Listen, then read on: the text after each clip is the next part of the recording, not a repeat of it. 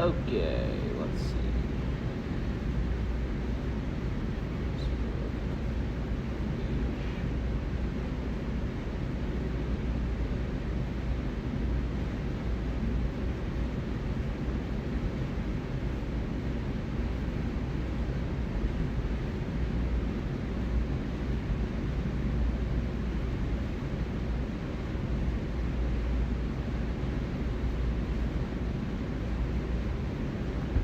Getting this on Facebook right now, I think. We'll see.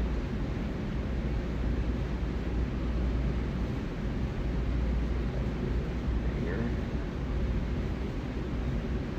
Let's see if this works.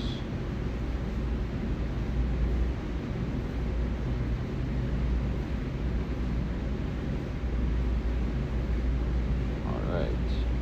You got Facebook on there, I think. Turn that on. Alrighty. Hopefully we're all good. Can you guys hear me loud and clear? Oh, the chat carries over from yesterday. What's the word? Okay. Good to know that the chat is here from yesterday. What chat settings should I be aware of? Embed in stream. Oh, I like this idea.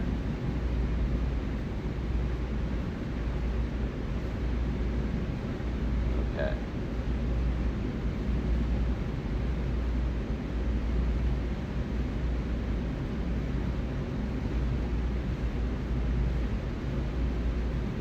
Showing the stream now. Alrighty. I think we're good.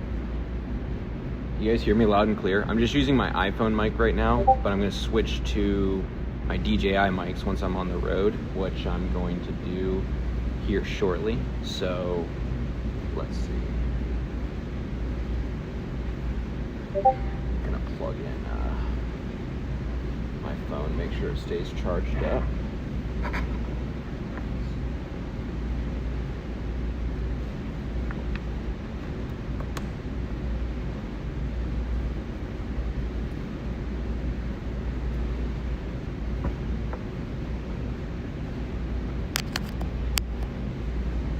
Here we go. Okay. We got a sales call coming up here in 22 minutes.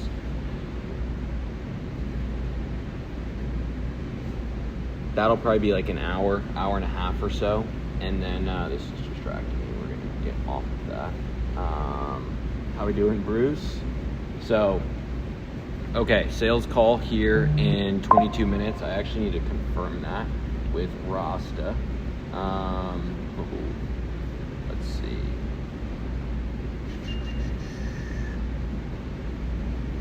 Okay. All right, so basically, we got this sales call here in 20 minutes, and then I'm going to do a little bit of due diligence, searching a little bit more about this guy. I'm also going to pull my car in here and get this into the garage ahead of that so that I have a little bit of a better background. So that'll go right back here. So I got to go put that in. And then after I take that sales call, we're gonna do that live, see if we can get this guy, and then I'm gonna go out and about. I'm gonna go and get some clients. So I have some ideas for that, but you have to stick around to see how that goes. And yesterday I ran kind of like a test stream, and I feel like it went pretty good, but I was on Wi-Fi, so then I'll be on data, so we'll have to see how that goes. But I wanna get some customization here. Let's see. See if I can put some overlays on the screen.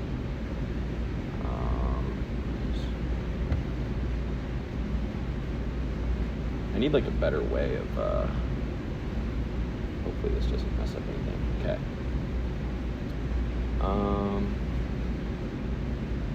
This guy, how we doing, Paul? Madrid's Media, how we doing? I'm assuming you guys can hear me. I just want to make sure because I can't like watch my stream and listen to it at the same time, because then it'll just feedback loop, which I don't want to do. So let me see. Settings. I want to overlay. embed the chat.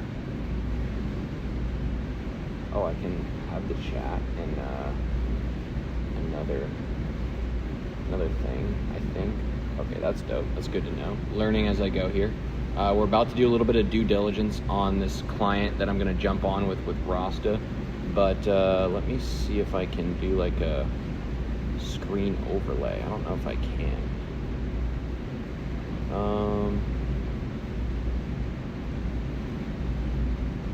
We got a lot more fun stuff. If you were on yesterday, then you know we just basically took a sales call, so we're going to kick things off with that today, but then I'm also going to go drive around and get some clients. So maybe you've seen people push and teach agency before, but I guarantee you none of them have done it like this, which is that's the whole thing. We got to do things differently here. How do I overlay stuff? Let's see.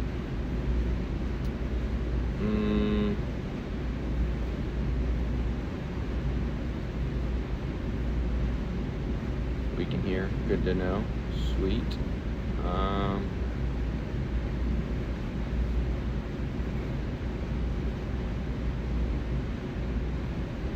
Backup stream.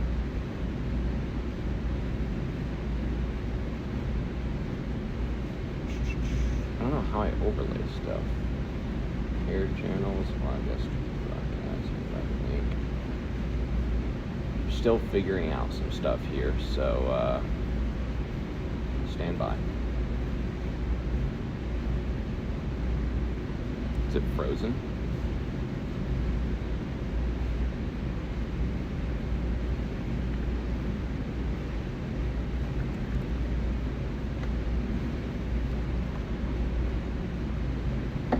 How do I overlay?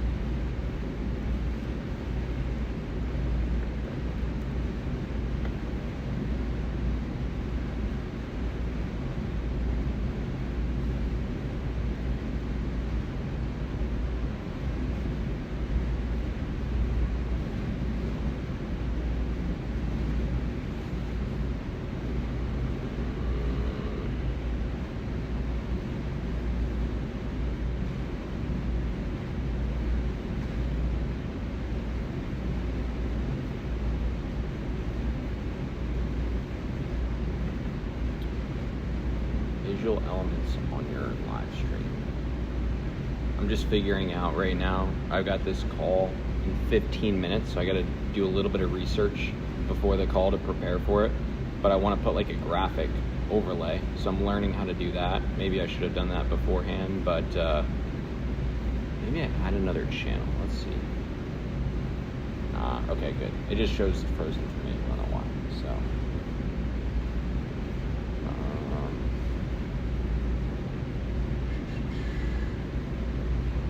Oh, it looks good. Never mind on that one. Okay. Chat settings. I'm new to all this, so we're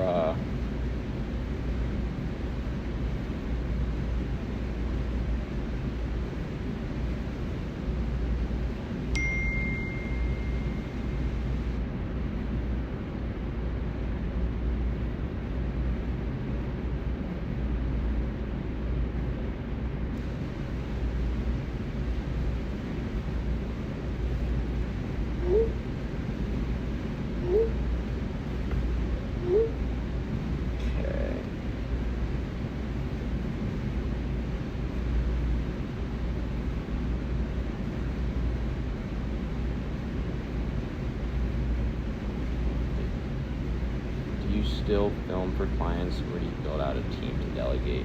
I really don't do too much filming at this point for clients. It's mostly team, I will say. Embedded player.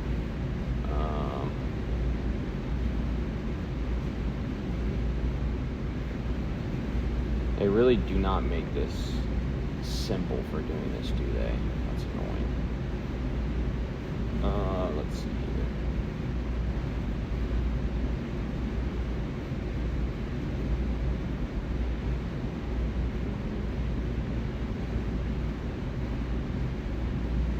Settings. I just don't know how to do. Oh wait, we might be onto something here. Branding. No. Might just have to do this tomorrow. I don't know why this is so difficult.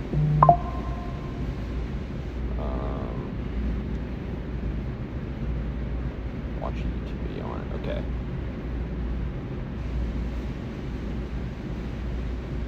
This is gonna be boring for the next like 15 minutes, and then I have that sales call, and then we're on the road from there. So stand by for the next 15 minutes, and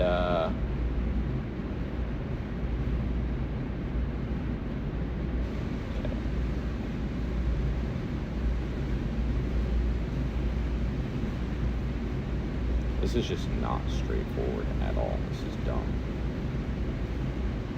Settings.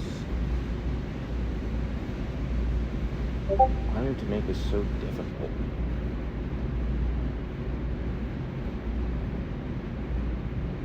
Update titles? No.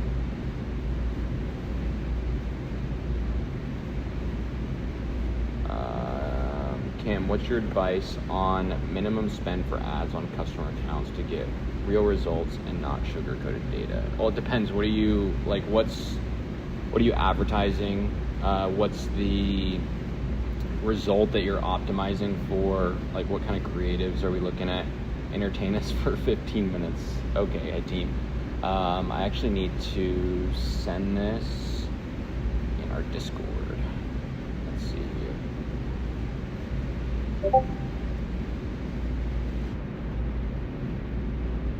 I also got to prepare for this sales call.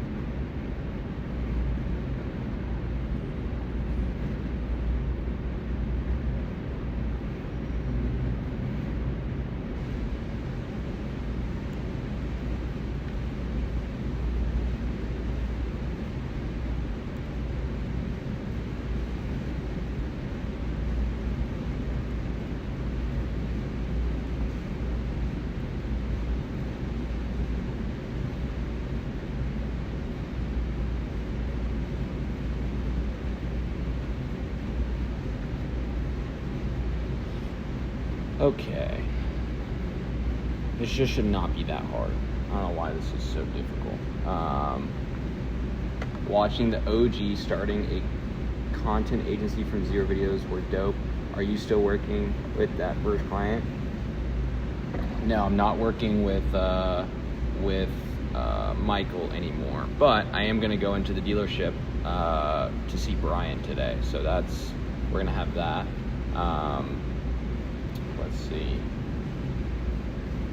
And I'm still just trying to figure out how to go and get an overlay here. I don't know why this is so difficult.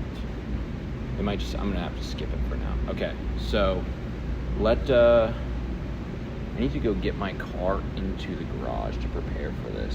So let's go ahead and do that. Let's see how this goes. I'm taking this with me. Okay. Be a little warehouse too.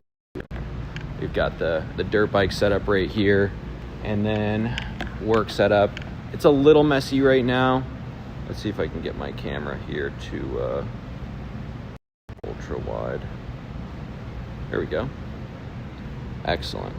Okay, so get this open. My car pulled in here. That should be enough. Sweet. Let it all flare out just in time, which is fantastic. We'll see how this works transitioning over to data. It might work, might not work. We shall see. Okay. This is a whole new thing right here. Streaming live. It's very different than capturing from on my camera. Okay. Oh, I need to get gas too. We'll do that.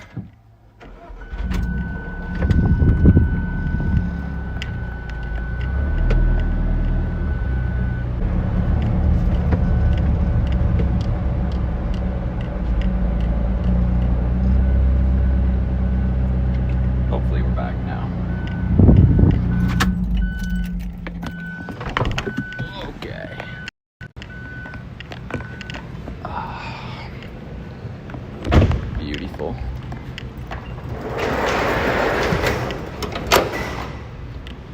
All right, let's see how that ended up going. We'll get everything set up as well. I think I'm gonna put in a food order. Okay.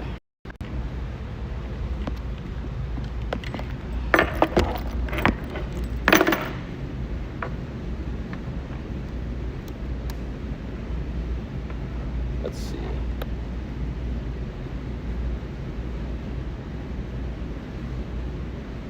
Check the chat here.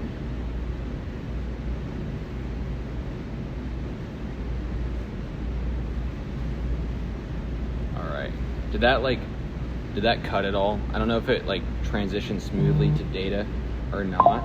So you'll have to let me know. But we got the sales call in 8 minutes. So I'm going to no audio. Still no audio? Or there wasn't for a second? Let's see if my phone's getting hot. No, we're good.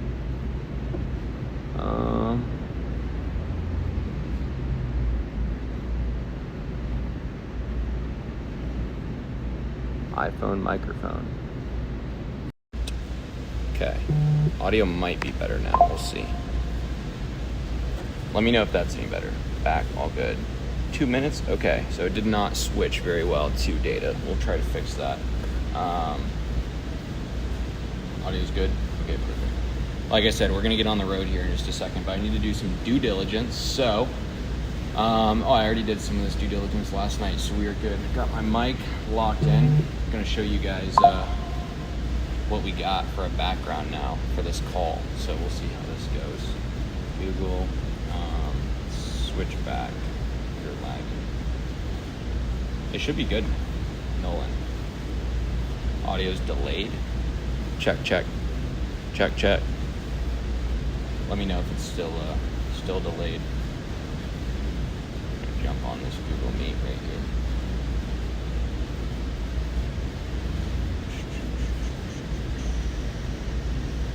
Okay. I'm gonna pick up these pickleballs. They look out of place.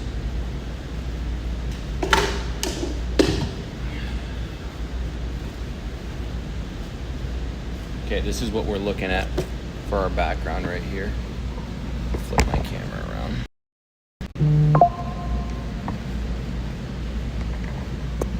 Oh, this is the background. So we are dialed in right now. 100% close rate background right here for client calls. So I'm helping out Rasta, one of the students. Let's see if he jumps on. There we go. Anything messy in the background? I think we're all good here. I gotta get a better way for looking at the chat. Okay. Oh, what's going on, Hannah? Let me make sure I got this positioned well. I don't know, maybe it'll be better if I do wide angle.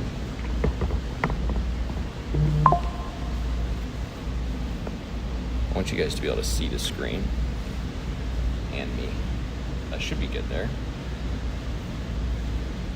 Look at that red Komodo, that's right. Okay. Red Komodo right there that I never use. This is the most expensive paperweight I own probably. Other than my dirt bikes, those have been a paperweight recently. Okay. Let's see. Let's go ahead and do some research. Move this back a little bit. I'll just point this at my screen so that we can do some research here. Okay, doing some research. So I already kind of pre-researched these people yesterday, so I don't have all that much to do. I kind of know where we left off, but I'm gonna go ahead and take some notes here.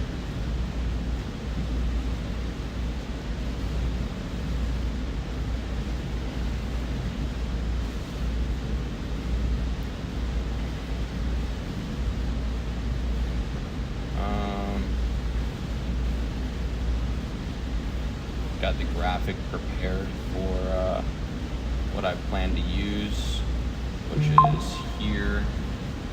So actually, I'm just gonna make a new board. Let's do new. Oh, Mr. Rasta. Okay. How we doing? All good. These guys confirmed? Yeah, I called him at 12:30, so he did accept that calendar invite as well. Looks like a pretty serious person, and he should hopefully be here. Sweet. Are you streaming? I am streaming. Nice. YouTube? YouTube, Kick, Facebook, and TikTok. Ooh. Mm-hmm. Got a lot of pressure on today, huh? Yeah. Oh, yeah. Okay, let's see. So this guy, if I remember right, it was like, I think he's done 2 posts this year. So June 29th and March 11th. Oh, February 19th. So that's 3 posts. In January, 4 posts. January 4th, 5 posts. Okay, so 5 static, aka 5 organic posts. And then I think he had 2 reels. Website looks kind of. Do you have a website, Rasta, that we can show off, or? The if Instagram not, should have the website on the bio. No, I'm saying your website, because their website's dookie. My website, like my agency website? Yeah, do you have a good looking website? If not, I can just pull something up. I think mine is decent. It's like built like a funnel. You want me to text it to you or send it here in the chat? Yeah, send it. I'll check it out and see if it's worth showing off. 2 reels this year, no ads. This year, no ads. Live. Let's see how Roster's website's looking.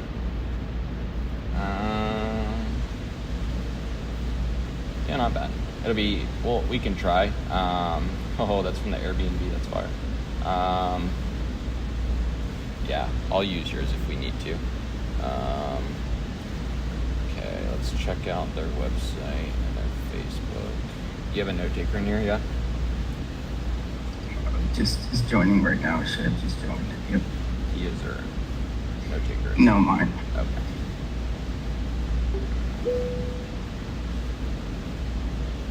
2 posts on Facebook this year.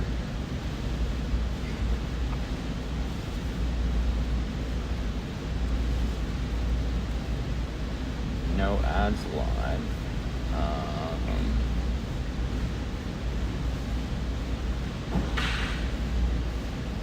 Interest email. Let's see. Let's make sure their website's working. Okay. I had to come check the call, but this is probably the ugliest website I've ever seen. Not ever. They're kind of old school.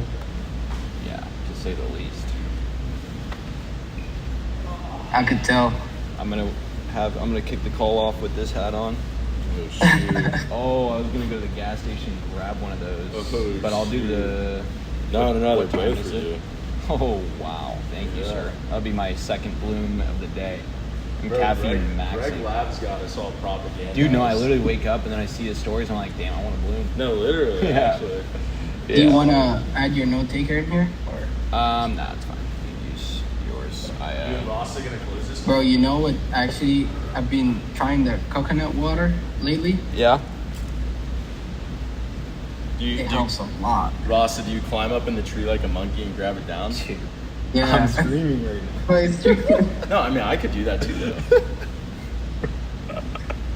I could have pulled that comment yesterday, but No, I mean that's just like I would have to climb up in the tree like a monkey too. Oh, I guess you can't really see spinner hat that. on. That's crazy. Is that? Are you wearing that on the sales call? in case anybody's looking This is, dude, this is 100% close rate. That's why I didn't close yesterday. Right, Ross? Hopefully, yeah. I mean, Tonya did lie about a lot of stuff. Ben Vega. Ben, come to the warehouse.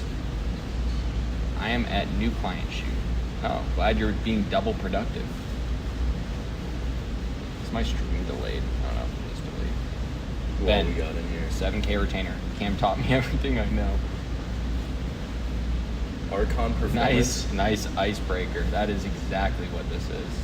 I think Archon's in. I think he's in the partnership. It looks like very familiar. Let's go. Where is? All right, I think we're Is he gonna in? give it a minute and then dial.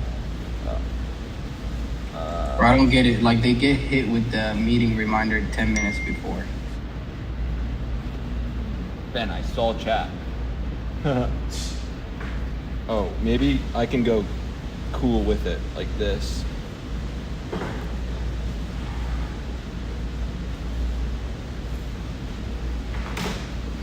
Okay. We'll be slightly serious. What do you think, Rasta? Do you think it's a better look to be sipping on a Bloom, or a better look to be sipping on an ice cold glass bottle Dr. Pepper? For this client, definitely a Dr. Pepper. Really? Yeah. Well, in that case, I guess I'm gonna have to crack it open. Yes, sir. It's Owen Hansen. Dude, Owen, yeah, that's right. I was gonna say, go, I knew. I'm like good with remembering people's stuff. Here, I'll open that. I got it. It's not popped up. Oh, I thought it was Tom. I'm gonna hold this pose right here. Oh.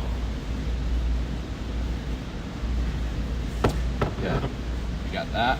Dude, we got the 3-drink setup. We got the Bloom Energy, we got the Dr. Pepper, and we've got another stimulant. I don't know if I can name it on stream.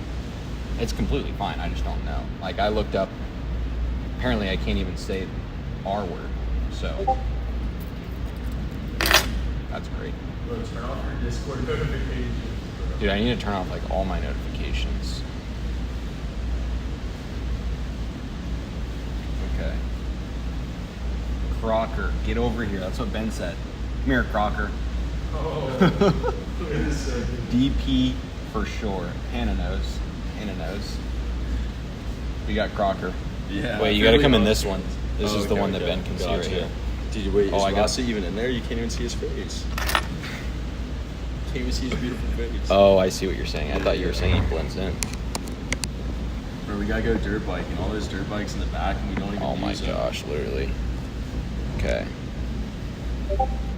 It's a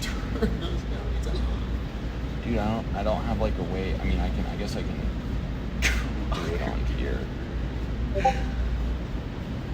Dude. Yeah, I need to like. Wait, maybe I can just mute this tab.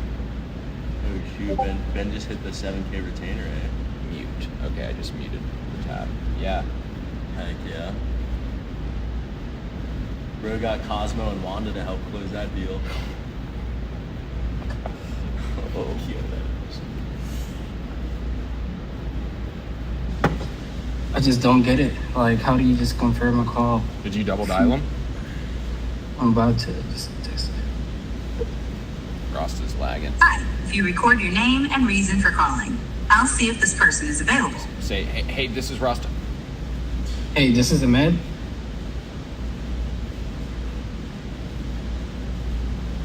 Thanks. Hello. Hey, Sharif. Not sure if I'm Mickey. Oh, Mickey. Sorry. Are you joining in our call? Yes. All right. You should have gotten a calendar invite. Yeah, For I'll the go Google get Meet? my iPad out. I was on the phone Okay. trying to finish the call so I could get on the Oh, iPad. thanks I'll for get not on it letting right us now. know. All right. Sorry. Right. Yeah, I called him. Thanks. Why does it say? It Thanks says. thanks for not letting us know that you're on the phone.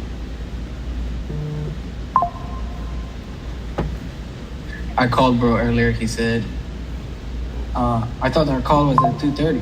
I said, yeah, I'm just calling you to confirm it. And he's like, yeah. I'll be there. Still not here. 2:35. Still not here. That's probably why his website looks that way. Facts. Bro's behind on everything. If he watches this stream, he's gonna be like, hold on. Oh. Hey, what's going on, Mickey? Trying to avoid the heat.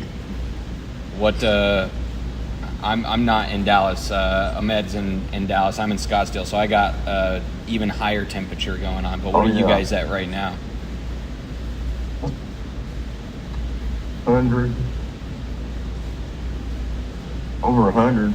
Over 100. That's I think that's right about where we're at. We're I think at like 107 today. So nice and The last time I was in Phoenix, It got up to 118.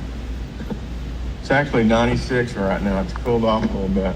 That's not bad. But you guys, well, you have a little bit of humidity there. We don't have any. I know. I've been there. Yeah, yeah. No, that's sweet. When'd you come to Phoenix?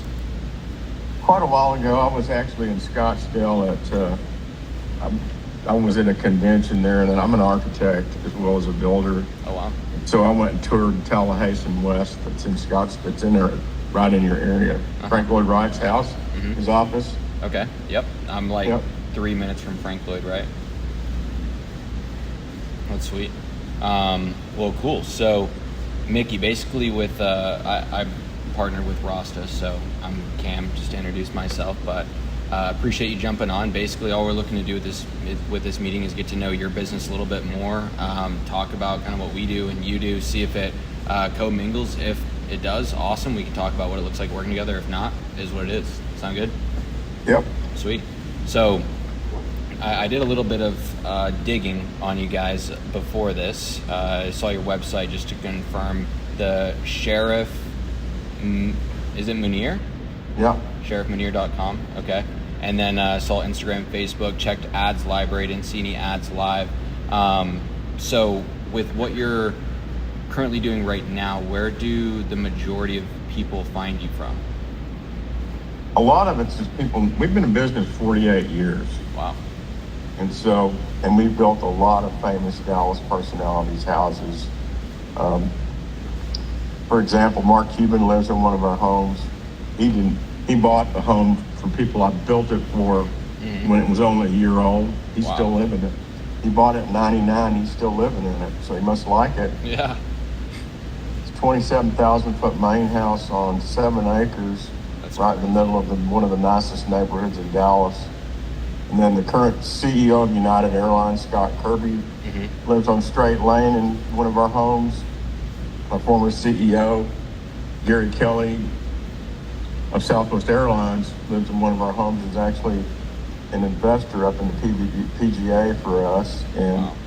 we've done a lot of the Dallas Cowboys houses, lots of entrepreneurs, doctors, lawyers, business owners, bankers. There's a little mix of everything. Yeah. So mostly like kind of boutique, upper echelon homes. For Yeah, the most part. our smallest steps are probably 2.5 to 3 million without the lot. We mostly do custom homes. We occasionally do the spec home in selected neighborhoods, but most of our work is build a suit from ground up on somebody else's lot, Gotcha. or on one of our inventory lots, which we have in the PGA. And so right now you said, obviously you've been in business longer than I've existed. So when it comes to the way that you find people right now, or they find you, what is the majority of like lead flow and people finding out about you? What does that look like right now? Just referrals? It's hard to tell. I mean, it's because we used to get a lot of action off of print ads and magazines. Like Home and Garden is the only thing that's ever worked for us. I mean, we've been in the popular magazine D Magazine and Texas Monthly, and we were in those magazines. We'd get absolutely nothing out of them. And currently, we advertise in Modern Luxury, Dallas, and D-Home. And we occasionally get a call off of that, but it's very rare. We're on their digital platform as well in both of those magazines. And, we used to do newspaper stuff. That quit working for us. We actually did television. There was a program called Designing Texas a few years ago. We bought probably 10 8-minute spots on that 30-minute show. Got little or nothing off of it. Really? KRLD Talk Radio, that's all news, approached us and gave us a good deal. They charge us like $5,000 for 20 spots for a week, or maybe 30 spots. I got nothing off of that. They couldn't believe it. They said, you got guys listening in their cars for the next news event, and then an interview pops up with you and the girl that was from Designing Texas, And I got a call from my dad that said he heard it. People calling me for jobs. So if it's not in a home and garden environment, it doesn't seem to get anything. And I don't know how you generate leads. I mean, there's other people that claim they do the same thing y'all do, but you know, we could probably do a better job on Instagram than we have, doing more video stuff than just the little pictures that we snap of houses under construction. We've got a Facebook presence, but I don't think we get a lot of business off that. It's most of our stuff comes from people that just flat know who we are, and they get in the market where they can afford one of our homes. And occasionally we'll get a lead from an architect. We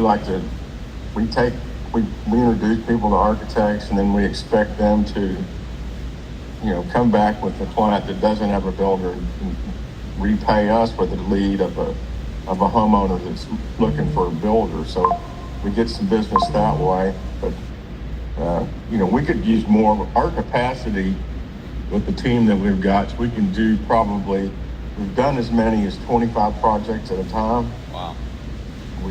We've got 12 right now. We'd like to be at 18 to 20. We finished up some projects, and we're trying to get some more started with some new people. So, but it's a slow process, and I don't know how you compel people to contact us. That's what I used to talk to the magazine people. I try to tell them, I said, I don't want a picture somebody just flips past it. I want you to write something in there that's a hook that's going to make them want to call us. If you don't get a conversation, you're not going to get anywhere. For sure. I think you have to do what we do to make business happen. You have to have conversations with people. And so whatever media is out there has to compel somebody to call you. Yeah. Or and email I you, think or however they want to contact you. For sure. You know, when the PGA first started getting developed, we were getting 5 or 6 hits a week off of people interested in the PGA, off of their advertising and ours, and that's died down quite a bit lately. Yeah.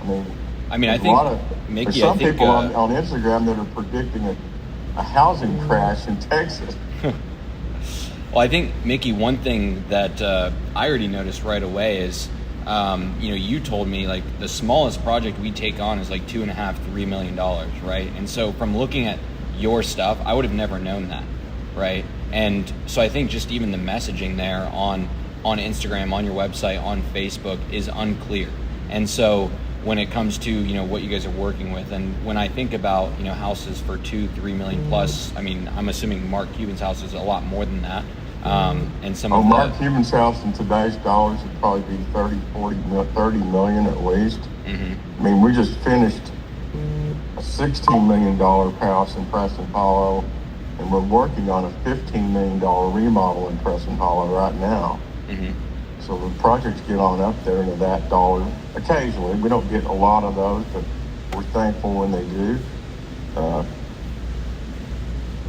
Yeah. Well, I think even like what I saw now is that's not very clearly represented on Facebook. And I don't mean in an obviously disrespectful way, but just on Facebook and Instagram. Like, again, you telling me that is what, okay, now I can put the pieces together, but going and looking on Instagram and Facebook and your website, it's hard to tell that. And so I think even there, no matter how much traffic you have coming through your Instagram, Facebook, you know, website, it's standing out and like knowing for a fact when people go and land on that page and they can say, okay, I know Mickey and his team, you know, they are the best of the best, and we can clearly see that through the projects that they're working on, through the creatives that they have live right now, and just communicating that through your messaging, because it's like, you know, you're in a great place for it. It's just cutting through some of the noise with it. So that would take me kind of to my next question, which would be,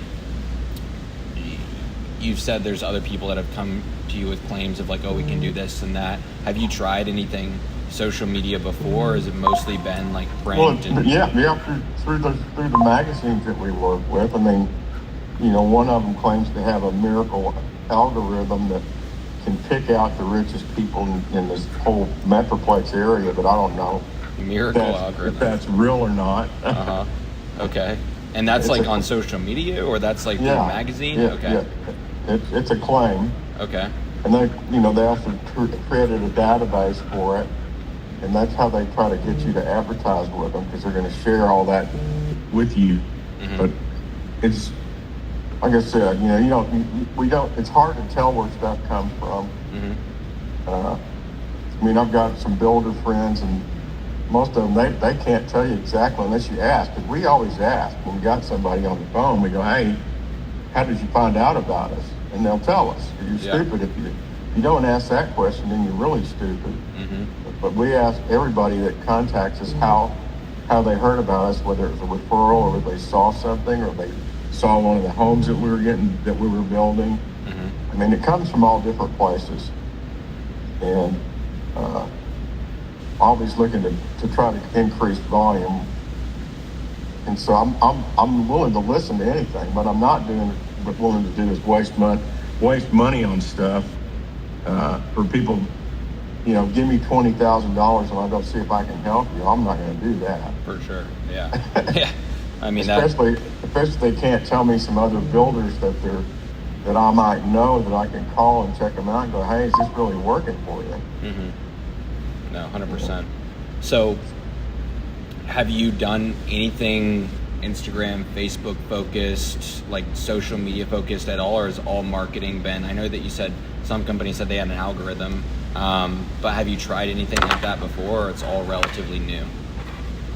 Well, the algorithm girl, she's with a company called Build Magazine, Uh-huh. and she's not the publisher, but she's the head of their marketing. Mhm. She's the one that's telling me she's got this killer algorithm, but they only publish one magazine a year, and that's not enough exposure for most people. Mhm. It's repetitive stuff that gets gets in people's subliminal memory. Absolutely. And so, I guess I'm curious, like, is there anything that you have tried when it comes to marketing that has worked, or has everything been mostly a miss? No, stuff used to work. Uh-huh. I mean, I used to have this. I built a house for this guy on. He was in the radio business, but he would create. He actually did some print ads, and he had one of the ads that was the most successful thing that we did. It probably wouldn't work today because it was in a magazine. I put it in Texas Monthly, and I got calls from all over the state. That made me an expert. I had a picture of me, sitting at a desk with a suit on, and said, back then it was during a housing downturn, and the ad was like sensational. It says, before you spend over $300,000, which would probably be $1 million today, read this in big letters. They went through the problems with all the spec houses that were sitting on the ground, why it's better for you to build from the ground up and to pay somebody else's carrying costs. I had a whole thing. I got a ton of calls off of that. Yeah. But I tried it a few years later and it didn't work. Because the stuff evolves. And this was before Facebook and Instagram and all this crap that's out there at, Twitter and everybody else that's got all this stuff. I'm old school because I'm 76 years old, still working. Although my son owns half the business, he's 52. Uh-huh. He's been here 28 years. Okay. We're always looking for ways to earn more business, as long as it makes sense. For sure. And so, kind of building on that, I know you said this earlier, but I forgot the exact number. How many projects do you have now? You said you can take on like 25, so We've done as high as 25 Okay. with the staff that we've got, and we can easily handle 15, 18, 19. We've got 12 now. Okay. We finished up 4 or 5 projects, and we got 4 or 5 more projects that were in drawings and meeting with people. And so we're replacing them, but we want to have them replaced before the other one's finished, so we don't have a lull. Yeah, that Because makes sense. literally, when somebody chooses a lot, they start drawing plans. It's 6 or 8 months before a house ever comes to reality. So you're not really getting any income until the house starts. Yeah, so you want to get more in the pipeline. Try to have an overlap to where you've got stuff ready to go when the other stuff's starting to finish. So you just keep the flow going. Yeah, so it's a matter of you want to go and get more in the pipeline right now, so that in 6 to 8 months it can come to fruition, and you can go and kind of, I guess it'd be like kind of breaking ground. Yeah. Right. Okay. And so is that pretty average as far as like the buyer's journey? Like if they found out about you, it wouldn't turn into anything, any sort of pay for like 6 to 8 months? Right. Okay. And the bigger the project, the longer. If somebody's going to build a 20,000 foot house, it probably take a year to get the plans done. Okay. And then, Mickey, I'm curious from your perspective, like let's say, we work something out, we're going and making organic content on Instagram and Facebook for you. We're capturing houses, we're capturing your business, we're representing it on brand. We're going and running ads locally, we're hitting the right demographics. What's ideal for you with that, as far as, would that become a main source of leads ideally, or what's kind of best for you there? I don't know. I mean, we're just lucky that we've been around long enough to where, we seem to always have something going on, but we could use more going on. Again, there's two things that are important.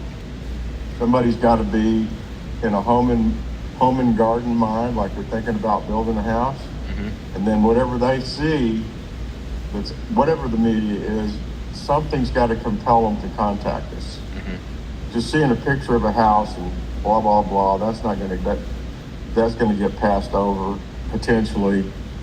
But there's got to be something that's inside of a visual ad or a printed ad or whatever that says, I need to call these people. Pique curiosity. Yeah. And that takes a creative thinker that says marketing. What can I say to this potential person where they pick the phone up and go, I need to talk to Sharif Munir, or I need to talk to Mickey Munir, or I need to talk to these guys about building a house. Again, conversations is how things get started. Absolutely. When there's no conversations, there's nothing out there unless you just happen to get lucky. 100%. And it's a very difficult thing you can't really plan. It's like there was a Sharif once upon a time, but he passed away back in 1988. We just kept the name because we spent so much money branding it. But we owned some restaurants and some retail stores back then. And his observation was, we know we're going to be busy on the weekends. We know we're going to be busy at Christmas time. We got no idea when the next person's coming in the door to buy a house. Yeah. You can predict those kind of businesses a lot easier than you can predict. You can't project, well, I'm going to get 10 more houses this year. You don't know. You try to do more than that, but you don't really know until it turns into something you can work with. Conversations with people that actually are qualified. That's the other thing. You got to be able to qualify them and make sure they can afford what you do. Yeah. Talk to me a little bit about that. What does it look like when you are qualifying people? What are you looking for in a demographic? Obviously, they have money, right? But what is that? Yeah, you're looking at the top. Our customers, you're looking at the top 1 or 2% in Metroplex. That can afford what we do. And so how do you reach them? How do you reach that CEO? And he gets bombarded with crap all the time. How do you reach that guy? Yeah. How do you reach the United Airlines guy bought a spec house. So he was moving here from Arizona because the merger, I can't remember the name of the airlines, U.S. Airways merged with American. Well, he was living in Arizona and moved to Dallas. He needed a house and didn't have time to build one. So he bought an $11 million spec home from us when he was only 46 years old. Yeah. Now he's the CEO of United. He still lives in Dallas and flies to Chicago every week, because that's where the United Airlines headquarters are. Mm-hmm. But there was something about, he looked at a bunch of our pre-owns and then landed on a new house. And he's a guy that didn't have time to build. But, you know, that's your spec home buyer. We're looking for more build-to-suit buyers. Mm-hmm. Okay. Who want a custom project. You know, they're willing to spend the time and have something made, tailor-made for their lifestyle. Yeah. That's our specialty. Okay. And how do people normally get in contact with you right now? Is it mostly like they're going on your website and they're sending an email, or They send an email inquiry, filling a and form out? then we call them. Okay. Or they just call us. Okay. I mean, they might have driven out to the PGA and took a drive through there and saw a bunch of our job signs and said, but they're probably calling some of the other builders because there's 10 of us. Yeah. So They're response. They're shopping. Yeah. Well, I feel like response time is also going to be an important thing there too, because, even if they're shopping, if you get back and they see your portfolio, they see how long you've been in business, they see who you've gone and created homes for. I think that's for me, that's what's lacking. From what I see, it's like you've gone and built some beautiful homes for some very notable people, and I just don't see that when I look online on your website. I don't know if you have like an NDA with them or something where you can't like say, oh, some of them they don't. A lot of these people are very private. I mean, I can't even. The guy that I just finished the $17 million house for, Mm-hmm. I can't even use him as a reference because he doesn't want his name out there. Yeah. And it has nothing to do. I built 3 houses for the guy. Mm-hmm. It's not like he has a problem with us. Obviously, he likes us. Yeah. But he said, you can't take pictures of my house, and you can't use my name on your client list. Mm-hmm. I'm a very plenty private person, and I'm going to keep it that way. Some of these other people are like that, too. Mm-hmm. I mean, they'll let us photograph their house, and we'll leave a vague description of where it's at. But we can't use their name. We can't tell them. We can't give them an address. We can't tell them much about the people individually. Now, everybody's like that. Yeah. Nobody wants their name and address plastered out in the public. Absolutely. But there's one-offs that you can use, like Mark Cuban, or you could say like the CEO of United Airlines. Like, can you say stuff like that? Well, when I'm able to give somebody a client list, which I have a client list I can hand to people, then they can see that. Mm-hmm. But that's somebody that I've already had contact with. I don't just send it out in the world. Yeah. And I can't get on Instagram and say, hey, I built house Mark Cuban lives in, even though I don't know him. I've never met him. We did 3 projects for his partner, Todd Wagner. Mm-hmm. So I know Todd real well because we've done 3 high-rises for him. So you can or cannot say that you did Mark Cuban's? I can tell people, yeah, he can't deny that we built his house. I just can't plaster it all over the place. Mm-hmm.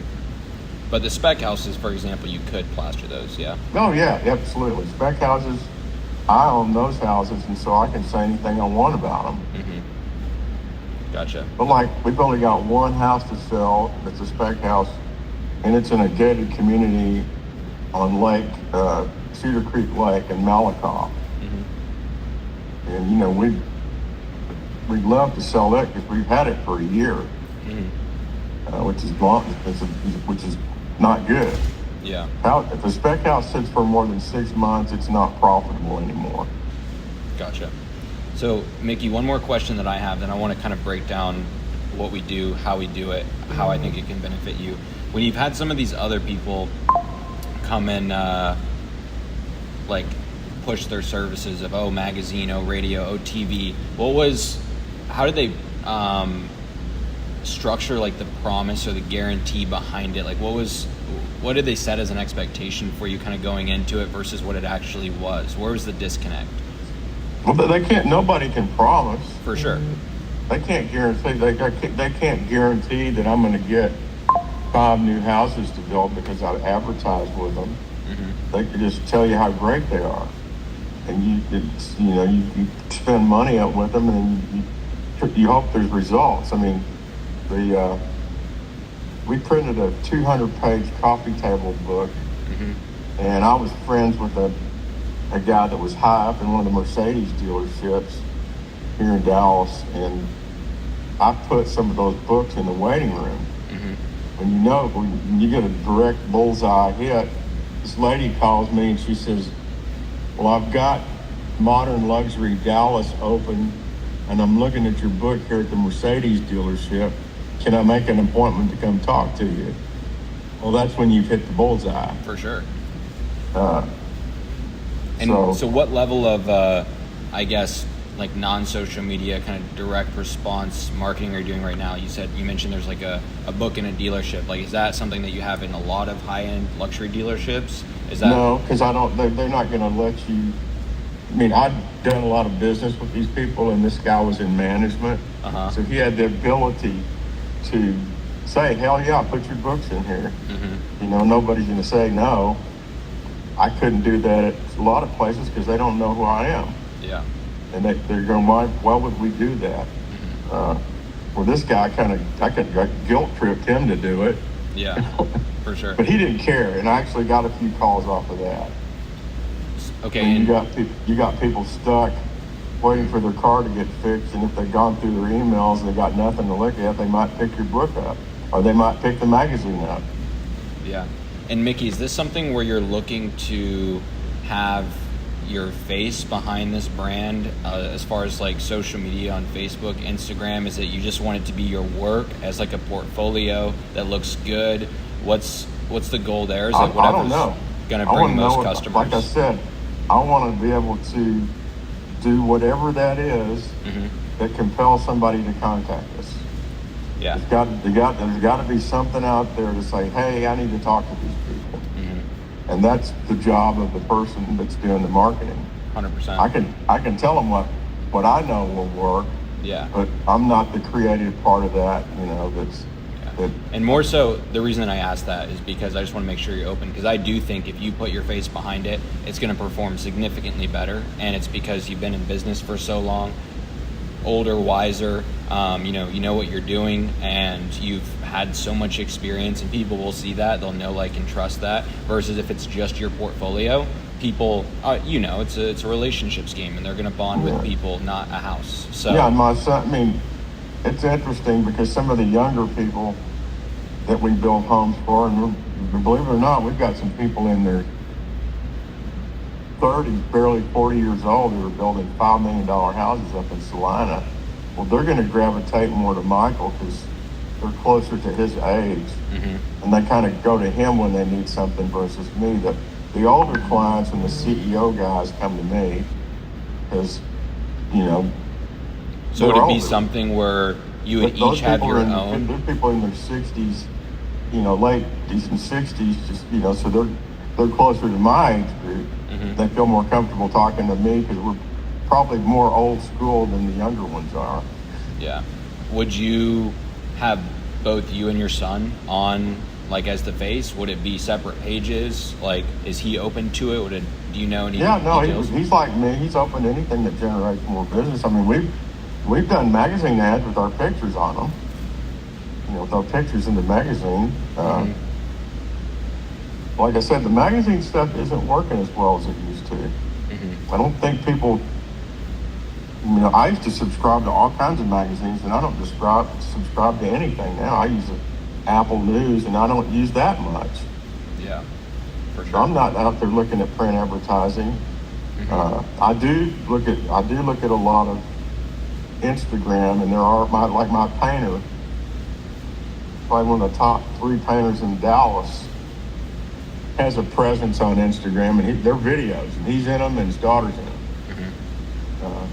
He says he gets calls off of it. I don't know how many, but he claims he's generating business, and it's hard to turn on Instagram and not see an ad for Gloria Painting. Yeah. And he's not a good-looking guy. He's riding around in a Suburban, sitting there with a iPhone pointed at him, I guess, and I don't know if that's working or not. For sure. He's in his paint. He's got paint on his shirt. So, Mickey, I want to run you through a couple things, kind of just based on what you've said, and some of the experiences that you've had as well. So, first and foremost, just so you kind of understand where social media is at. I'm sure you obviously have a pretty good grasp, but just so that you can see, we primarily advertise on Meta, and that's because of their customer base. So Meta, Facebook, and Instagram, basically half the world's population is active on Meta, which is great for you. And then when you look at what percentage of millionaires and billionaires are on social media, you have 70 to 75% of millionaires and billionaires. And then of those, about 50% of millionaires and billionaires are on Facebook. So I know Facebook is going to be one of your top platforms for sure when it comes to going and reaching some of these people that are, like I said, millionaires and billionaires. And so that being said, there's also some levers that we can pull in Facebook as well. So there's going to be two sides of this. There's going to be you posting organic content, and then there's going to be you posting or not posting, but running paid ads, which we would go and handle all of that for you. And so this might look confusing. That's completely fine. I just want to show you kind of what we would see on this end of things. So if I come into Facebook, this is Ads Manager, so this is where we can go and run ads. You can see another thing that we can do is we can target top household incomes. So people, the top 5% of zip codes, and we can do this in DFW area. We can choose any area that we're going and targeting. Now Facebook does pretty well as far as knowing people's kind of financial bucket, and so I know you said it's top like 1, 2, 3%. So this is as specific as we can go on Facebook for this specifically, but in reality the top 5%, that's going to be exposed to the people that are that you'd be looking for. And so it's going to be more expensive to reach those people because there's fewer of them, but obviously those are the leads you want. You don't want a bunch of leads, you want the qualified leads that are coming in, that are the ones that can open up their wallet and afford what you guys go and do. And so those are two different things right there, as far as the fact that your ideal demographic is on Facebook. 50% of them are on Facebook. And then we can also, through paid traffic, target the top 5% of zip codes. And then also just in the messaging of the organic content in the ads as well, we can go and target your ideal demographic. When we call out something like, if you're looking to build a multi-million-dollar home, that's going to automatically just go and deter people that are not looking to build a multi-million-dollar home. So we can be specific in our messaging as well as be specific in our targeting when it comes to going and targeting these people. And so even like just one example here, some past work that we've gone and done is, I think this is a great example. I don't know if the audio will come through, but just as far as like kind of capturing, this is a community video, but a rough, not exactly one-to-one example of how we can go and capture and some of the quality that we can use to go and capture what you guys are building. And the way that I think about it is you're building the top homes in Dallas. And so going and showing off those top homes, you need to also be the top of the market when it comes to showing those off, and the searchability and the resonating imagery and videos with the demographic that you're going and targeting.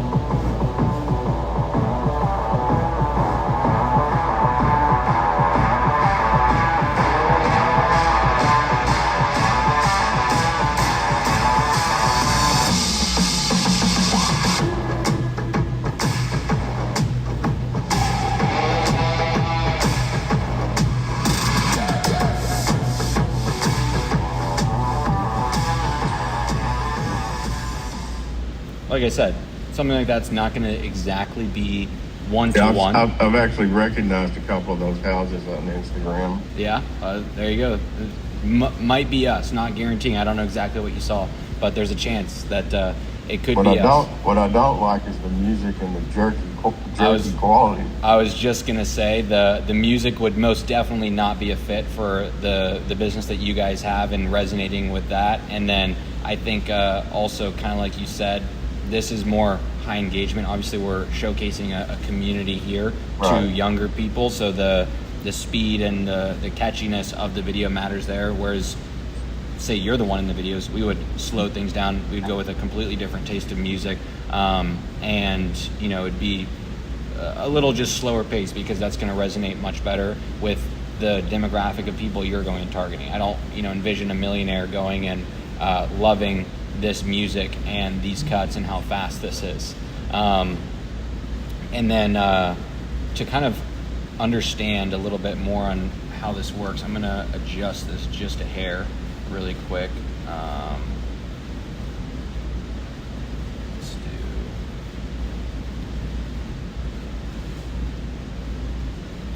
And this is more so just, again, how we go and structure things, and then also what I see working very well for you, and I'll kind of explain why. So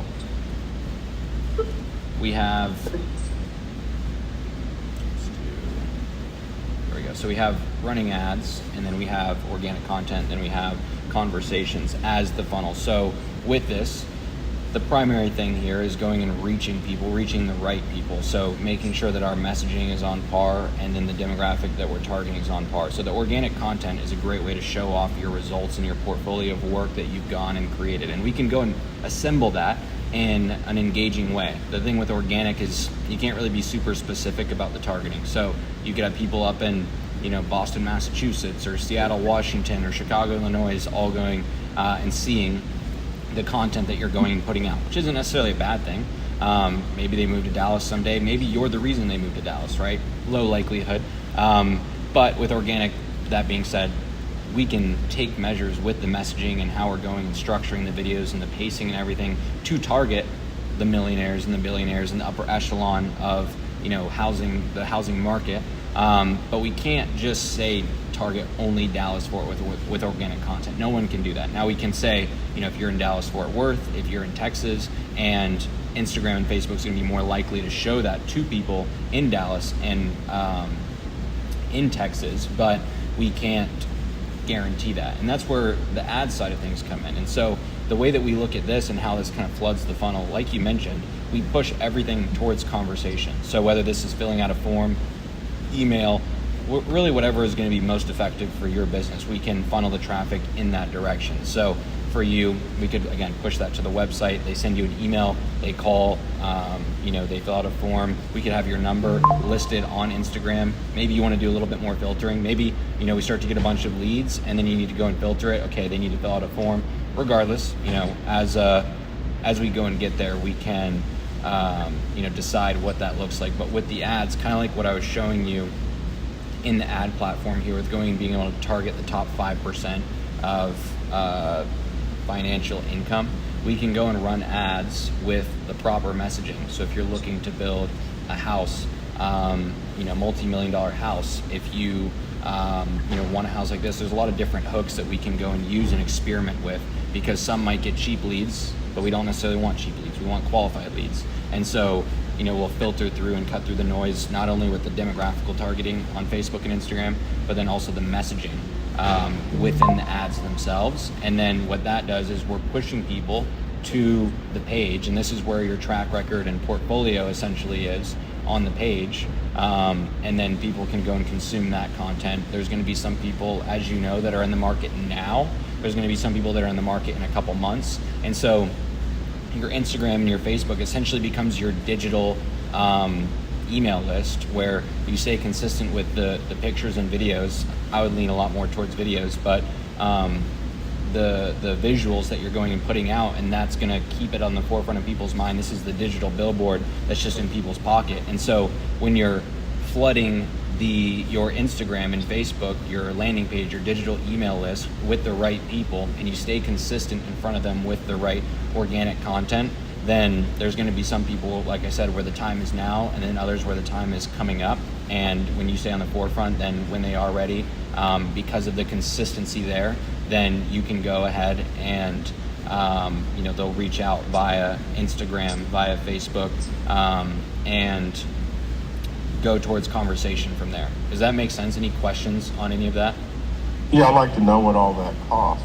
For sure. As far as like going and like running the ads, like the the marketing Everything. spend behind it, or us coming and Yeah, doing it for I'm you? sure you guys don't do this for free, so I just need to know what services We cost. don't. We unfortunately do not run a charity over in this department, as I'm sure you don't as well. But Right. with that, I guess help me understand a little bit first, because there's different things. Some people are like, oh, I just want one video a month, which I would highly not recommend. Some people are like, oh, I want a video every single day. I want a video twice a day, and I want to be consistent with it. So is that something where you have something preconceived in mind, or you would want to lean No. on us for our best judgment here? I don't have anything preconceived. So I'm assuming you're sitting in your office right now. Is this an office that people can, the public can walk into? How do you do that? Well, we don't get walk-ins. Okay. People aren't going to walk in. They're going to see something out in the community that we do, and hopefully they call us and then they come see us at the office. For sure. And so, but with Nobody that, comes walking in. I mean, we've been in this office since 1990, maybe 3 people since then saw our signs on the building, so they saw our logo on the building, so they came in based on that. When they've seen our name somewhere. and not so much in reference to that, but my belief and what I've seen to perform well is however many days a week that you're open is however many days a week that you should be posting content, because then you're reminding people essentially every day, hey, the doors are open. The doors are open. So are you guys a Monday through Friday, Monday through Sunday, Sundays Well, I off? mean, I've got a sales guy that works all weekend long. So, I mean, that's when people are looking at, a lot of times they don't look at anything till the weekend. For sure. The stuff that we're doing during the week is all execution. Mm-hmm. The stuff on the weekends is meetings and talking about architects and designers and construction and architecture and stuff like that. That's done a lot of times over the weekend until people decided to do something. Then they start coming to the office during the week.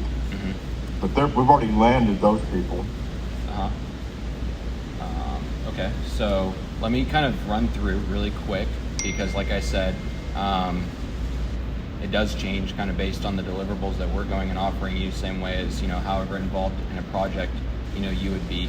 Kind of varies things a little bit. So we have the ideation and scripting for both organic content and meta ads. And then with meta ads right here, there's going to be signing off on that. So we would want you to go and sign off on that and make sure it's something you like in the beginning. It's going to be a little bit more involved as far as us working with you.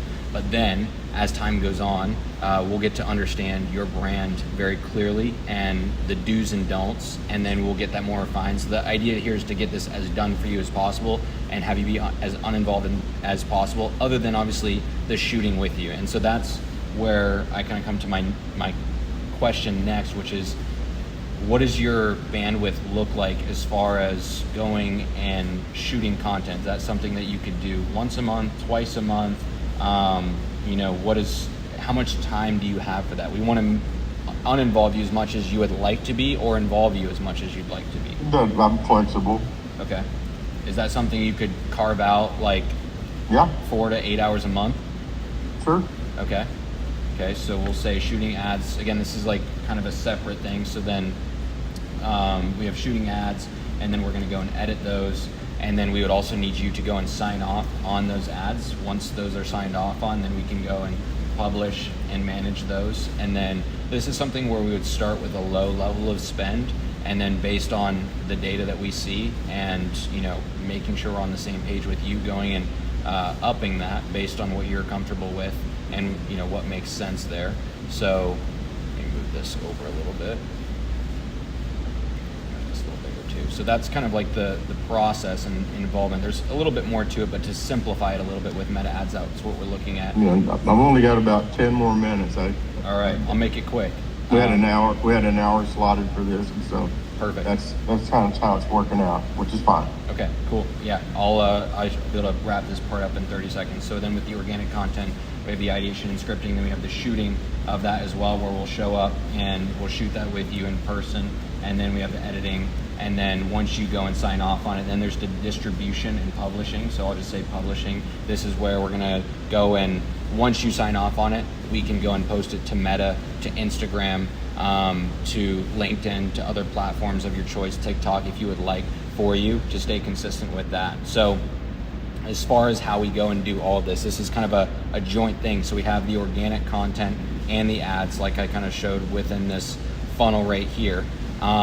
We're showing up, we're shooting with you, we're doing all the scripting, the shooting, the editing, the publishing. And so with all that completely done for you is $6,000 a month, but it's a month to month, no commitment. Okay.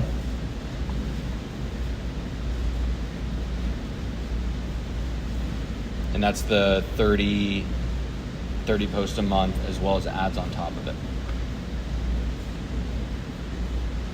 All right. Definitely something to consider. Any questions on the process at all? No, I don't know how to evaluate whether that's a good deal or expensive deal or not, because I've not really done much of it. So, and I'll obviously have to talk it over with my partner, Michael. Mm-hmm.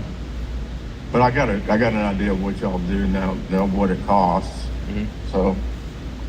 So obviously, like you said, you got to go. Who does the shooting? Ahmed.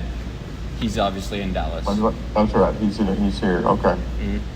So we do that with you and also your son as well. And like I said, I think the main evaluation for you here is, in the way that we like to do things, is we do things month to month. We don't want you to be locked into something that doesn't work and you don't like. And so we understand that obviously month one, we got to go above and beyond, and you got to see some traction with it in order to want to keep doing it, and you got to go and get people in the pipeline. Right. I know you said you have something here in 7 minutes. As far as with this, do you want to set something on the calendar? Well, I'm going to review it. You might have to do this again with Michael, but he's going to let me venture out there and see something like this myself, and then he does the same thing. He thinks it's worth our time, then we both get together. And obviously, you don't have to ask all the questions that you did in the beginning because we've already answered those for you. For sure. So you don't have to start over from scratch. But let me visit with him about it. Again, this is something that other people are offering us at the same time. So we're not shotgunning this whole thing. It's just there's a lot of people advertising services like you guys are out there for home builders. For sure. So we're in the look and see and evaluate stage. 100%. Now, with this, Mickey, do you want to? I know you gotta go talk to your son. Do you want to reconnect maybe like Monday or Tuesday, and I can run him through it as well and kind of break down the steps? No, because he's going to Europe this weekend and he's going to be gone for 10 days, so it wouldn't be till he gets back in town. Okay. And he's not going to do this while he's on vacation. I would not imagine he would. So you'd have to check with me. You'd have to check back with me in 10 days. Okay. You can have Ahmed. Is it Ahmed or is it Ahmed? It's actually Ahmed. I know. My family's Middle Eastern, so I can say Ahmed. Most of the people, I know a few guys that have that name, and they just roll with Ahmed. Yep. But it's Ahmed, isn't it? Yep. Yep. Cool. Yeah, my father was from the Middle East. He came from Baghdad, Iraq, and came over here on a scholarship to the University of Texas and never went back. Became a prominent structural engineer here. So I've got half my family's Middle Eastern background. That's sweet. Anything That's else? why my legal name is actually Ramsey. Really? Oh. What is? And that's where's that based from? Ramesses. Okay. And what background is that? Iraqi. Okay, that's what I figured that. But long time ago, he came over here in 1948. So he's been gone for a few years. But anyway, I know how to say Ahmed's name correctly. For sure. For sure. And he could call me. He's got my number. You call, give Michael 10 days, then you can call back and we'll set something else up and talk again. Sweet. He leaves this weekend, you said? So Yeah, we'll yeah. reach out midweek, not this coming week, but the following. Yeah, that's fine. Perfect. All right. Awesome. Anything else we can help you out with, Mickey? Nope, we're good for today. Thank you. You got it. All right. Have a good one. All right. I mean,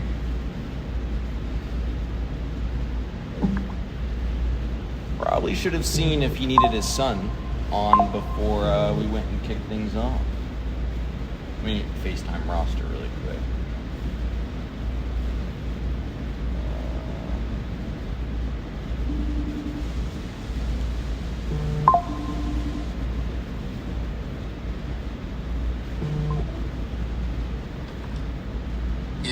Yo. That was pretty, I think that's, I mean, again, I didn't realize he was going to need his son. I didn't really do any price qualification because I did not think that we needed to, unlike yesterday.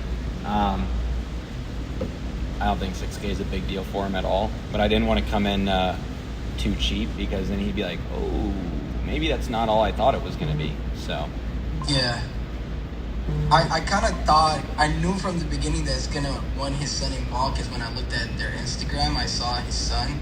That was Yeah. like Sharif and Mickey, so like I should have taken that into account when he said his son was like I don't know if he said 50% business partner or just a business partner.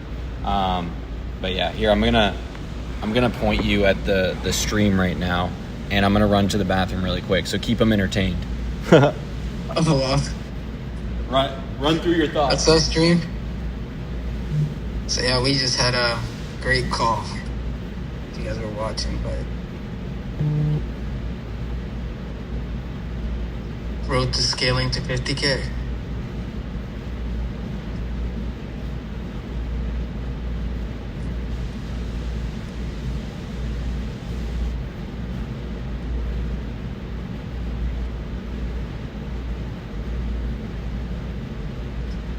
So I'm gonna tell you guys this crazy story, actually. A year ago, I started this agency, so you can see like a year now. A year later, I'm cracking at least 20 to 25K. So it's a very good model to start, especially if you're a videographer out there that's going from gig to gig. That's about it. We'll wait until Cam gets back.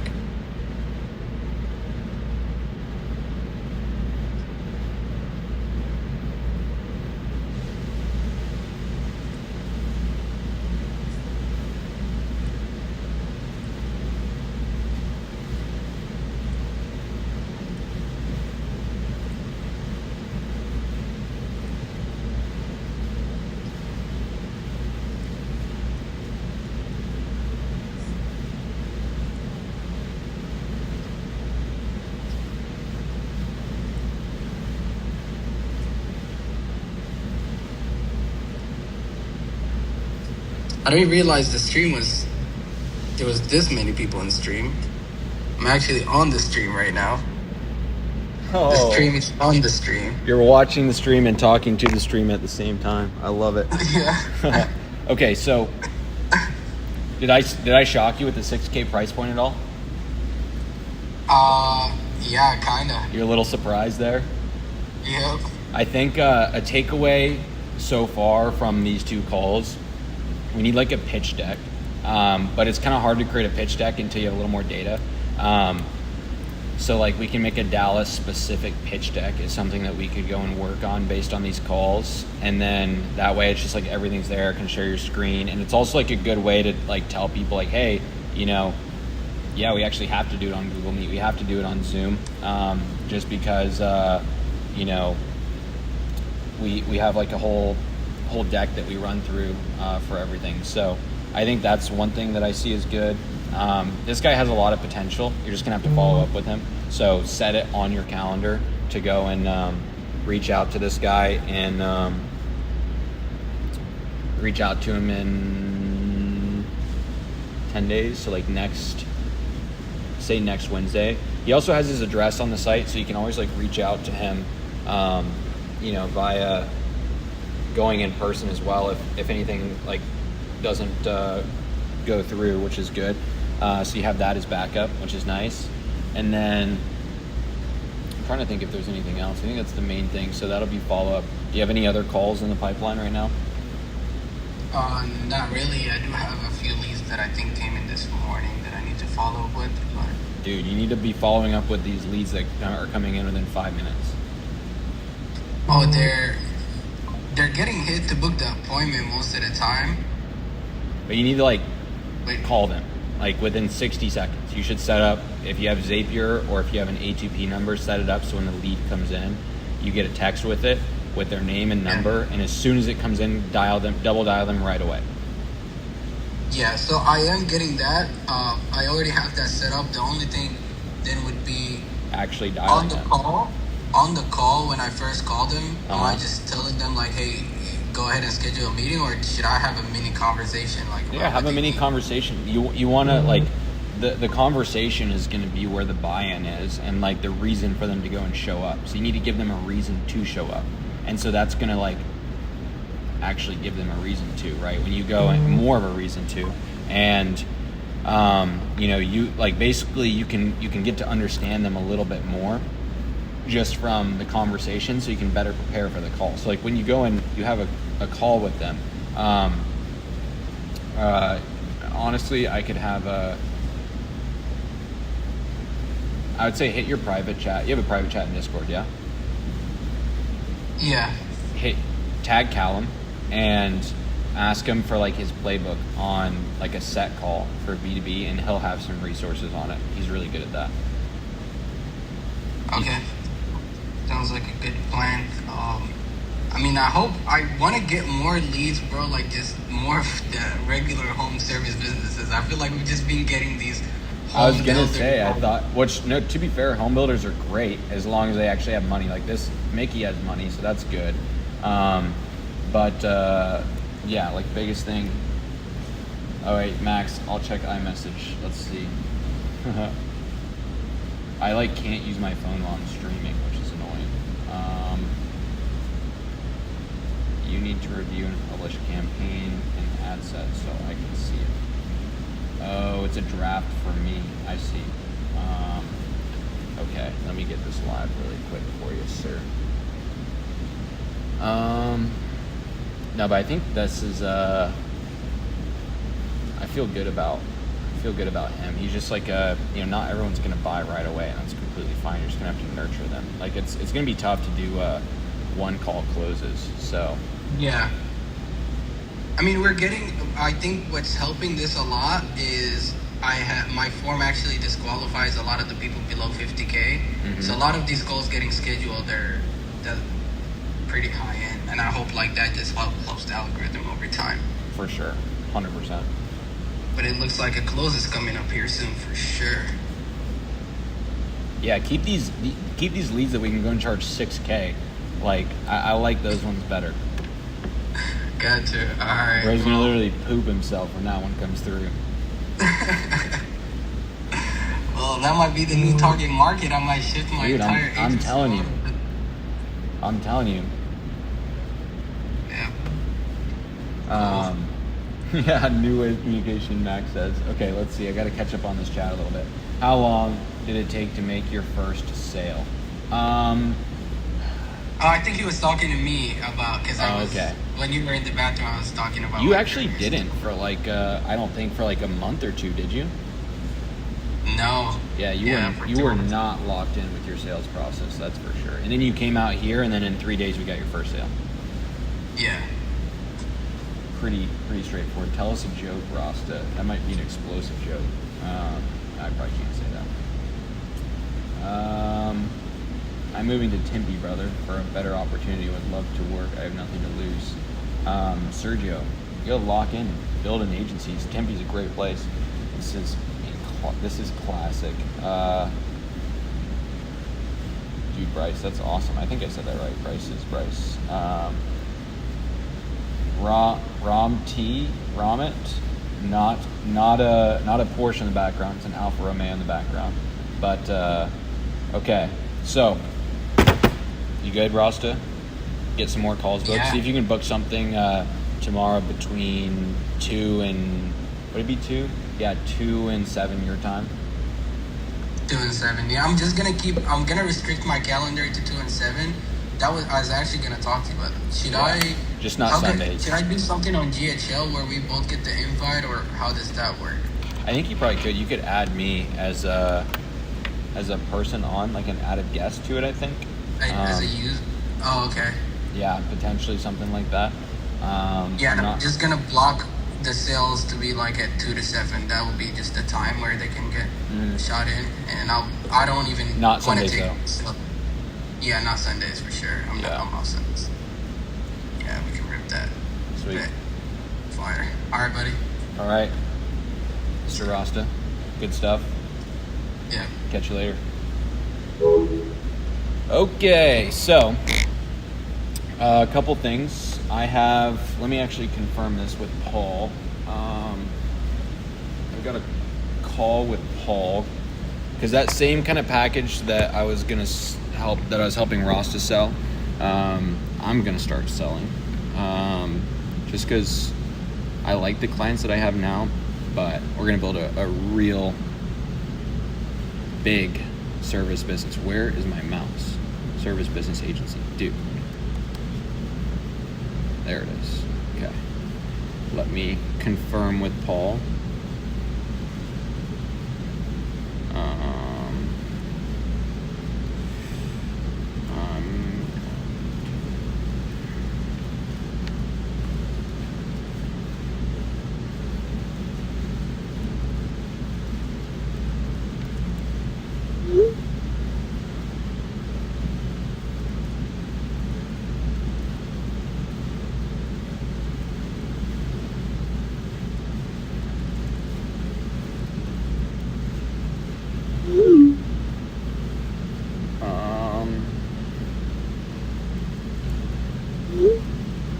Okay, sweet.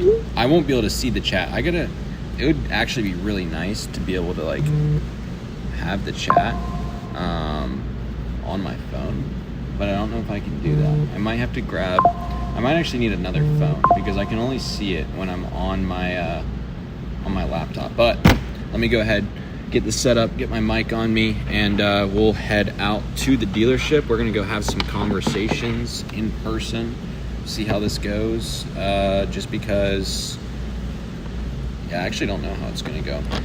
Because I don't know if they're gonna like that I'm streaming. I'm deciding if I'm gonna try to do it discreetly or not. So regardless, you guys are gonna be along for the adventure. I gotta get a couple charging cables here.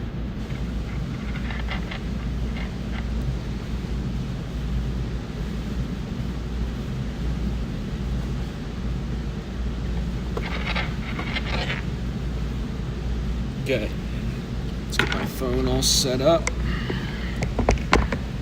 Mic.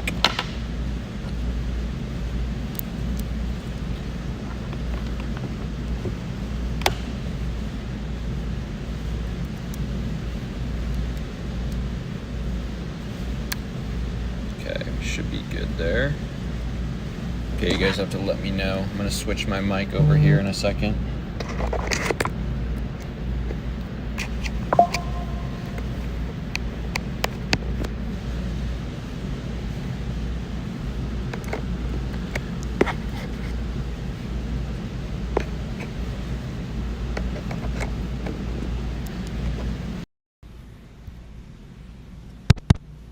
Check, check. Let me know if you can hear me with this mic. I think we're good, but I just want to make sure here. DJI Mic Mini. We are on that source indeed. So, where have I been?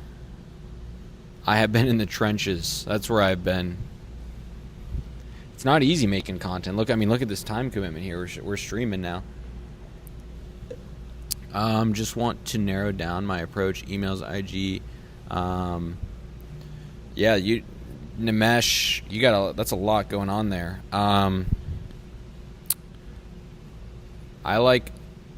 organic content and paid ads the most right now. All right, Archon, appreciate you. Tonight, Callum has a call tonight. I had my call last night, but I'll be on until probably gonna be on for another couple hours. So let me just see if this mic works. I'm gonna stand right here. Let me know if you guys can still hear me loud and clear. I'm gonna actually put this like in my shirt, I think, and see if this works. Check, check. Can you guys hear this okay? I just don't want it to be too obvious. I think we're good with that. You can kind of tell. Does that sound okay?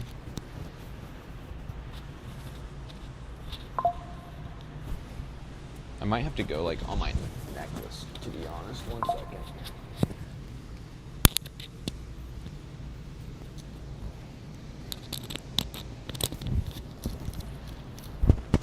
Yeah, that might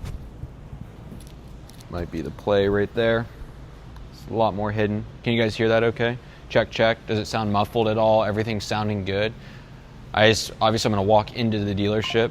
I don't know if I'm gonna set my phone up and walk into the dealership, or if I'm gonna bring it with me, because it's a pretty big setup, not gonna lie. But let me get my cooling fan on here set up. You guys can hear? With it in my shirt.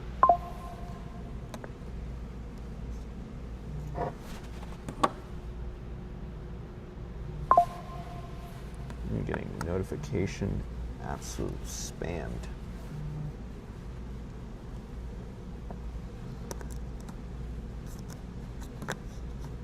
Hey. Okay. How are we sounding, everyone? We're about to get out in the trenches here. I just want to make sure everything sounds good before I kick things off.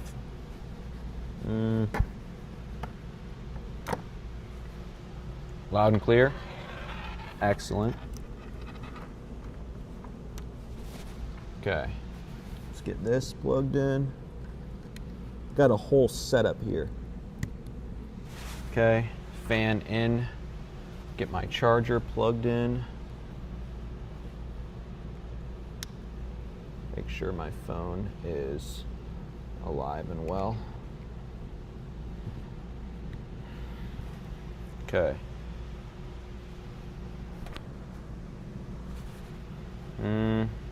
Phone is not charging.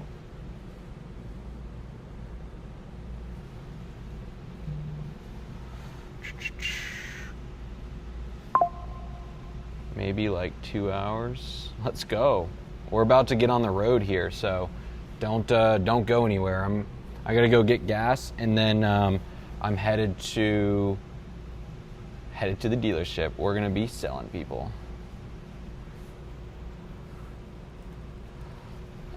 Okay. My phone is still not charging, which is kind of problematic. I don't know why it's not charging. Maybe it's... Got that plugged in.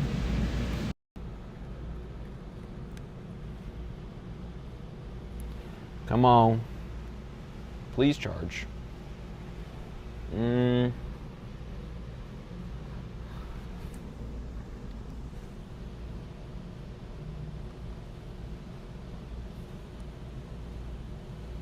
The wire out. Oh no, you didn't miss too much. I had a sales call that is a follow-up, and let's see, and then I'm about to go and see if I can land some business. Got a new offer, new agency offer I'm spinning up. So yeah, okay, why is this not working? This is stupid. Is this not? This should be correct.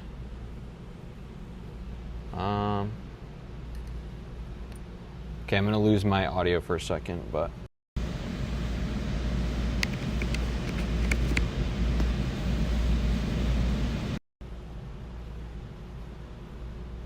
oh, I think we're charging now. Let me see. Okay, I don't know if that stopped the stream, but we are charging. We are good. All right, excellent. Let's go ahead and hit the road. I gotta get gas. Get off the screen right here. Actually, wait, I gotta put my shoes on. Ugh.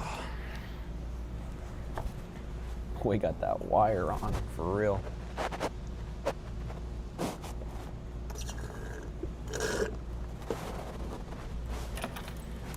Keys. Ugh. Locked in. Okay. I'm actually gonna push my car out of the garage. I don't know why I like to do it, but I think we can see that.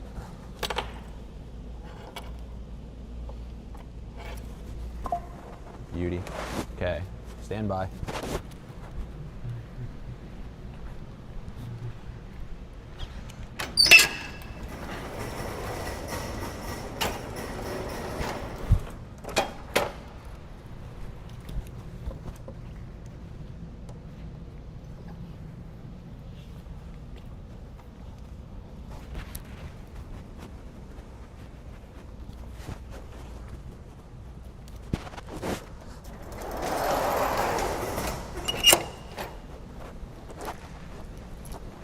Excellent.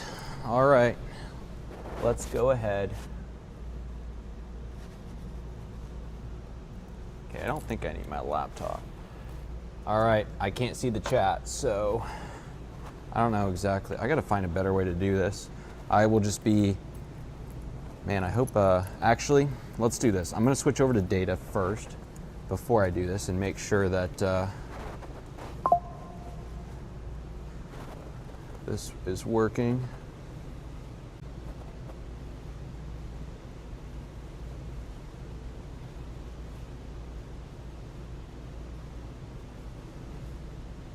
I think we should be back. Okay, let me make sure you guys can hear me. Let me know if you can hear me before I bounce out. I'm on data now, so I want to just make sure. Let's make sure audio, DJI mic, beauty. Give me a thumbs up if you can hear me. I just want to make sure because I am on data right now. I want to just see the chat before I bounce. Logan.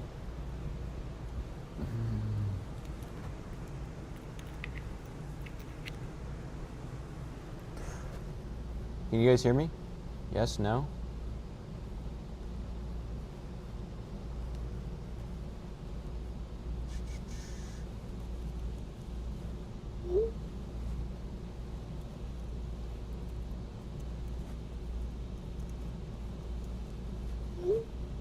Okay. Just wanted to make sure because I'm on data. Okay. Here we go. We're off. This is all new to me. Hopefully not doxing myself. Car should be a little cooler since it's been inside though. Okay.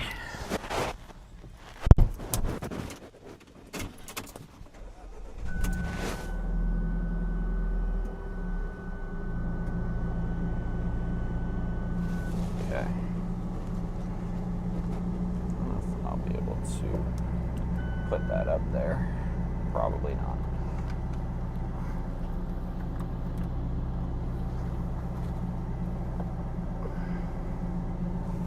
Oh, we'll try it. Maybe. Could work.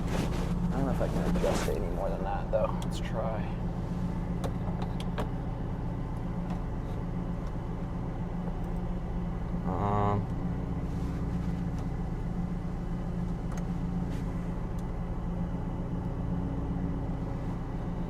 It's not great, but it's not bad. I'll have to work on a better car mount here. I need gas, in dire need of gas.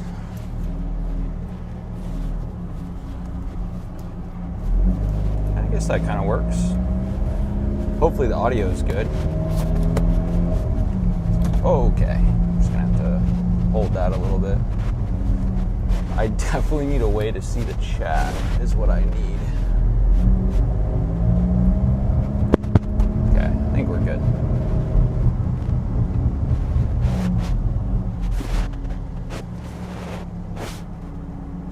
Maybe I get gas and then I come back and I check in on everything, make sure it's good.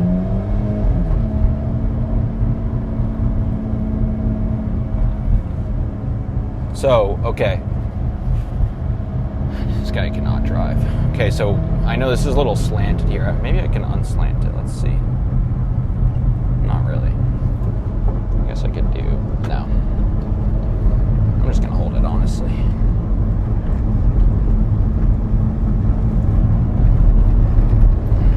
Okay, so I realized I haven't filled anyone in, and we just jumped right into a sales call. And now you're probably like, what are we doing next? So I'm going to fill you in a little bit on what we're doing next. So if you saw my series, the 0 to 10K series on YouTube, kind of like that. The only difference is I'm not like editing everything. I'm doing it live. I'm realizing it might be good to have someone help me film. Also probably good to have another phone so I can see the comments. But I'm going to end up doing it live. And I think it's just better. Okay, well, I was going to get premium, but someone is parked there. And it's out anyway. So we'll get not premium. Let's see here. Okay, let me fill up. And while I get this kicked off, I'll give you more clarity, context. Okay.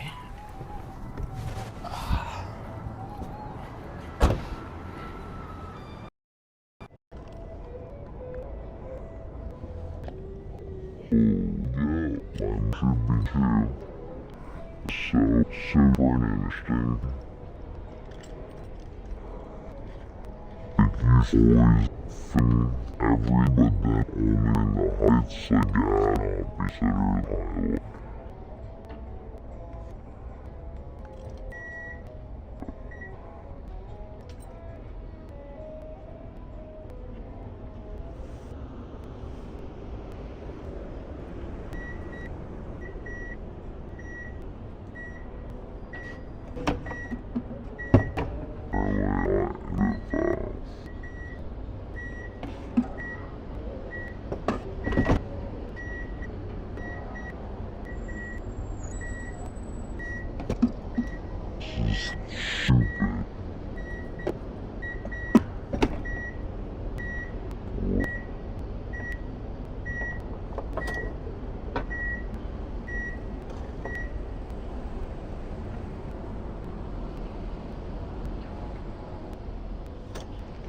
When I carpetly and going like that.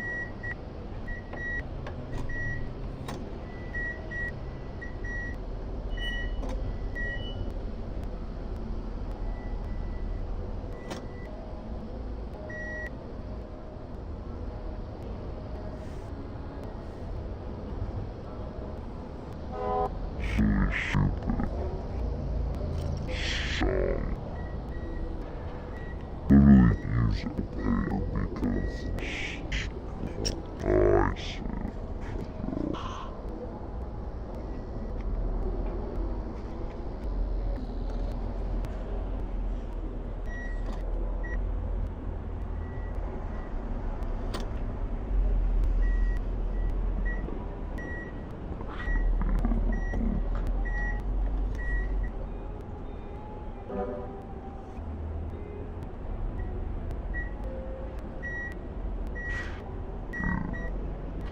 This so that fling the deals for everything.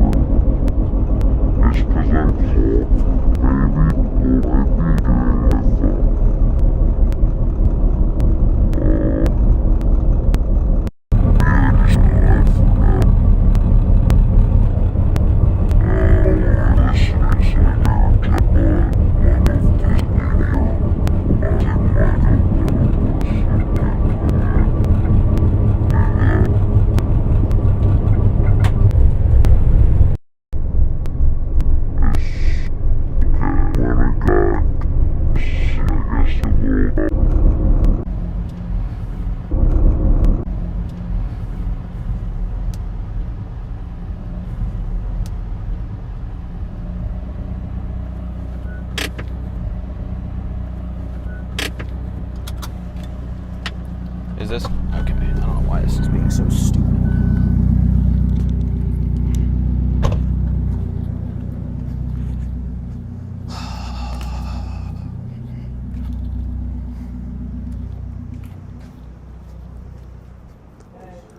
How'd you do? Okay. We're gonna check on stuff. That's frustrating.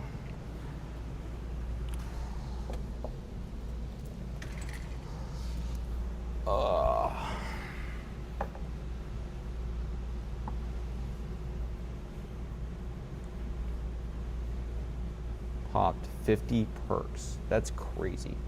Well, I'm glad that's good now. I'm in the warehouse. Okay, it's on cellular. Was it my mic that was the problem, or what was the issue? Was it the mic though? Maybe it's just because I'm in the car. That could potentially be it. You got to let me know in the chat, because I got to get back out there. I left my car on, and I'm going to go and get back to the races.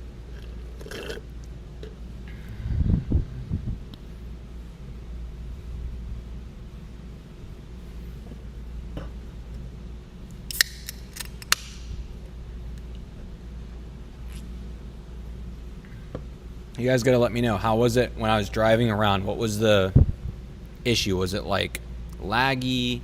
Because I'm on data right now, so I don't think it shouldn't be that bad. Weird. Let's see what Hannah said. That's crazy. No wonder you guys said it sounded like I popped 50 Percocets. That's insane. That's insane. It's good now though. Dude, I need like another phone or something here. It was like muffled. Yeah, that's super interesting. I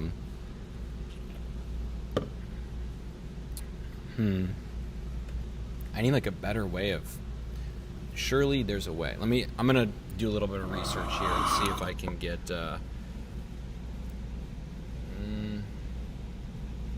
how can I get Restream chat on what app am I using? Lyrics.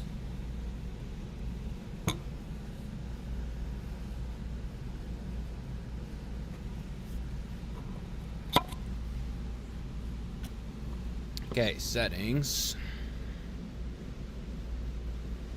overlays,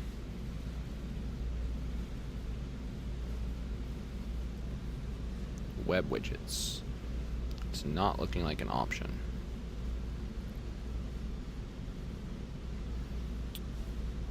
Okay, I'm going to pause really quick and see if I can overlay the chat. Stand by.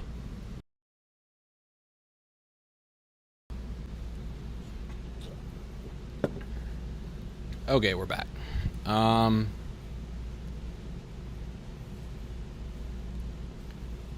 just want to know how I can see my chat.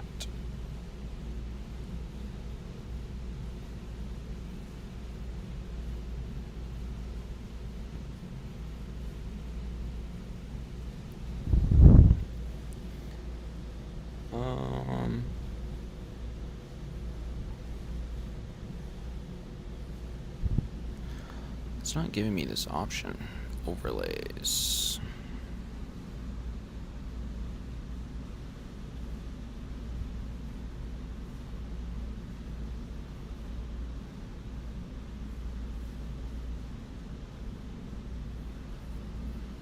One is okay. This is frustrating. Let's see.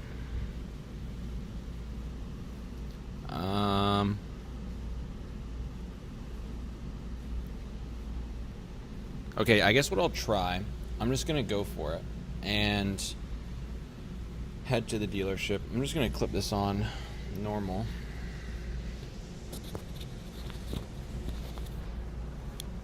Okay, we got that. Make sure my audio is good here.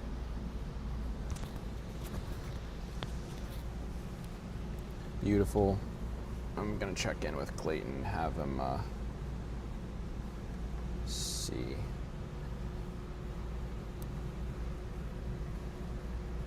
Okay, let's try this again.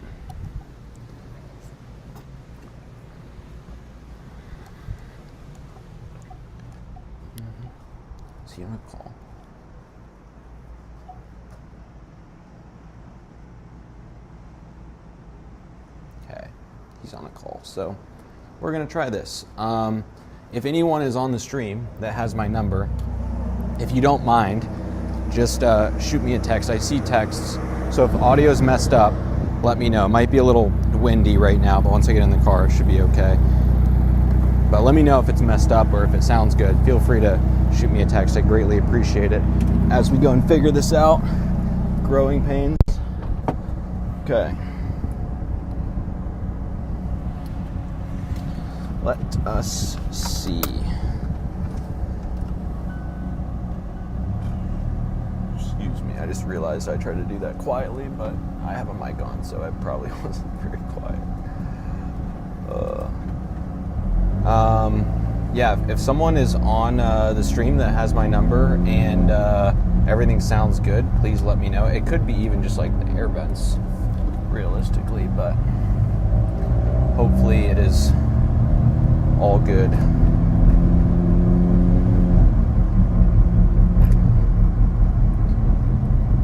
Fortunately, the dealership's not too far away and the service is good all the way over there. There's a 3-second audio delay. Audio sounds fine. Like, Logan, is it a 3-second audio delay between my video and the audio? Or it's just, I guess I want to just make sure. I don't know if I can just like tone things down. Normal audio just delayed at the minute.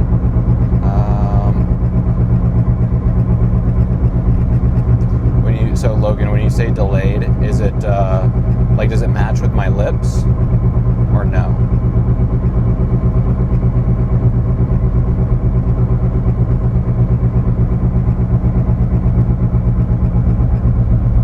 Audio then video. Okay, I'm just gonna restart the stream really quick and see if that fixes it, and then let me know.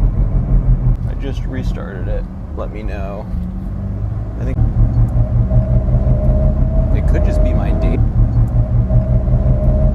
Could just be my data. Okay, I think we're chilling now. Logan, you have to let me know. I started the stream and then I stopped it, and then like data wasn't transferring. I don't know if it's still not transferring. I think it's good now. It'll probably be a little better once I'm stationary. I'm not 100% sure. I just have to get my Starlink on the roof, if I'm being honest. I think we should be good now. Let me know if my lips are matched up with my mic. Good? Okay, sweet. Appreciate you, Logan. I don't know how I'm gonna do this. I don't know if I want to like. Yeah, I don't know. I'll see. Honestly, what I'll do is I'll walk in there.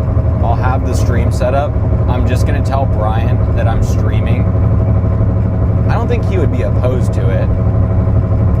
I'm not like trying to sell him either.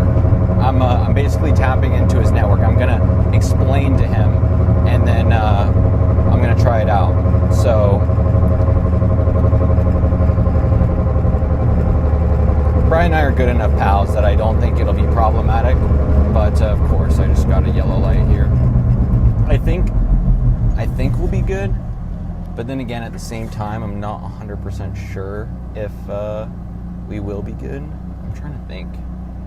Based on my relationship with Brian. I'm gonna walk in. Wait, you gotta like. I feel like it's. Maybe I can show you in the. Like, this is the setup. Yeah, look at this setup that I'm running right now. Like, this is actually kind of crazy. So I'm gonna walk into the dealership with this, and they're gonna be like, "Yo, Cam, what is going on?" Let's give you guys a beautiful view of Scottsdale. Okay, we are ultra wide. Fantastic. Got the Bloom Energy as well. Shout out Clayton for grabbing me that.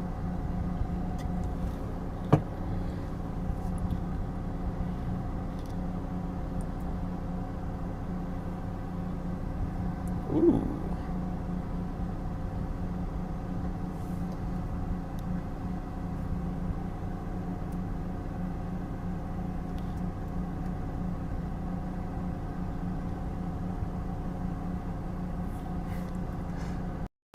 This is the stuff that I'm like so not used to. Like in a YouTube video, you would never just include you waiting at a traffic light.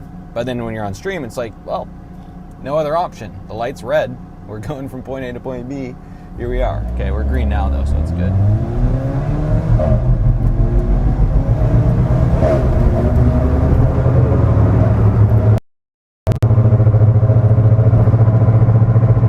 I just love Scottsdale so much.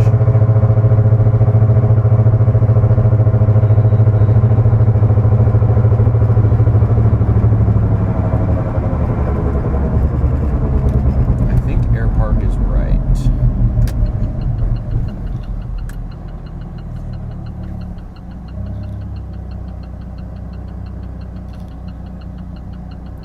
These sales reps at the dealership are gonna be like, what is going on?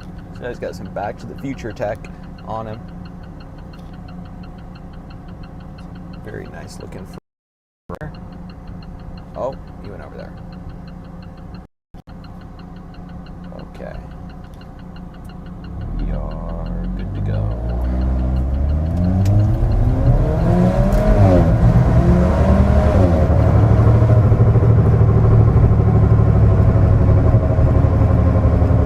Excellent. I got to set up a time to go and have cigars with Brian too anyway, so yeah, I'm trying to determine if I want to just leave my phone in here and then like point it into the dealership. Appreciate it, Logan. Everything's good still? Everything's sounding good? No delay or anything? I don't need to restart it? I'm definitely going to have to figure out. I have another phone that I think I could just attach to my hotspot and look at the chat, or just get another phone plan. I think I'm going to have to do that because, yeah, definitely going to need to do that. I don't. Logan, if you just messaged me, I literally just missed it because I was staring off into the distance. Okay, hopefully Brian is here. Yeah, we're good. Okay, bet. Thank you, sir. I'm going to need to get a full-time moderator is what I'm going to need to do. I'm going to put my sister to work. She's going to be my stream manager.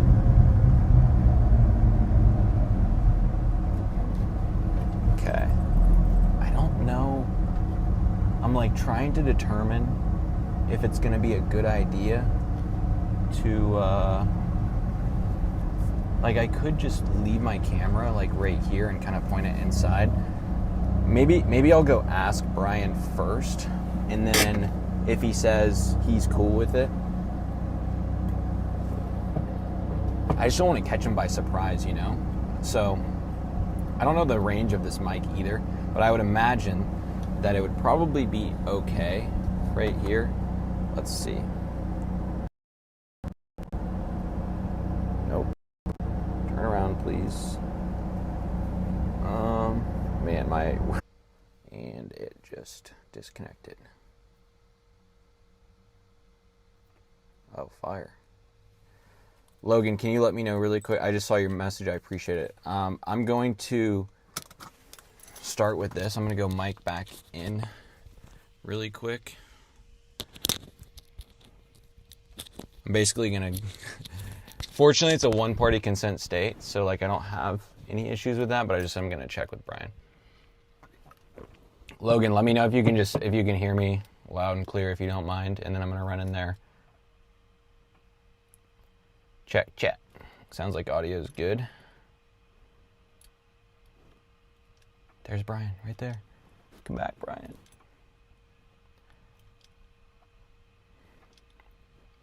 Completely interrupting Brian's day. Man, I don't know if maybe I just bring this in there. I don't know. Well, I have literally no way of knowing if my mic is even connected. All right, I just saw it, Logan. Appreciate it. No way. Is there an ice cream truck over there? That's crazy. Well, let's see. I guess you can kind of see it on my shirt a little bit. Whoa. Hopefully the mic is in range here. Mr. Brian. How you doing, man? Not too much. How about you? Good. You got a couple minutes? Yeah? Can I, White handshake first of all, yours. Dude, okay. Can I live stream? I have some business ideas, but I wanted to ask you first this time before you just come in. Okay, let me grab my phone really quick. Finish everything up, get that too. Oh, we are locked. Let's go. Don't mind Ivy. Ivy is... Okay. I'm live streaming right now, just so you know. Yeah. But the mic's on me, so I don't think they could hear you anyway.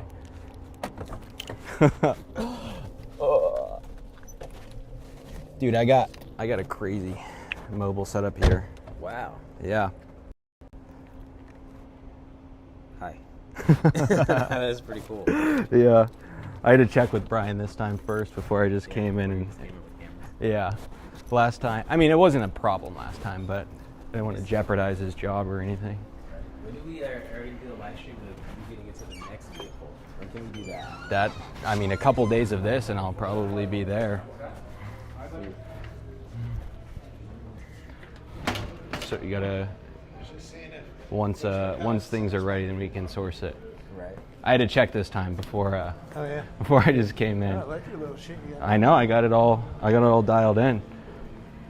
No, so I have some ideas, but I wanted to run them by you. We got the setup here. I like gimbal, very nice. Oh, Not what's quite up, a guys? gimbal. Here, airplane. Get the best deal gimbal right here, baby, right there. Best GM ever. Oh man. My GM will palm other GM's faces. Okay, there we go. Look at that. Brian's This gonna be is pretty famous. nice. I know. Yeah. Okay. Okay. So here's my idea. Okay, I'm ready. Ready? Yeah. All right. So, obviously, right now, you know that we have like an agency and we have our coaching program, but I want to expand more into like actual, not necessarily service businesses, but like dealerships, lawyers, doctors, stuff like that. Sure. I know that you have a great network for that, and so. The offer that we're essentially bringing is an organic content and ads offer. So we would go and shoot with them, shoot all like their organic content. We'd script it out. We'd go and shoot it with them, and then we'd go and handle all the editing. They would, sign off on everything, post it for them, so they have consistent organic content going out for their business, as well as going and running their ads locally targeted to like push it into like their social page as a funnel. And so I know that you're super connected, and so I want to go into some businesses and like kind of put this in front of them, and based on people that need it, and then I want to kick you back a % based on the people that I go and sign for it. I would just help you. You don't have to do Well- anything for me. Well, no, I want to help you. Yeah. Okay. I want there to be the incentive there as well. So, obviously, probably some of the people watching, they know you originally from my first YouTube series. So, I just want them to also see like, okay, like, like you go and meet people, you build your network, it's super valuable. You have a much bigger network here than I do, and you probably know businesses that would need that. We do know a few businesses. For sure, for sure. And I noticed that a lot of people are going that way, so I think it's a good industry to get into. Exactly, exactly. So I've heard you've been scaling businesses. I have been doing so. Yeah, I have. Yeah. No, we've done some. I think I told you last time we took one of our clients from 0 to 1.3 million in a month, which was pretty crazy. That's impressive. Yeah. No, That's that was a very interesting but also very fun month. We spent $400,000 on ads that month. Holy moly. Yeah. That's a lot. Yeah. They really wanted to grow. Oh yeah. Well, it was cool because like traditionally we were just marketing, and then we were bottlenecked by whatever client we were working with. And so we went and ran their marketing and their sales for them, and that's what just unlocked that scale. We could just scale as fast as we possibly could as their data allowed us. And so like we unbottlenecked ourselves by going and doing the sales for them. But so with this, it would be, I think notice as well, like a lot of businesses, they want to post organic content. They want to go and be consistent. They want to represent their business and their brand well, and then they want to go and grow and bring in new business through social media and be able to track that and kind of attribute that. Sure. And so I guess ideally we'll go like kind of nationwide with it. And so we won't be able to shoot with people that aren't like local here. So I guess the offer is better for people here because I can go and shoot with them in person. Sure. And make it completely hands off for them. But then people that are like around, say Texas or something like that, they would have to shoot, or we'd have to connect them with a videographer, which we could do as well. And then from there, we would then go and process everything. Okay. So. Sounds good. Yeah. I think it would. You're always well put together. And Trying. obviously you've been successful doing it, so. I try. We got to get I cigars. think you're doing. We got to get cigars soon too. You Yeah, got to put it on the let's do calendar. Yeah, we definitely need to. What's the best day for you? I know you're a busy guy. Sunday. Sunday? Okay. That's perfect because I run a webinar Sunday, but then after that, maybe like 8 or 9 p.m. Is that Sounds a good time? Yeah. Yeah. Do you want to go to Churchill's or do you want to go to what's the one up north? Little Cedar Room? Cedar Room's good. Yeah? Yeah, let's go to Cedar Room. Okay. 9 p.m. Cedar Room? 9 p.m. Sweet. Yeah, let's do it. Awesome. Good stuff. Good seeing you. Yeah, you as well. Dude, yeah, So, we need to do it. okay, so for businesses like that you think would be like really in the market for it, any that come to top of mind that I can like run No, but into? I'll definitely think of a bunch. Okay. Yeah. Sweet. I've had other people approach me Okay. for that. So, yeah, I think Perfect. you're on the right track. Yeah.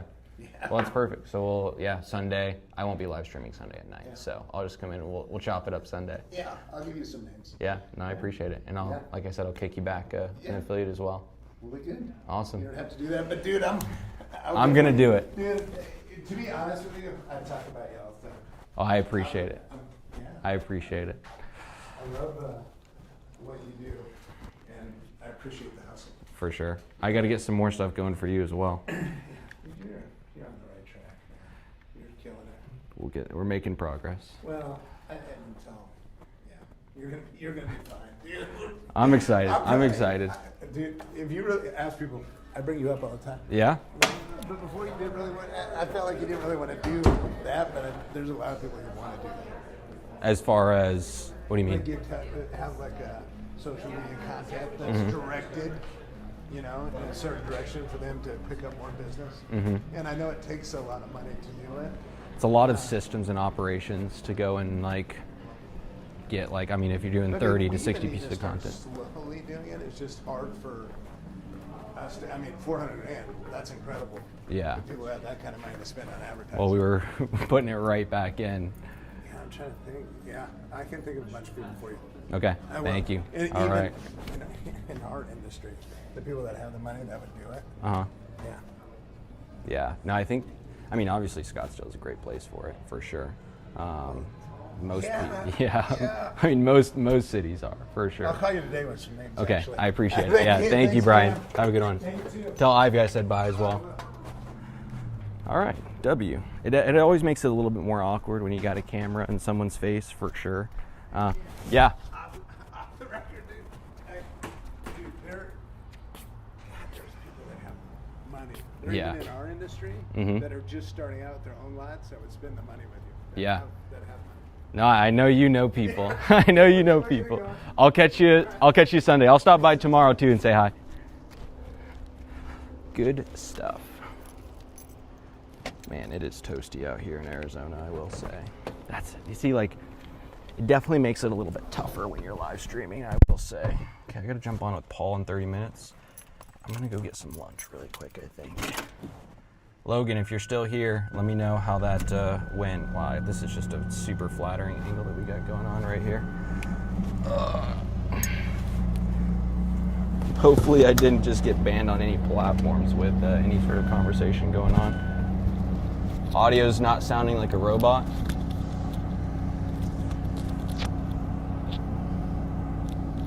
What's going on? There we go. Where to put this? Okay, hold on. Audio's gonna be messed up for a second here.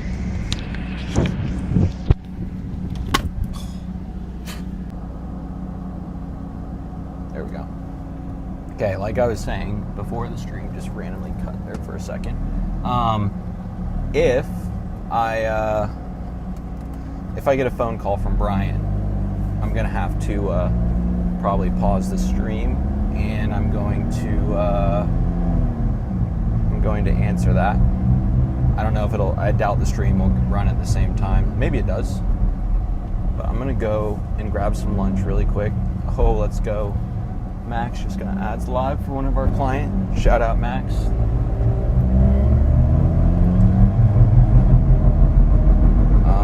What's gonna be the fastest way here?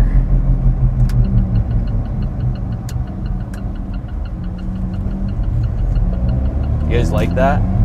Actual in-person interaction, unplanned interaction, didn't call and text ahead. I love Brian, he's so fired. I'm gonna grab a little lunch, bring it back to the warehouse, and then I got a scheming session with Paul. No way this is the same Range Rover from earlier that drove like an idiot. Dude, how am I literally behind? They got their gas cap open, they don't know how to drive. It's crazy. Unbelievable.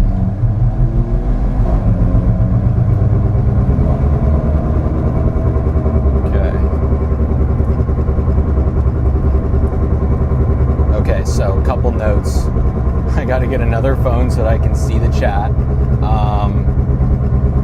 Brian's the one where I actually want to really protect that relationship, so I will have to do some stuff on and off stream and give you guys updates, just because that's not one where it's I can just prioritize the camera and go and burn the lead type of thing. But I'll go and probably get cigars with him. That will not be on stream, but I'll give you a recap on Monday. I'm going to stream every day. I'm going to try to go 12 to 5 every day, my time, so that's 3 to 8.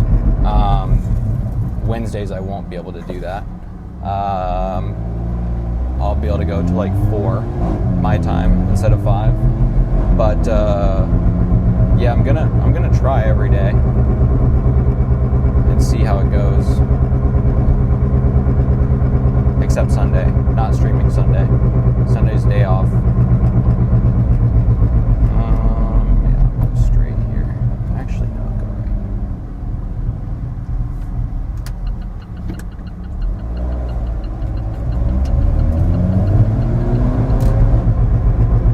Getting a little sweet green. Dude, gas pedal. No, it's a Tesla, they don't have a gas pedal.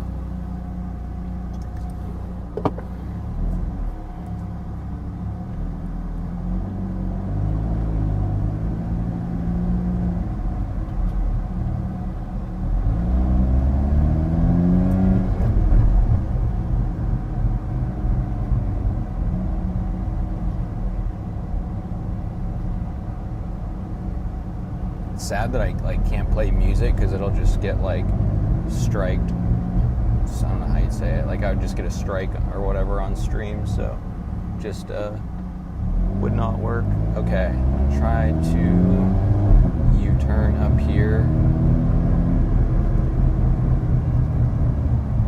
Let's see if this works.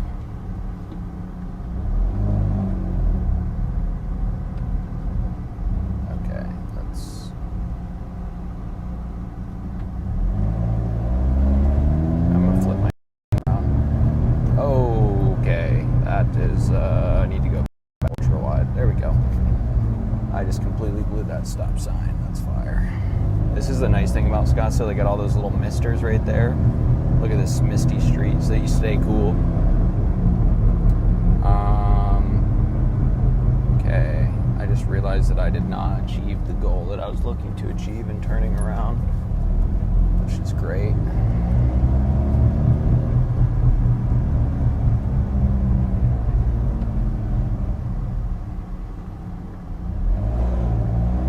See how my battery bank is doing. 81%, we're chilling.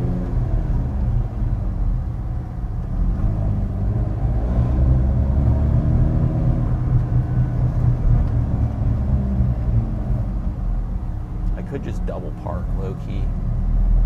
I don't think it'd be the end of the world if I just go and grab something real quick. Sweet green.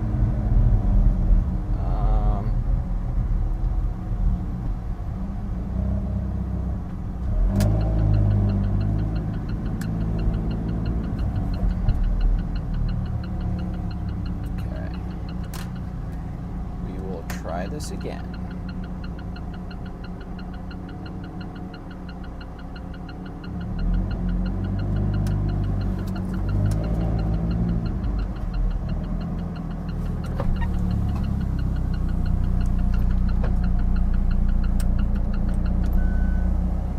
Okay.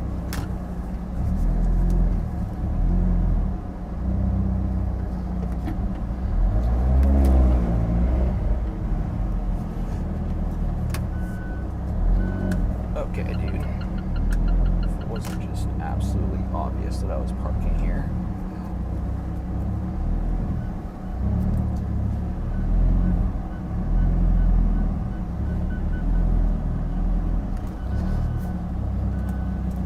Oh, it's difficult to do with one hand, but I think we're good. All right, there we go. Fantastic.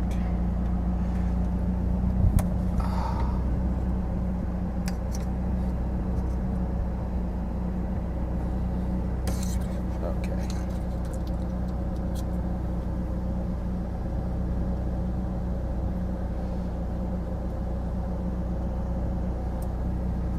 And where did all my options go? There they are. Sweet. Okay.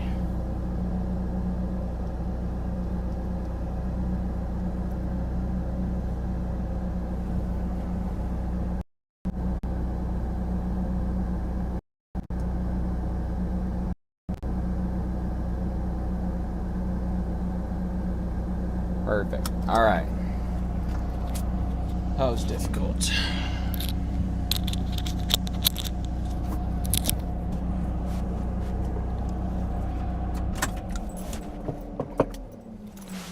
Looks good. Hazards on.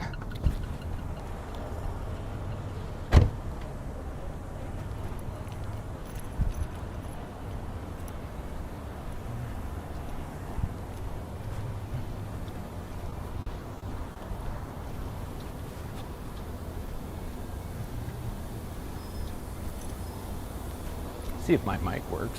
That'd be cool if it did.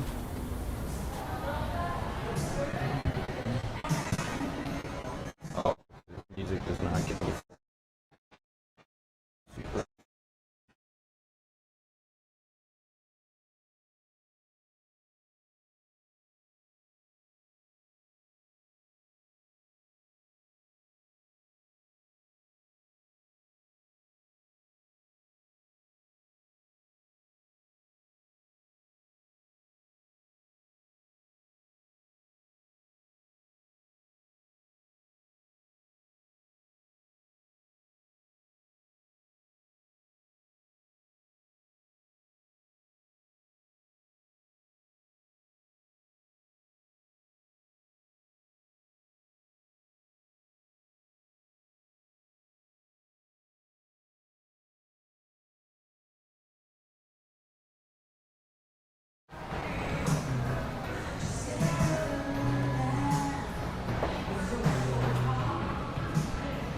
Dude, if I got banned or I got a strike on like YouTube or TikTok something because of this music, it would be a huge L.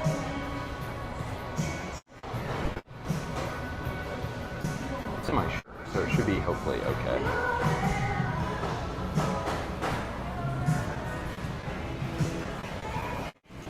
Three to 6 minute wait. Hopefully my mic's working.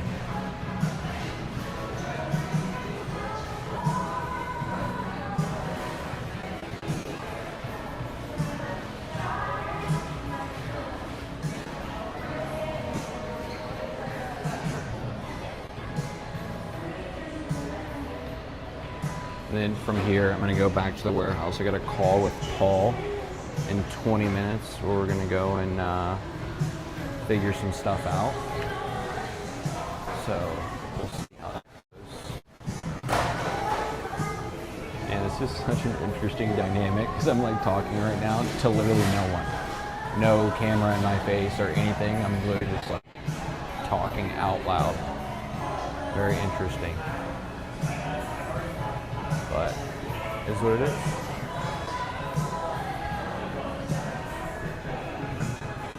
I definitely need to get someone that like mans the camera for me. That would be way more ideal. And then I could like look at the chat. I'm learning quick.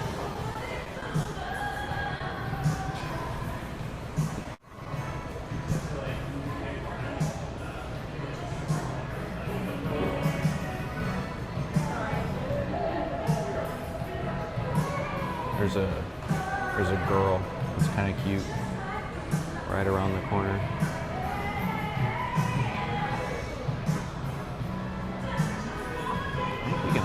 see me in the window? Probably not.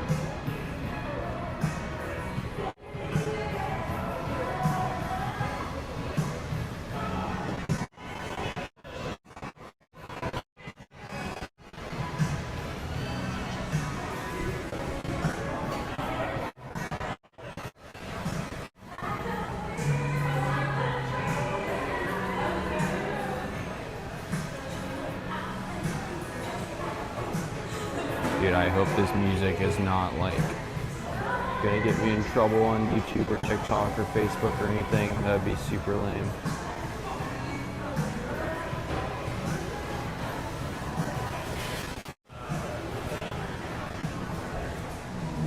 Super lame. We'll know if people on YouTube just say they can't see anymore. Let's see if YouTube gives me a strike.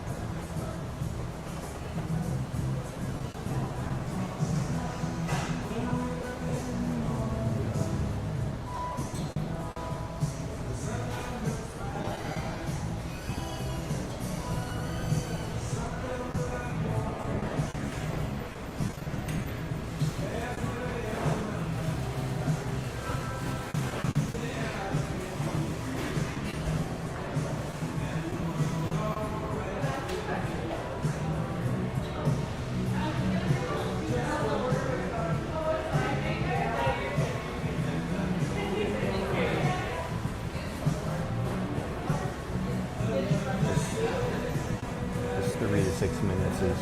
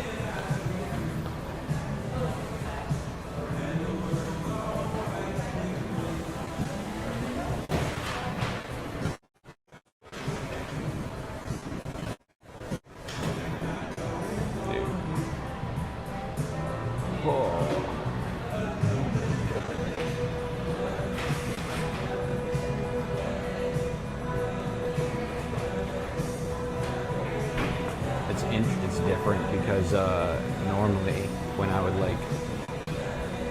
I'd wait around, you'd just be on your phone, like scrolling social media. But I have no phone because it's sitting in my car. So I'm just sitting here observing. That's the girl right there that's walking in front of my car, but not my type.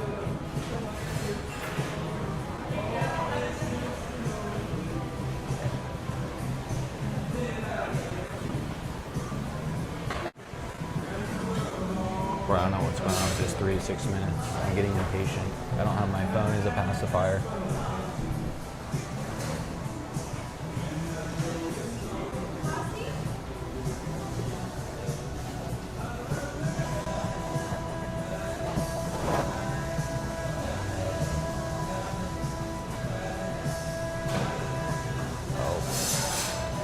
I think nope, they're not chefing up right now.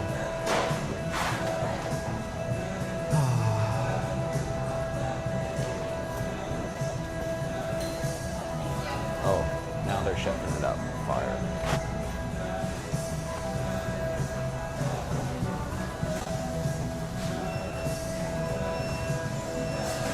Dude, it's crazy. You realize that just everyone is just perpetually on their phone. Because I'm just like standing here not on my phone, and every other person is just on their phone. It's interesting.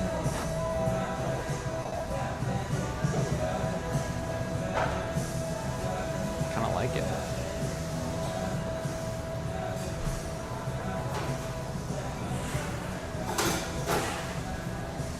They're chefing mine right now. Let's go.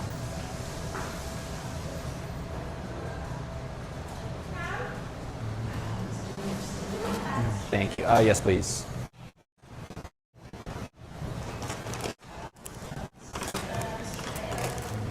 Thank you so much. Have a good one. W.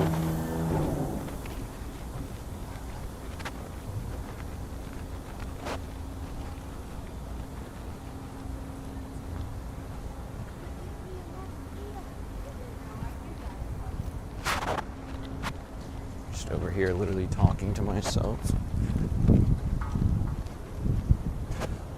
Okay. Hopefully that went well.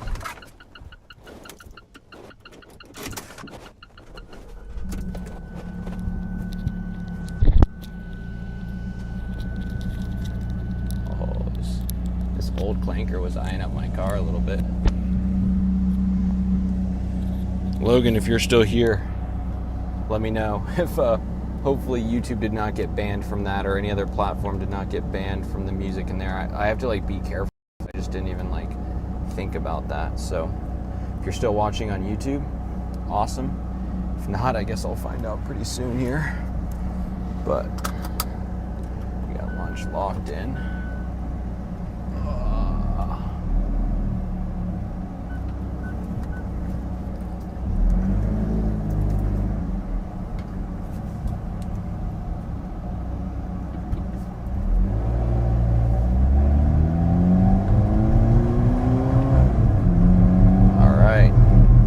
I should be back just in time for my call with Mr. Paul Snowman.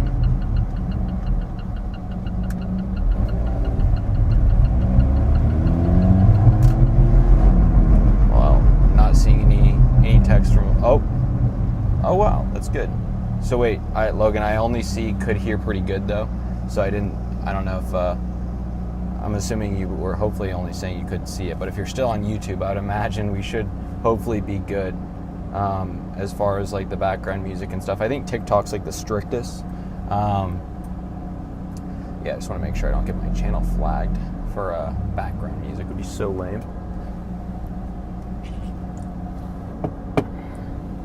W convo with Brian though. So it always makes it awkward when you put a camera on someone's face, for sure. But shout out Brian for just taking 5-10 minutes out of his day and just giving me the time of day. Super dope. Not banned on YouTube yet, Logan says. Shout out. Hopefully I'm not banned on TikTok. I wouldn't really care, but I mean I would, but I wouldn't. YouTube's the one I would care about. Dude, just look at these mountains. I have to change to there we go. Just so there we go.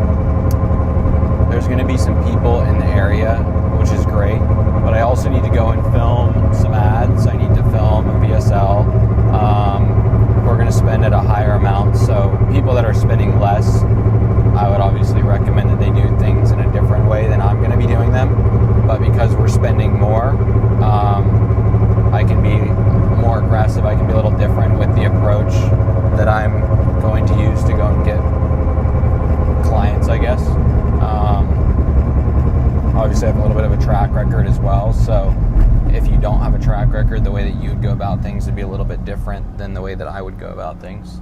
So keep that in mind. I think there was overlays.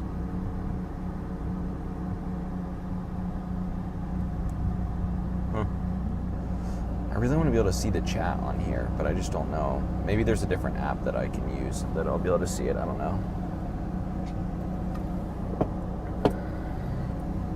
But I'll get back on Wi-Fi.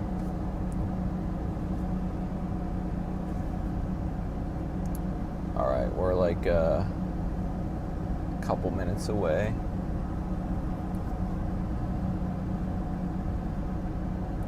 But yeah, so I'm gonna talk with Paul. That's where we'll go and set up kind of action items. This, unless obviously depends on like the business that Brian goes and like kind of refers, but things will be a little bit different with this one than my initial 0 to 10K series. Also, this is not going to be 0 to 10K. It's going to be a lot more than that. So I'm going to track some of that, get that rolling, and I'm going to try to stream, like I said, every day and go and stay consistent with getting it out. So far, it's been an adventure. It's been tough in some aspects to go and pull it off. It's very different. I think I just need someone pointing the camera is ultimately what I need. I wanted to try it myself first. Dude, use your gas pedal. Oh my gosh.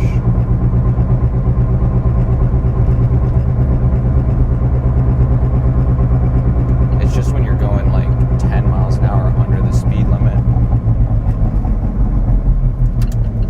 That's what's frustrating.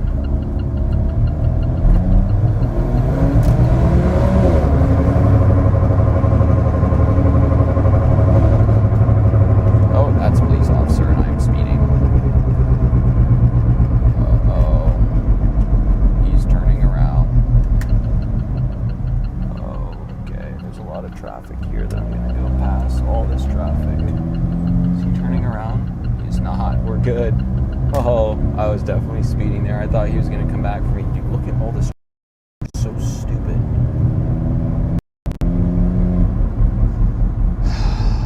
Passing all of it, not waiting for all this dumb traffic.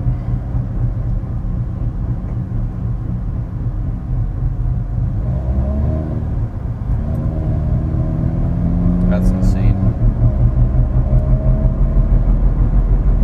I have to be careful not to dox myself.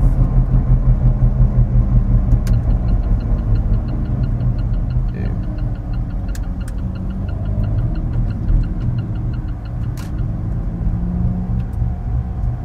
School's getting out apparently. I don't even know what that's all about.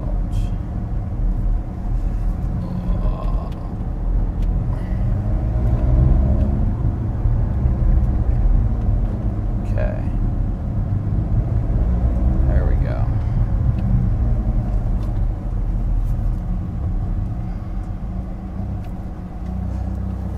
Bang. We are good. All right. Food locked in. Bloom locked in.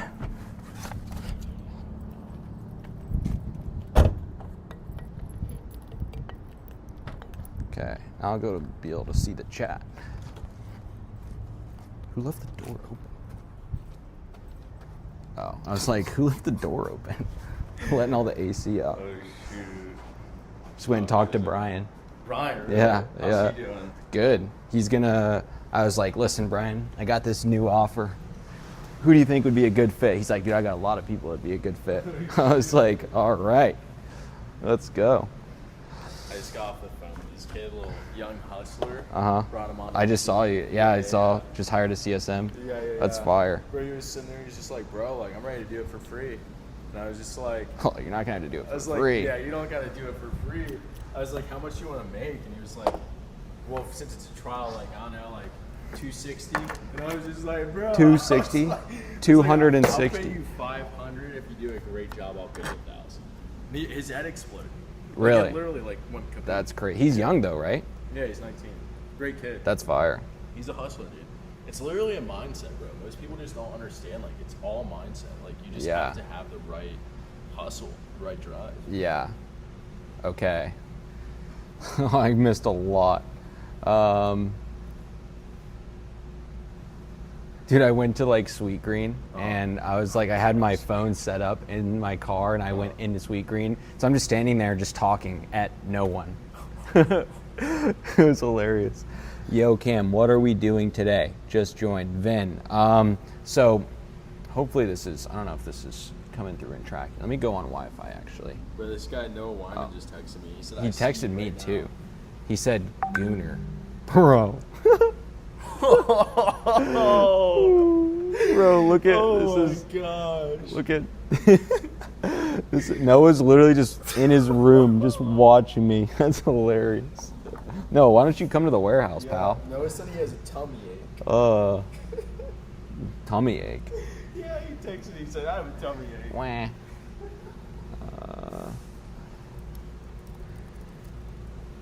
Let's see.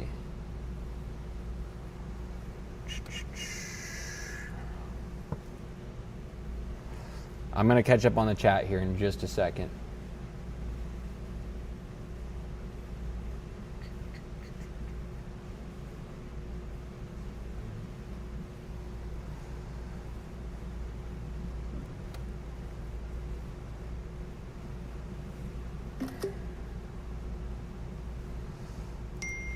What is Noah saying?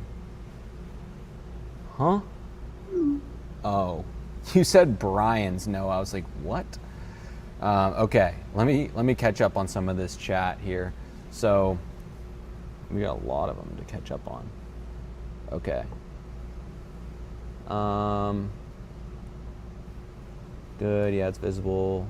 OG Brian meetup. Yes. Ben, you got to pull up to the warehouse if you're watching. What's the minimum I should charge for a dealership 2 videos a week? Probably like, I would say 2 videos a week. I don't know if you're throwing any pictures or anything in there, but I would say probably, I should put this right here is what I should do. If you're doing 2 videos a week, I would say probably like probably 2K a month would be good. Who is Cam Minier? That's a great question. Put the phone down. Guys, I couldn't see chat. So yeah, the problem was, is that engine's mad loud. Oh yeah. Yeah, DJI mic, mini, DJI mini. So yeah, no, for some reason, as far as the chat goes, I don't have like a way to view it on my phone. So I have to get like another phone for it, which is, I have another phone, I just gotta charge it and like use it. So that's why I didn't respond to the chat. That's why I'm responding now, because I can actually see it now. I gotta jump on with Paul. Okay, let me get my,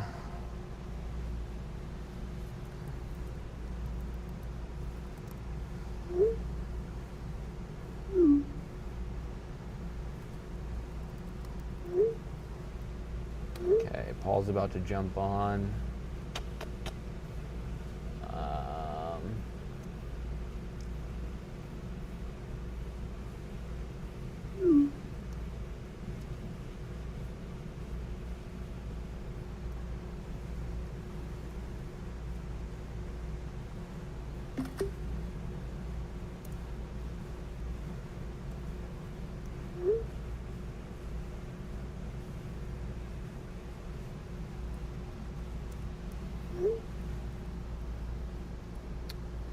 What are the businesses going to be using the videos for exactly? You mean like the videos that I make them? Then, is that what you're referring to?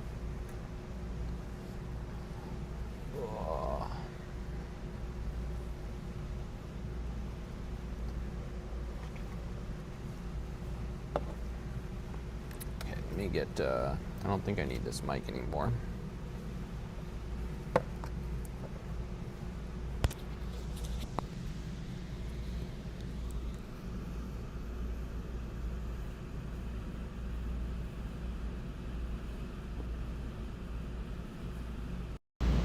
check. All right, should be good.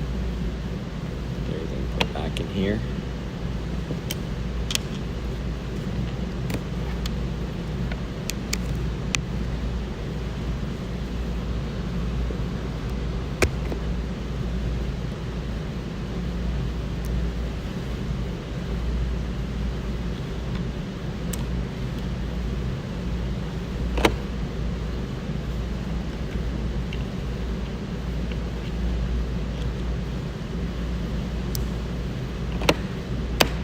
Okay.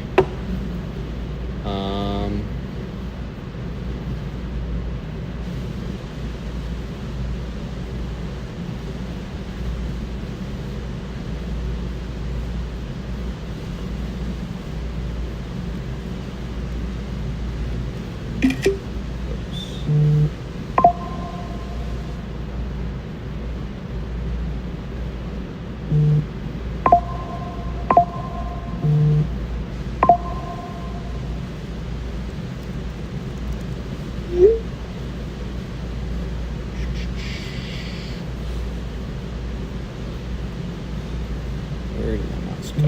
Okay.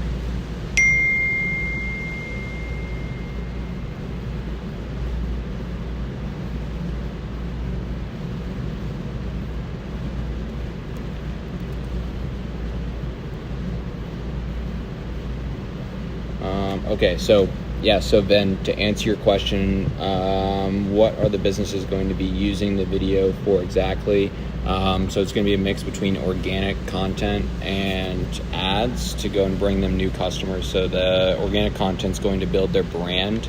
That's the focus there. And then the ads are to go and bring them more people locally to inject into their brand.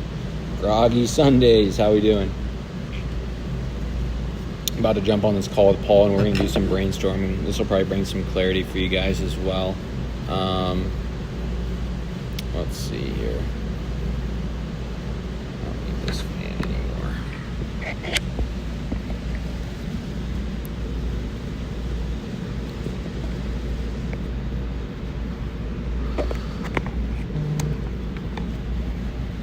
This is my my heat sink right here that I use to keep my phone cool in the Arizona heat. All right, Mr. Paul Snowman. Send him a link.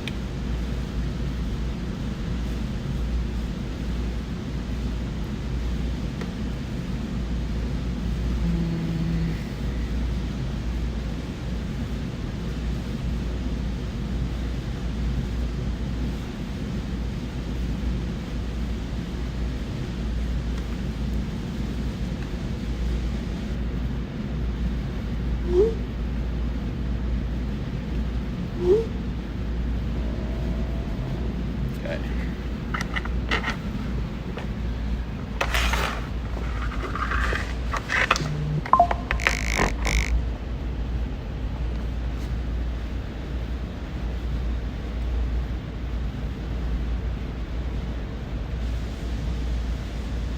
What's the plan for today? Then, so took a sales call with Rasta.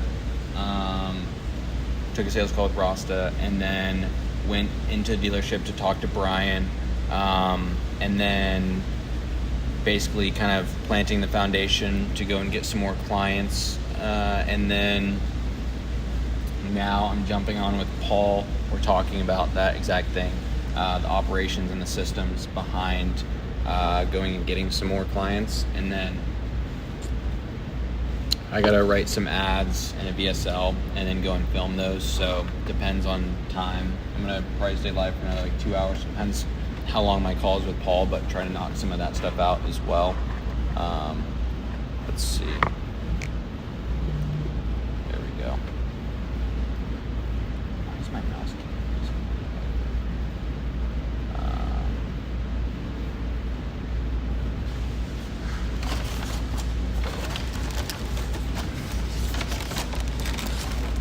This has been the go-to lunch every day. A little sweet green wrap.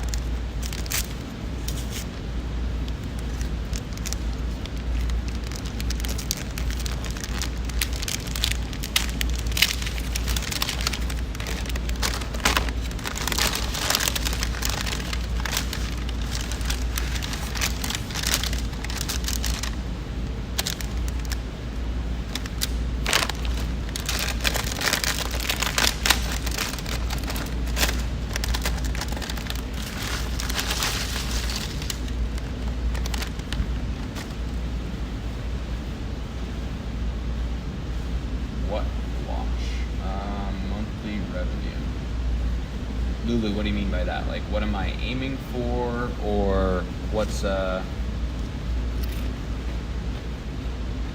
explain a little bit more. What watch am I wearing? It's a Breitling Super Ocean. My dial's a little messed up. Okay, Paul. Paul said 2 minutes. I know they're not healthy, but look.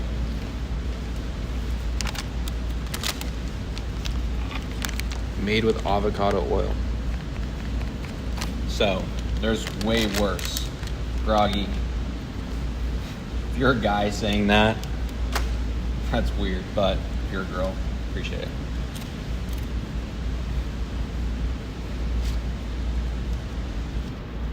Come on, Paul. Lock in.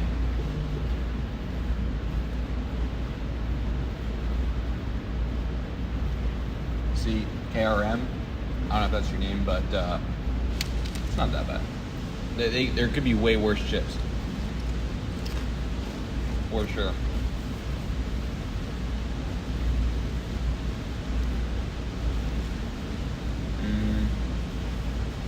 There he is. Hey, Cam. Yo. Dude, was bro setting up his camera that whole time? Is that why? What? Were you late because you were setting up your camera? No. I was on a consulting call with Orion. Oh, okay. Hey, this guy. Tell Cole not a good call with Orion. You had a good call, Orion. Yeah, that's great. That's what I like to hear. Dude, this is a good a way to film content because I have OBS running. Mm-hmm. So like, basically I have my camera kind of set up and like this little rim light just works fine. Mm-hmm. As like, I don't even have to set up the key light, and then I just have OBS recording right now of me, so that I can. It's like consulting calls is perfect content, or like this call even. That was fire. Let me see. Well, I'm gonna try to like. Let me see if I can. Like, bro, look at this song. I'm about to send you a screenshot. How is the cold approaching? No responses because it's Friday at dinner time. No, I went and talked to Brian. Was he there? Yeah. Hip for 30K. Huh? No. Hip.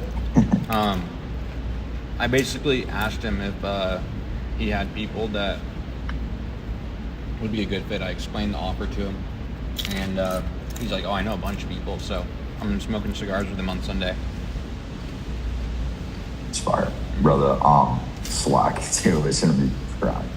The Slack method that we talked about. Where did my mouse go? Did you see that picture I sent you? Look at that. Real setup. Wall. Just for being on a Zoom call actively with no lights. I'd fire. Good enough. You need a hair light. I know. I just don't feel like going and grabbing my big key light and then hair light.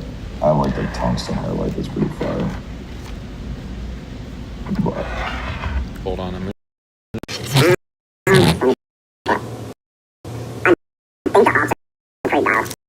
not super concerned with the issues that we go and like, say we sign a couple people, the biggest bottleneck is going to be like QC videos and getting a coach recording attempt to do something.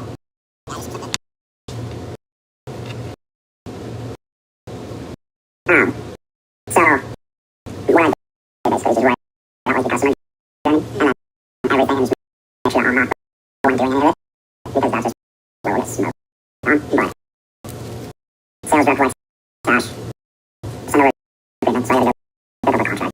But I'm just waiting for this for that. On the sales call, you will schedule an onboarding call with the coach. So whoever ends up being like the organic coach, like you'll just send the and schedule an onboarding call on there. I don't think we'll be able to do like the concierge kind of stuff, but staying there would be ideal for the next day. And on my call with the coaches, literally like how we onboarded, I use e-commerce. Like the big creative brief call, get all the questions asked, schedule the first shoot, get logins to platforms and set up posting software. This, I got like, the posting software was like almost horrible, basically. No, like, more than me.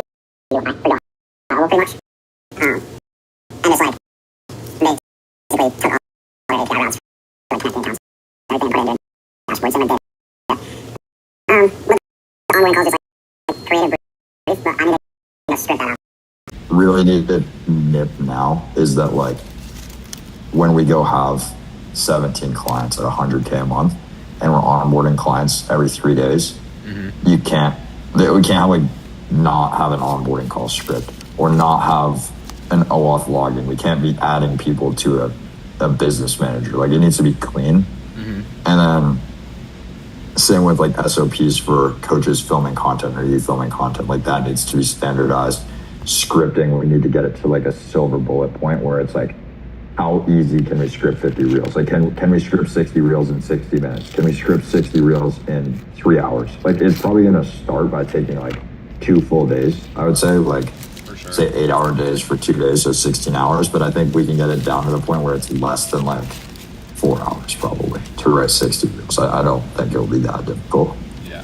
Do you think I should try and get like a content coach on before we kick things off, or should I think you should do it for the first client, and then I'll hop on the calls like camera off just as like a note taker, or well, no, I probably won't hop on, but I'll just put a Fireflies in there, and then use that to build SOPs, and then we can give that to a coach, just because I think you could adjust on the fly better.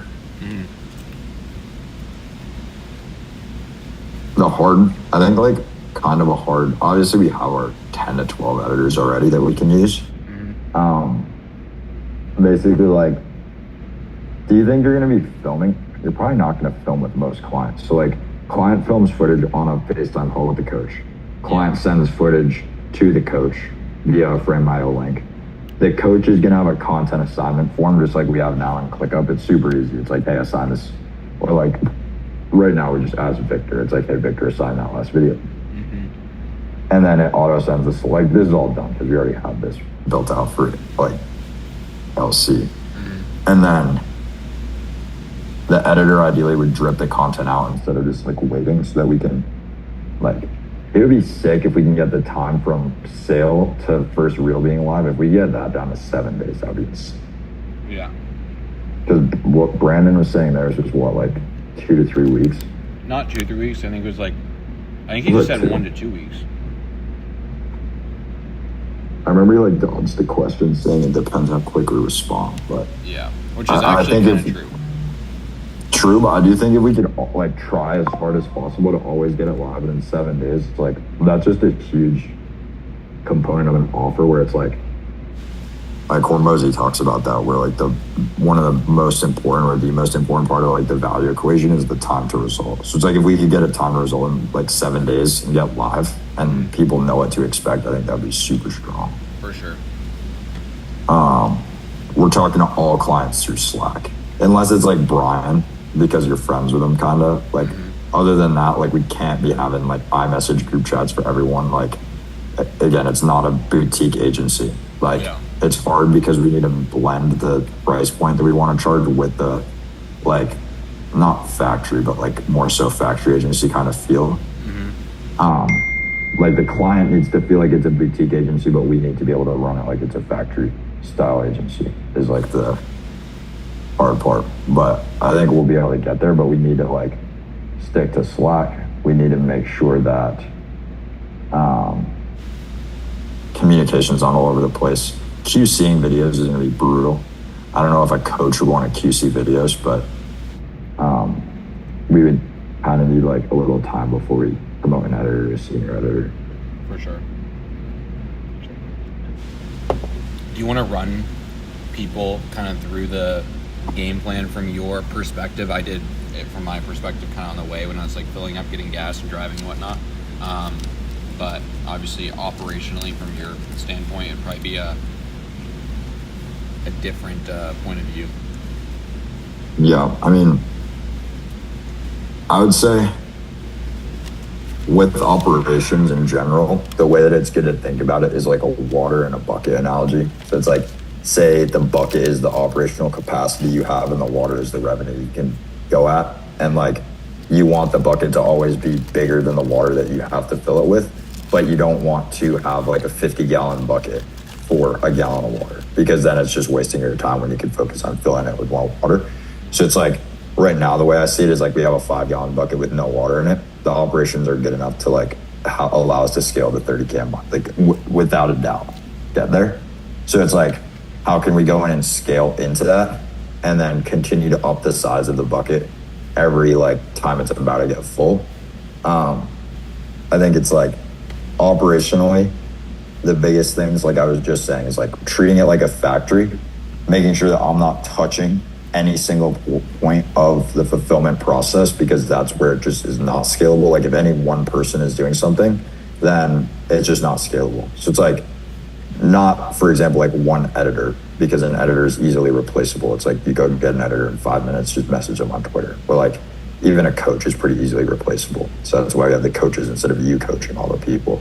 But it's like, if you were filming everyone's content, like how are we supposed to scale to have 1,000 clients if you're filming everyone's content? It's just not how it's gonna work. So it's trying to build the systems out now without going too overboard and like overbuilding for what we have. Because obviously, like, it's still free revenue, I guess you could say, for this. It's like, how can we go and get clients? And then it's like, how much money can we spend on ads is basically the game after that. 100%. But yeah, just like literally looking at every single thing that a client would do or a team member would do or we would have to do, writing that down. And then if it's me or you doing it, it's, okay, who's gonna do this now? Because there should not be anything that like we do. Like we shouldn't know what we're gonna be doing. It should be creating, not like going and QCing videos or managing editors. So it's like, it's fine if you're taking the sales calls now, but it's like, okay, a month in, who's gonna be taking the sales calls? Month in, who's gonna be dialing the leads that come in? Like, what's our speed of lead gonna be? How are we building out a dialer team? How are we going and like getting the whatever, like back end onboarding process set up to where it's like we have an onboarding specialist? And like, the org chart should be pretty simple. Kind of what I'm thinking is that pod structure that I was telling you about with the 10 clients. So it's like per 10 clients, you have a coach, you have an account manager, and you have a editor. And then the coach is responsible for the onboarding call and writing the content, and then QCing ideally for the beginning. The account manager is responsible for the Slack channel, so just messaging all the time, making sure everything's getting done on time, following up with the editor to make sure that the edits are going out, and then the account manager would also do the posting. And then the editor is just editing, and ideally they would be able to take on all 10 clients in the pod.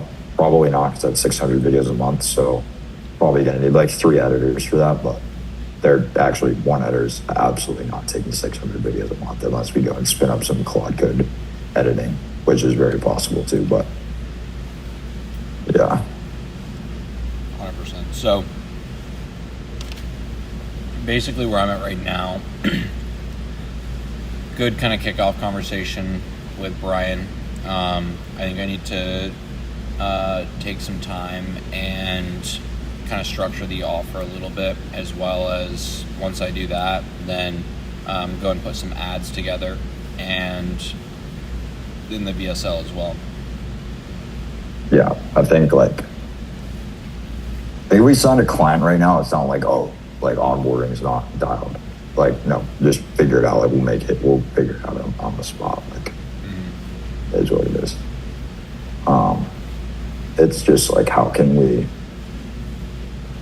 inhibit scale instead of prohibit scale is like kind of a big thing for me. But I definitely think like it would be great if we could go get some PIFs just for cash injection. So I think incentivizing PIFs is really good for the offer. So whether it's you want to film with them if they PIF, you can give them this super affiliate bonus where they get like the entire first month referrals. So they get like 6K or whatever for a referral, like something huge. Because like we just need a cash injection right now to spend on ads.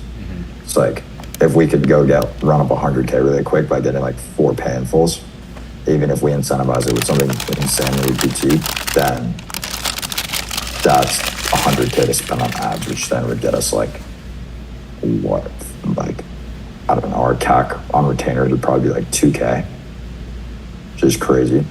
So they would get us like 50 retainers.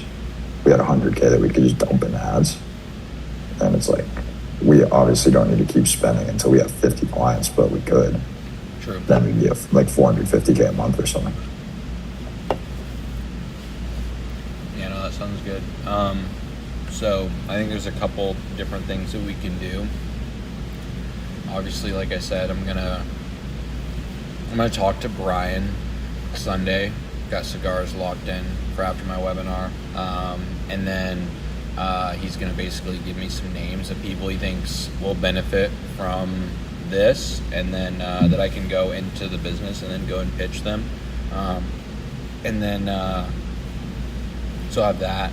And I think the coaching program that we're in, we can also do that. Yeah, for sure. That's a really good. I like your angle that we were talking about. Yeah. So that's why I kind of have to go map out the offer first, and then once I map out the offer, then from there I can go and kind of structure it in there, and then also just getting ads live and everything. Is there anything you need to do in terms of like getting ads live? Like, I'll toss you in a Slack channel right now with the editor. Did I invite you to the Genesis Slack? I don't think I did. Is that what we're naming it? Is that good for a name? I'm done. Better name for publishing, but there's no sense overthinking it. True. Let me just invite you to the Slack, and then I'll toss you in a channel with the editor just so that you're not like held up by anything. And then bro, I'm so confident this is actually like crazy. Agency's just like, it's a knowledge game for sure. Oh wait, yeah, you already are in there. Accept your invite. What email did you send it to? I'll be Cam at Leverage Creator. Bet. Yeah. Let's see.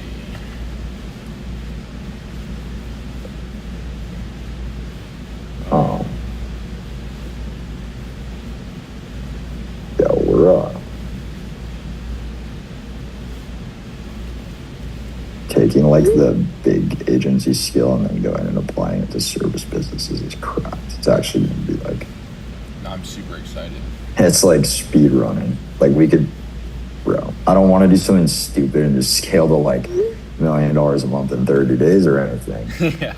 I get it. But we could definitely get up there Yeah. with something. Okay, bet. Give me 2 minutes. I'm just gonna run and grab my. I other can't stand crate. here for too long. I have to go I'm just going to get some food. grab my kratom from the fridge.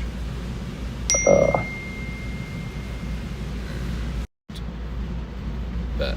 Okay. Hopefully audio is good. All right, I'll be right back. Okay, so basically, as you can see, Paul and I do a little bit of scheming. So basically what we're doing is we already have some agency clients right now. This is kind of like a new sector to the business, different offer. So right now, a lot of the agency clients that we're running are what you would call like full stack, where we run their marketing, we run their sales, and it's great. I don't mind it, but we want to go and like really scale through. It's nice scaling through a client and like making more money with a client, but we also have the opportunity to go and scale through the amount of clients, which is why we're doing this, what we're building here. So it's slightly different than what we currently have, and it's also a lot more relatable for people too. So, you know, part of this is like going and establishing. Okay. Part of this is also just, you know, continuing to establish like myself, like I did with YouTube, as an agency owner that actually runs agency. And so, this is not working all the way right. You know, part of that is like I want to really seriously go and break the 100K a month mark by a lot. And so that's like this plan that Paul and I are implementing right now, tracking, because this is also relatively relatable, I guess, to a degree. So we're going to go and build this out, track the journey of going and building it, which I'm excited about. Paul, one other thing that I was going to mention is this could be difficult. This could be a dumb idea, but more so just wanted to throw it out there. I already got this smile going on. More so just wanted to throw it out there and see what you thought. So right now, the way that we're going to price people is either like an upfront for 6 months or like a month to month. Thoughts on going and taking a performance % as well? I don't think we can if we're going to do organic. I think what we should do is the price that we have is for organic, because like the ROI for us on tracking performance on organic short form so low because like you can't really do it. However, what we could do is like, that's our price for organic, $6K a month or $30K up front for 6 months is our organic price. If you want us to run paid, okay, yeah, we take 10% of all revenue that comes from paid. We could attribute it that way. Yeah. So it's like we don't actually include paid, but if we do run paid for you, which we're super down to do, it's like no extra cost, it's just performance. Well, I think we should throw it in there because just in general, because it's going to help with the result.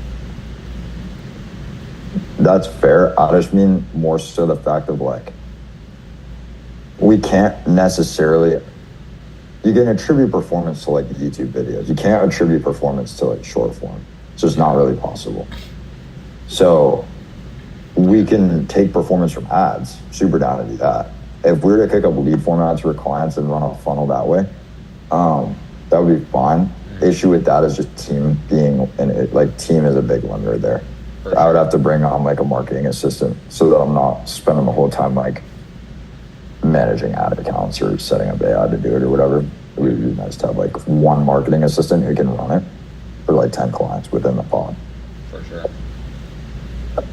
Are you planning on pitching ads to everyone or just doing like what they were doing on the sales call the other day where they just like it would be secondary.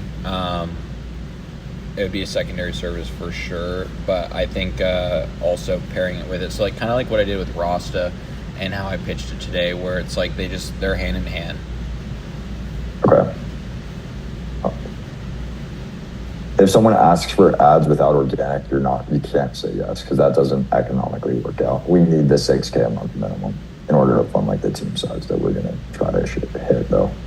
And stay at like a 60% margin. Because right now we'd be at like a 60% margin with the pod, but if we just do paid and we have to still pay that overhead or whatever, it's just kind of like...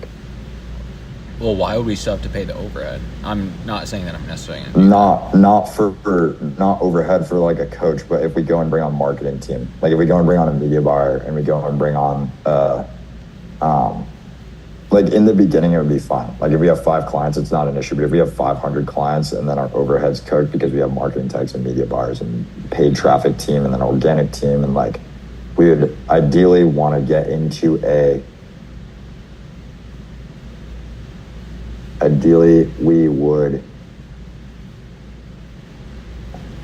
we'd want to get it just as prioritized as possible. So if you go and sell different offers, it's just a different fulfillment. Ideally, it's like literally like a factory. Like every Tesla Model S is the exact same car, pretty much. There's different colors on the inside and whatever. So like that's fine. That's where it's like, oh yeah, we can go run ads for this guy. We can go do static ads or video ads for this guy or whatever. But we can't necessarily like veer too much. For sure. Which is where I'm saying like for sure I'm fine doing either ads or no ads. I don't think that's an issue. It's just we can't only do ads for someone. Because then we don't get like especially right now when we want a cash injection so we can go ramp ad spend a lot. Mm-hmm. Like, I mean, if someone was going to pay us $30K, of course we could just do ads. But I'm just like, you can't go run ads only on performance. If you sign someone for $6K a month for just ads, that would be like perfect. Well, that's what I mean. I wasn't going to say just performance. That would break the economics. What I'm saying is like, that's what I said. Yeah. It doesn't work that way, but it does work if we charge them the same amount. So I'm just saying like the minimum value, like the AOV that we get from someone, right? Or like, I guess LTV, not AOV, which should be 30K. Mm-hmm. No, probably like 28 because of some churn. Like we'll try to stay under a 10% churn, but for an agency, like a 10% churn is pretty normal if you're trying to scale. So it's like, we can hit a 10% churn over 6 months, that would be, I gotta do some math here. 10%, so that would be 60% churn. But then you have new clients coming in. So it's like, yeah, that's kind of the play. It's just we need cash up front so that we can spend on ads, so that we can get it just like spinning. Where it's like the cash from the next month keeps going into ads, and then the ads keep going to cash the next month. And then it's just a flywheel that would help us scale. But it's just if we go and charge someone only performance or something for ads, that's the issue, because then there's no cash to go put back into our ads to get more clients to like fund the flywheel, and we would just stand still. Yeah, no, 100%. No, I like it. Okay, I think I'm good. Just gonna go and start working on some stuff, some filming, some scripting of some things, working on the offer. I think I'm gonna do a little whiteboard session. I think if you just rip offer, then writing ads after the VSL is way better. Just like, yeah, just so you know, like it's so much easier, bro, to write ads after. But yeah, I just offer VSL ads, Landers live. I do think like it would be ideal if we signed a client before we had to go spend on ads, just because then it's like kind of cool, because then it's like we actually didn't use our own money to go and fund any of it, or like it is cool for the. Yeah, so I think what I'll do is I'll craft up the offer a little bit more, and then I'll put it like in a Slack, and then I'll see who Brian has. We don't have to necessarily get ads done right away. I mean, I do want to like shoot. That's what I mean. Yeah. Yeah. The offer does kind of need to be done, but like. Yeah. You can offer Brian like a fat CPA too, bro. You can offer Brian like a $2,000 CPA. Well, that's what I told him. I was like, dude, like anyone that we sign that you recommend, you know, I'm gonna give you a cut. Yeah. You should tell him it's a lot. Yeah. Big cut. Big cut. I'm like, gonna have cigars with him Sunday, so I'll talk through it then. Bro, if he refers us 5 people, he's gonna make $10K a month. Well, it wouldn't be $2K a month, but if he refers us 5 people a month, he'd make $10K. Yeah. And that's fire. Yeah. And like that would be about our ad CPA. It's just we don't need to front the money first; it's after. So it's super beneficial to us, even if we pay him a lot.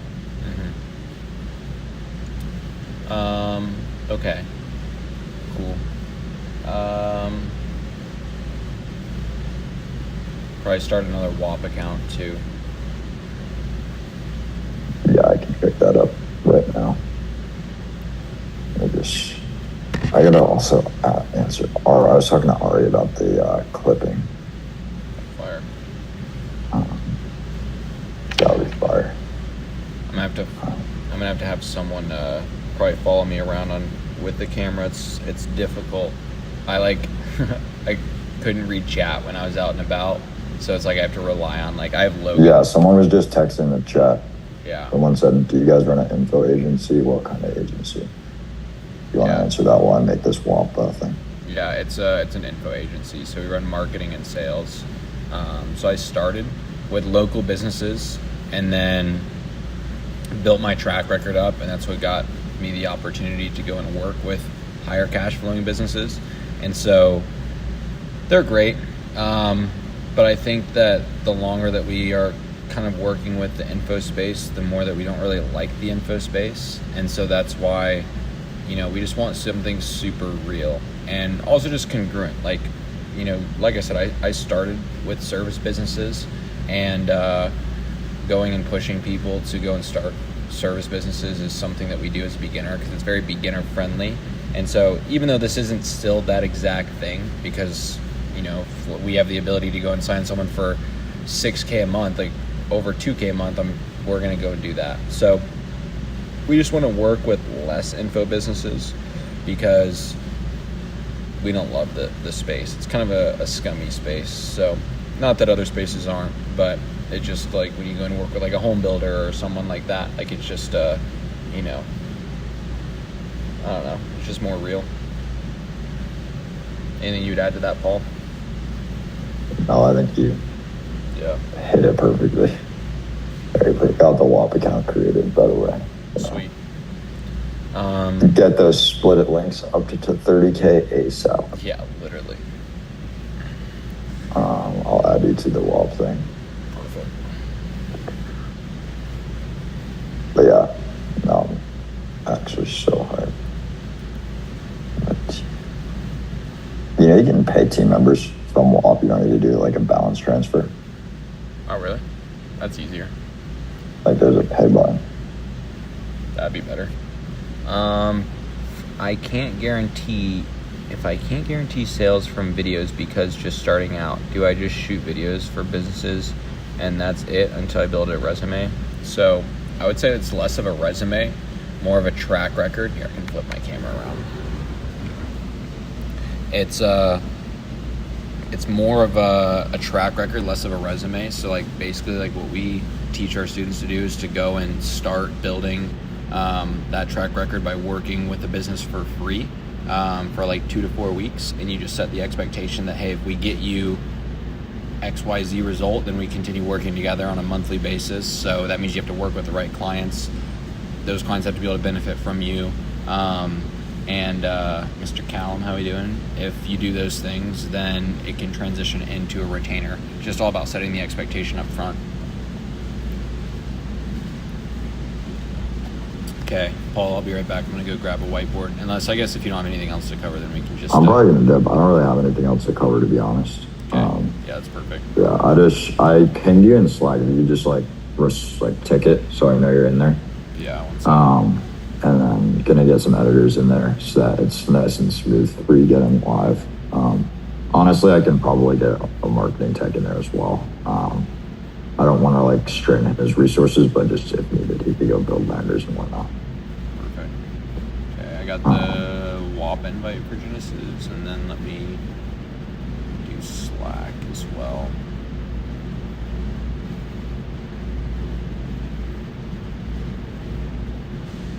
I don't think you'll have to like ever check Slack, but just for you assigning videos to editors, like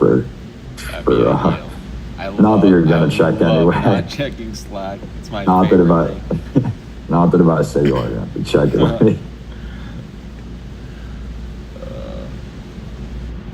All right, bet it says you accepted it. I did. Can you see everything? I can. I can see general, and that's it.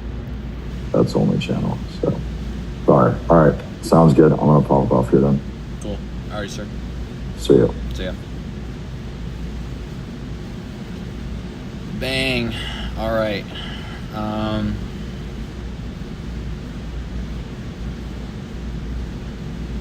Let's see. I'm gonna do some whiteboarding. Why is this not working?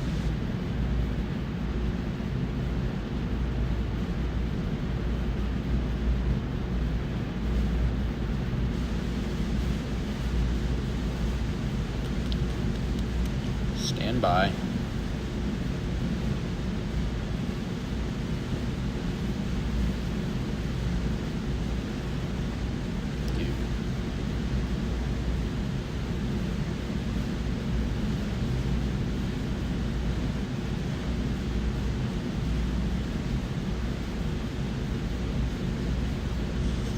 Okay, let's go ahead and I'm gonna go grab the whiteboard and I'll run through some stuff with you guys. Where did my chat go? There it is. There's gotta be a way that I could get chat on here. I don't know for a fact, but we'll figure it out. Okay, let me grab this whiteboard.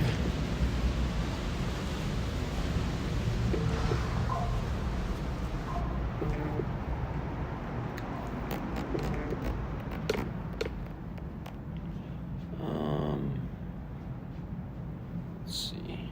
Oh, there's a whole bunch of stuff on that side of things.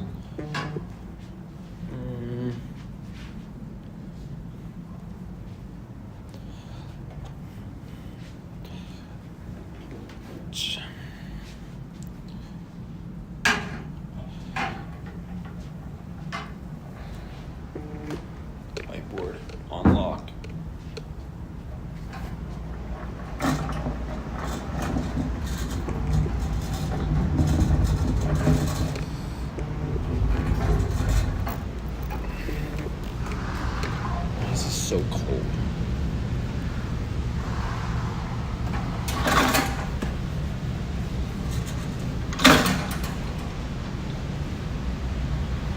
Okay.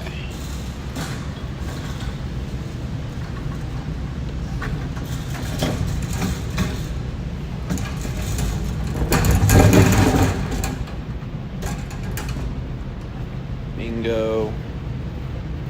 Let's do a paper towel here.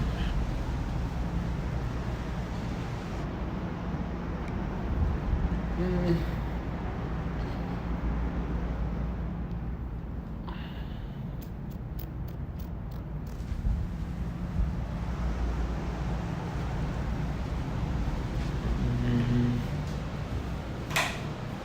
we go.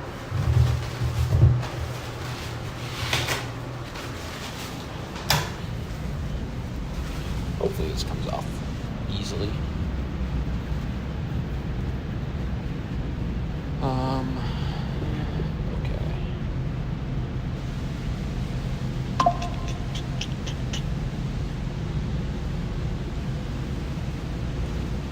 Think. What happened? Oh, that's actually a good question. I'll answer that in a minute.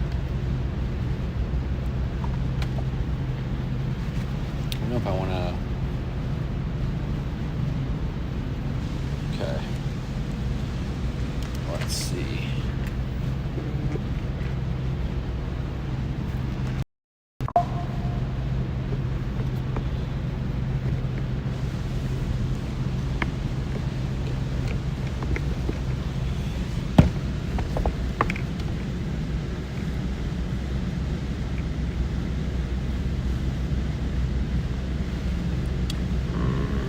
I have to get my other mic, I think.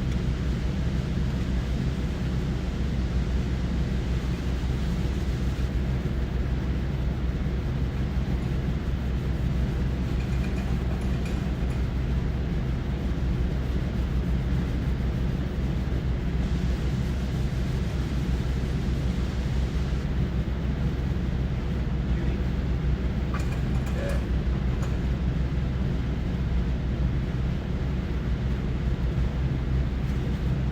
All right, let me answer this question. What happened to your previous endeavors? You were documenting that journey that just ended. The Nasty, I don't know if I'm saying that right.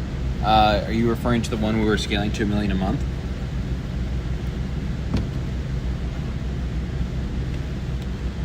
Put my mic back.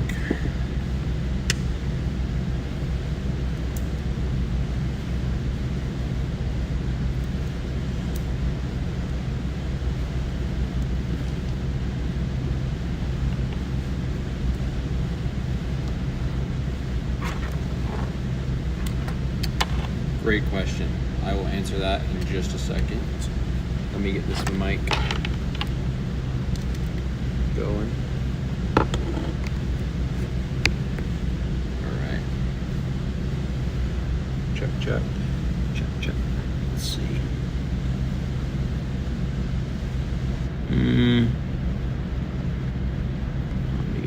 Okay.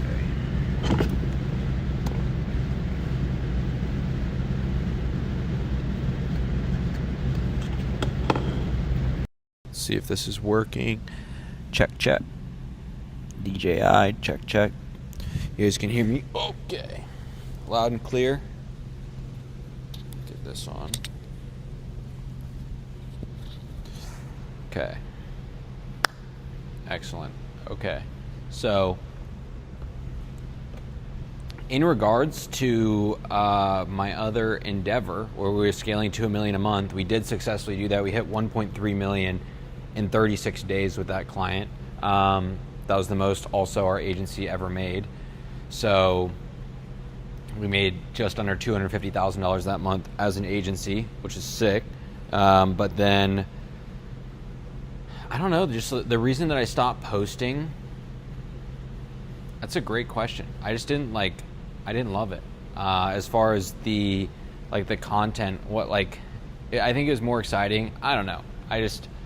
I have the video like on YouTube that I was like going to post, but I just like didn't post it. That's literally like the only, I guess, excuse that I have, which is not really an excuse.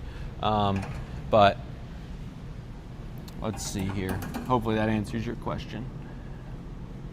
All right, so basically how things are changing now is just some of the businesses that we're targeting, how we're targeting them. So I'm going to kind of draw out a timeline a little bit so that you know what to expect and then how we're going about things. So let's say day 30 and then today. So does that come through the right way? Perfect, it does. Okay, might be a little bit tough to see, but basically we got today, day 30, and then I'm gonna kind of walk you through the timeline. So we're going about things a little bit differently, a little bit more effectively, right? And so what I mean by that is in going and signing clients, we've refined the offer that we're going and pitching, which this isn't a super beginner friendly offer like I was doing in the 30-day series. However, it is one that we will be able to scale very well. You can definitely, get to the point of going and selling an offer like this. You can sell it cheaper in the beginning, but what we're going to do is it's going to take ad spend to go and push that. And so we're going to try and be a little bit relatable with that. And we might use some of our personal funds, but ideally we want to go and get like a client or two without spending money on ads. And then we can go and reinvest that into ads. So that's kind of what we're going for. So this will be, let's say day 14. We got day 7, day 21. So as far as this being our timeline, today basically just kick things off with Brian to go and get involved in his network. So there's kind of two other pieces that we have here. There's two networks that we're going to be tapping into trying to go and push this. So we have a coaching program that we paid to be a part of, and so we're going to go and put a message out there and try and get some clients there. And so I need to go and cook this up, and that's going to be one way. So that's something that I can do today to go and get clients. Basically, the goal here is how can I get qualified people on the phone booking calls with me kind of ASAP. And so this coaching program that we're a part of is actually a really good source of people that it's a really good source of people for the demographic that we're looking to go and work with. So that's going to be a great thing that I can go and kind of kick off today. I want to go and build the landing page. Probably tomorrow is when I will shoot ads and everything, but finalize the offer is something that I'm going to do today. So let's say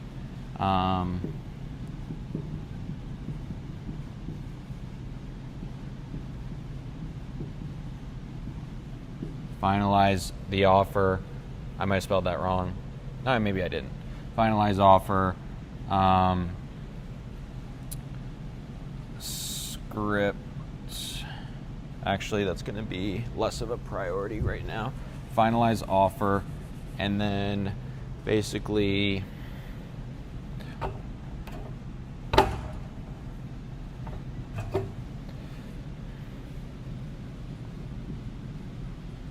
deploy offer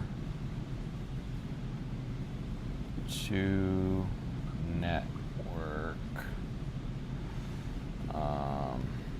So basically going to finalize the offer today, and then ideally go and deploy that offer to some of the network. And then today is, what's today? Friday, I think it is. Yeah, Friday. Today's Friday. And then I'm going to go and also talk to Brian on Sunday. So that's in 2 days. About some of his network, and so I have an affiliate deal kind of with him to go and get some people for this. So ideally, we're not spending money on ads just yet to go and push this. It'll be ads to a VSL call funnel. They'll book a call with me. I'll go and sell them as a client. But as far as today, I guess finalizing the offer, deploying the offer, and then this will be like kind of day 3 here. So this is talk to Ryan.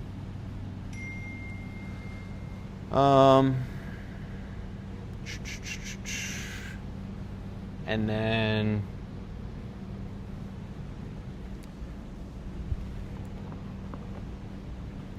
basically this will set up the following week, like Monday through Friday next week, to go and cold outreach and talk to people, which would be ideal. So that's why we got to finalize the offer first, know what we're pushing to people, how it's going to be pushed to people. So let's go ahead and kind of map that out right now. I'll go ahead and get rid of all this.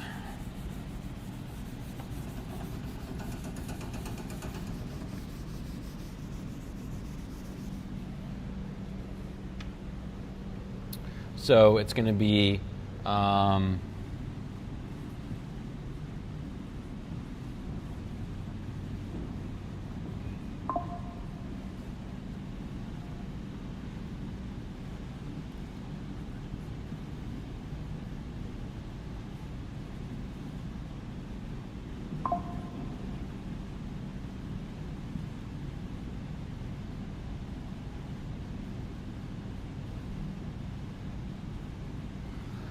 it's going to be $6,000 a month offer, or $30,000 paid up front for 6 months, which is essentially a $6K discount if they pay in full up front. We'll also offer to go and have people pay on like something like Split It to go and incentivize pushing this offer. And then with this, as far as what's delivered, we're going to do for people in Arizona, we're going to go and shoot with them. So I guess, how do I want to do this? So like, so basically I'd have different ads in Arizona versus ads across the country. So in AZ, or more so Phoenix, Scottsdale, in Arizona would be shoot with you, and then outside AZ, shoot yourself. In reality, it's definitely a better offer to go and shoot with people. So we might even have something along the lines of like an 8 or 9K a month, maybe even 10K a month, where we go and we have like a videographer and we go and shoot with them, which again makes for a better offer. So I'll probably talk to Paul about that. So this is essentially, let's actually do red marker here.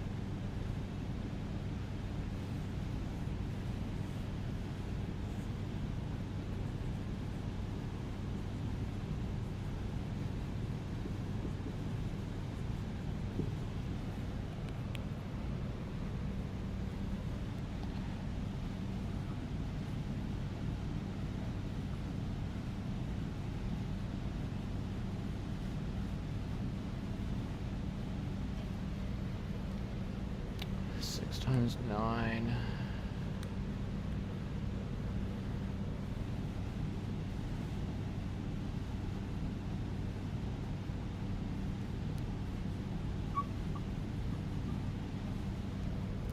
So probably structure it something along the lines of this, where, let's see, my 6 times 9 is,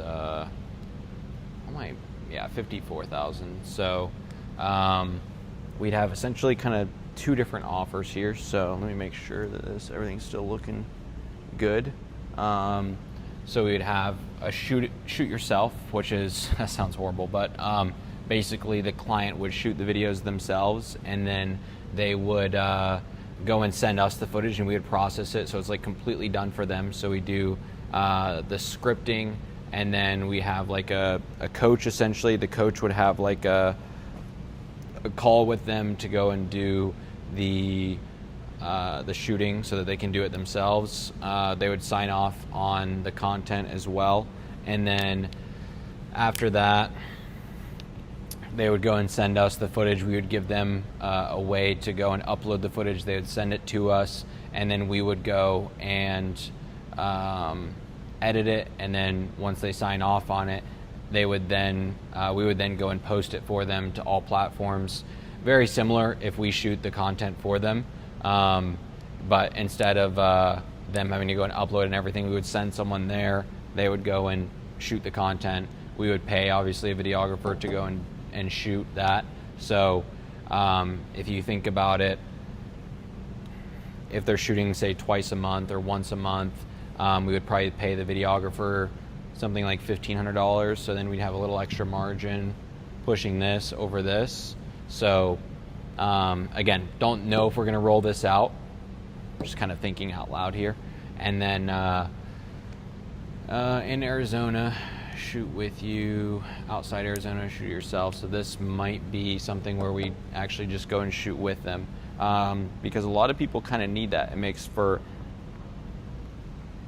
a significantly stronger offer, which is kind of why I just want to go and advertise in Scottsdale first, because if we're going and shooting with clients, it's a lot of work for sure. It makes for good content when I'm like streaming or whatever. And then getting a videographer, I guess, on that would be very ideal. So there's a lot of operations, a lot of operational complexity when it comes to that. So, man, I really do like this. We could almost probably pull off like $8K a month or $7,500 a month with the videographer. Wonder if Paul's still on. Let's see.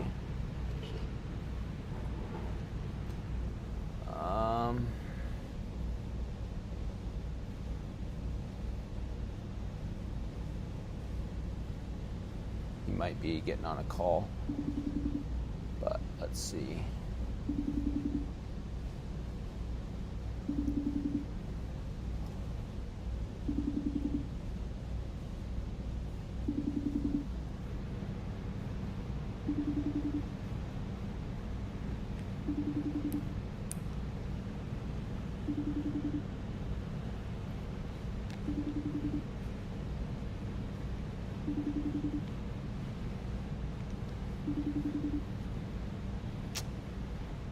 Not available.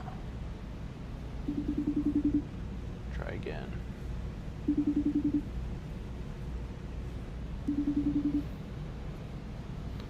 Mr. Paul.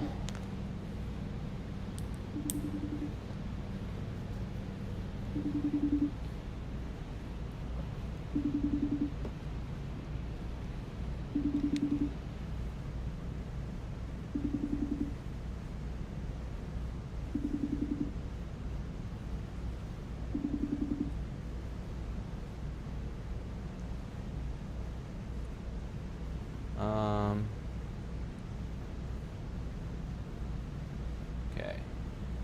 No Paul. So, I think I'm gonna go ahead and, I mean, it's pretty clear. It's not difficult. It's just like a full kind of done for you pipeline. So I'm gonna map out the offer, which I can't really like make a VSL around it until I go and do that. So, I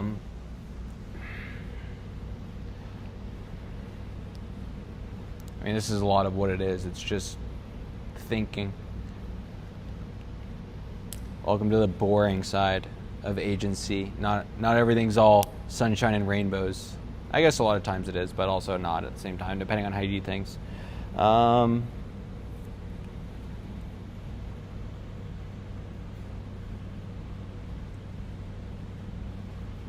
need like a nap is what I need. Actually might be a really good strategy to come up with some better ideas. Go and jump on the couch and take a little snooze. Yeah, that'd be super ideal, shooting in person and like streaming that, and then just set the expectation with the client that like that's what's gonna happen.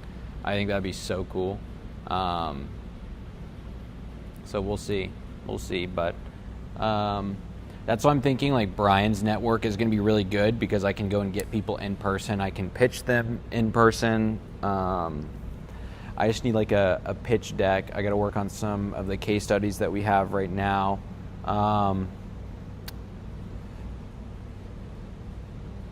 Let's see.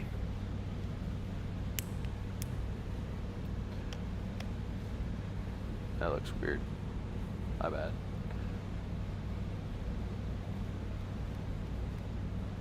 I'm thinking for this either 8 or 9K a month.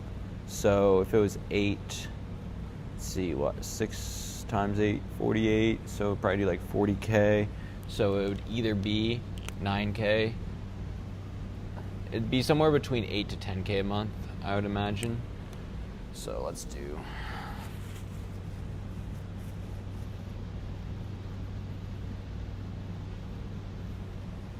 Oh.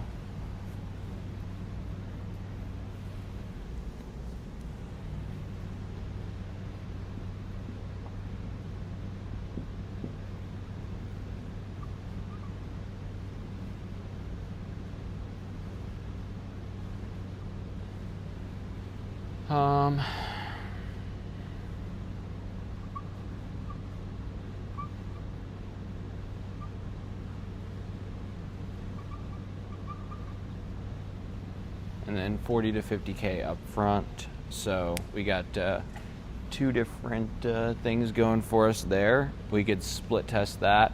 It just comes down to what it would cost having a videographer go and shoot. I don't really want to be shooting all of our clients. That would be less than ideal. It takes up a lot of time and it's kind of wasted time. Like obviously you do all the setup, but then once you push the record button, everything in between that is kind of a waste of time. We're probably going to lean on the side of a performance of views. So like a million views guaranteed type of things. I saw some competitor ads that I liked last night that I'm probably going to kind of structure things off of as far as creatives that are performing well. It's a really simple ad actually. It's like a case study type of ad. So it's literally just like a screen share of you on camera and then just running through a result that you've gotten. So again, this isn't completely relatable. If you want to do things differently, or if you're a beginner starting out, then well, here, I'll send it in the chat. I think, what did I do? Join? Let me check 1 second here. Yeah.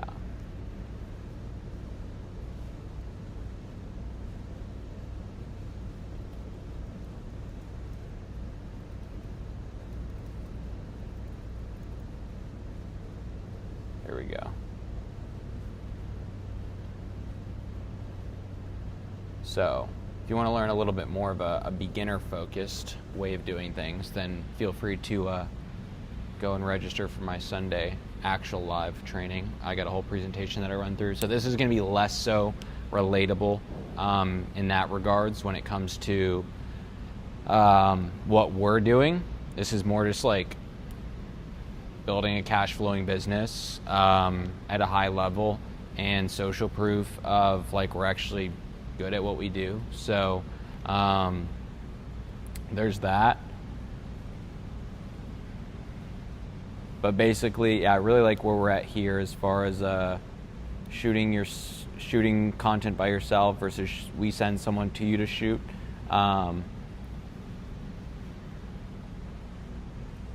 Very, very doable here.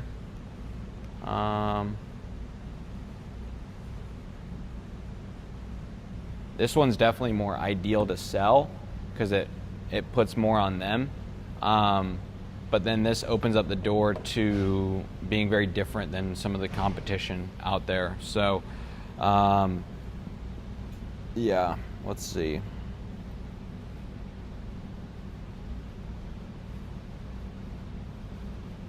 I like want to use my phone to like go and yap into Claude, but since it's streaming, I can't. All right.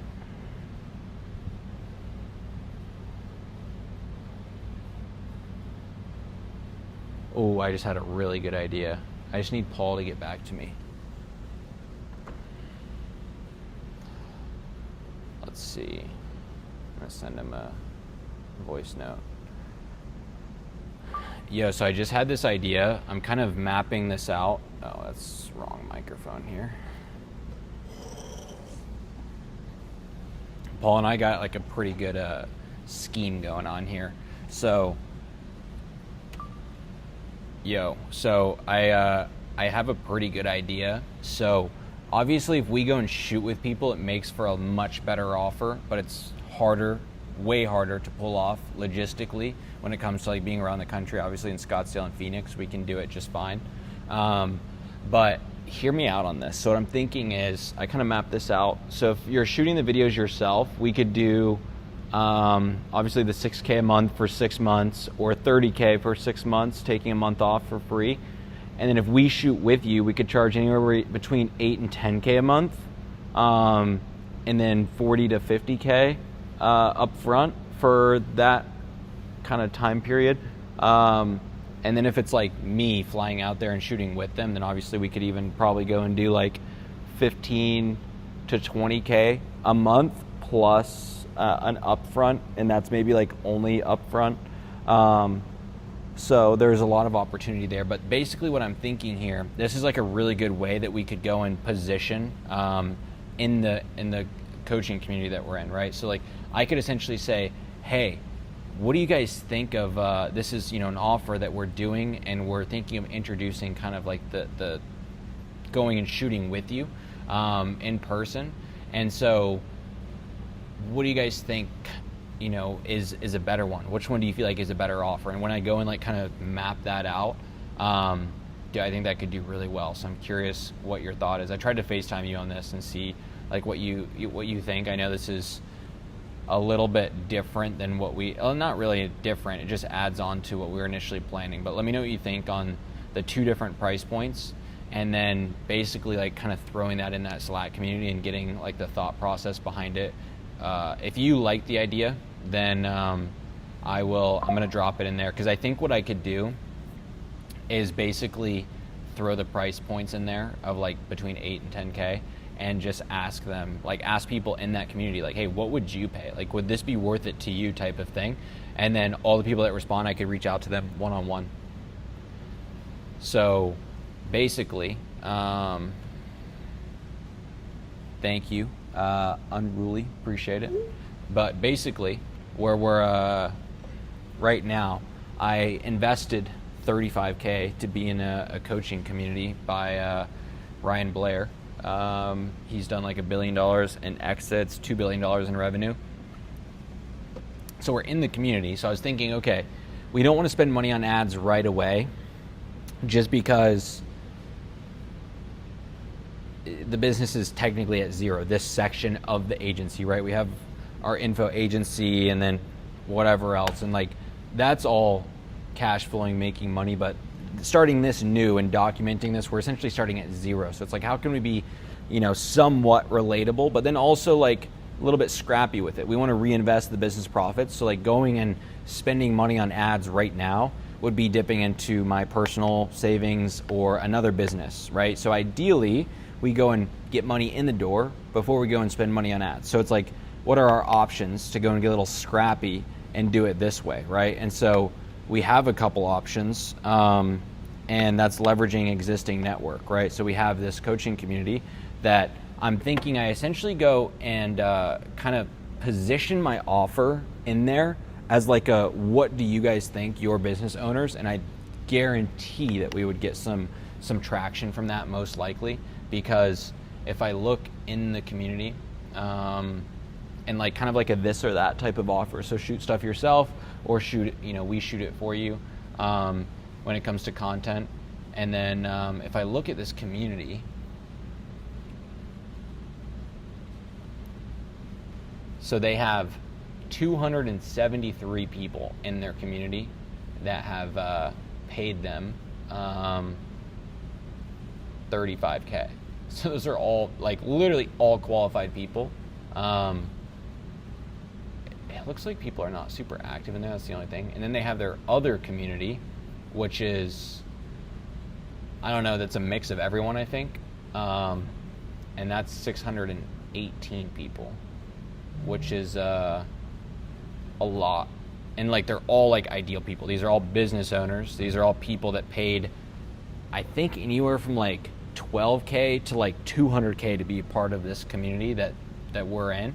I don't know the full range on the upside, but I know it's like minimum like 12 and then 35K and beyond.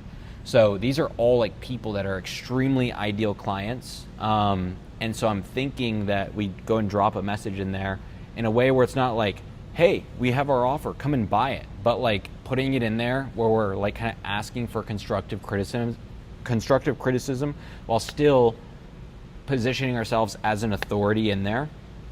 And if we do that, then we can kind of sell without selling and, gauge kind of interest on that. And I think we could even just scoop up a couple people. Like, realistically, there's 618 of our ideal client. Like, if we even got like 10 of those, that would be 60 grand a month based on these prices, between 60 and 100 grand a month, which would be just insane, right? So, I think, I think I'm going to drop this in there and just, maybe it gets removed. I don't know. We'll see.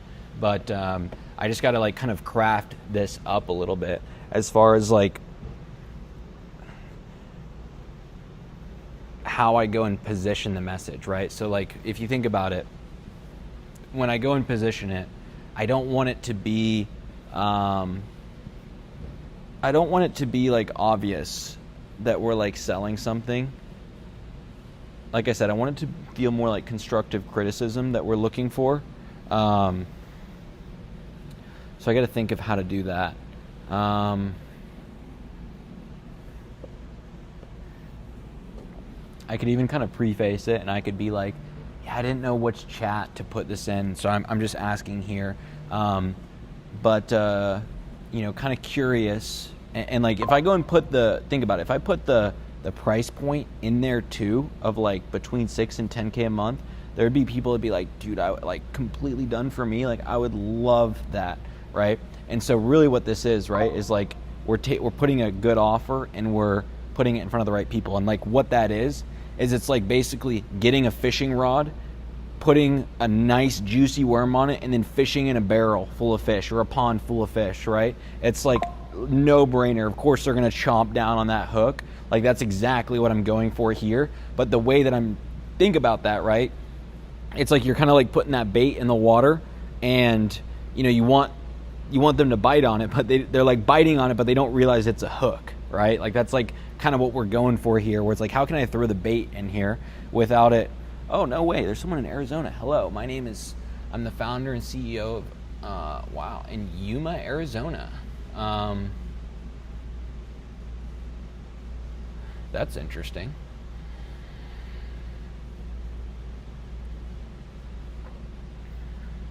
Yeah, if I could tap into this properly, it's going to go a long way. So I'm thinking, Tony, how we doing?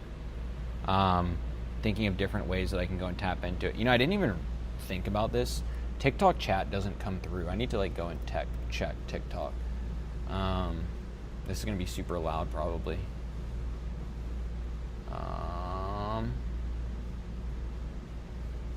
Message request. I don't know if I am live on. Am I live on TikTok? Tony, how we doing? I don't even know how I check if I'm live on TikTok. Wait, I could go back to channels here. Oh, unable to connect on TikTok. That's probably why. Let's try that again. Unable to connect. Sick. Oh, offline, sending data.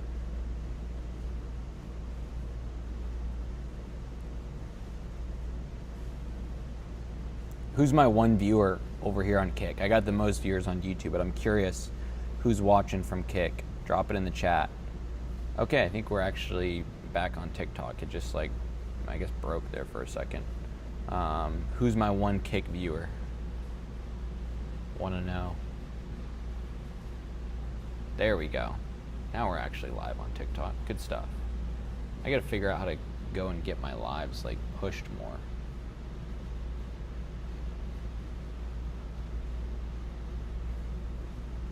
Okay.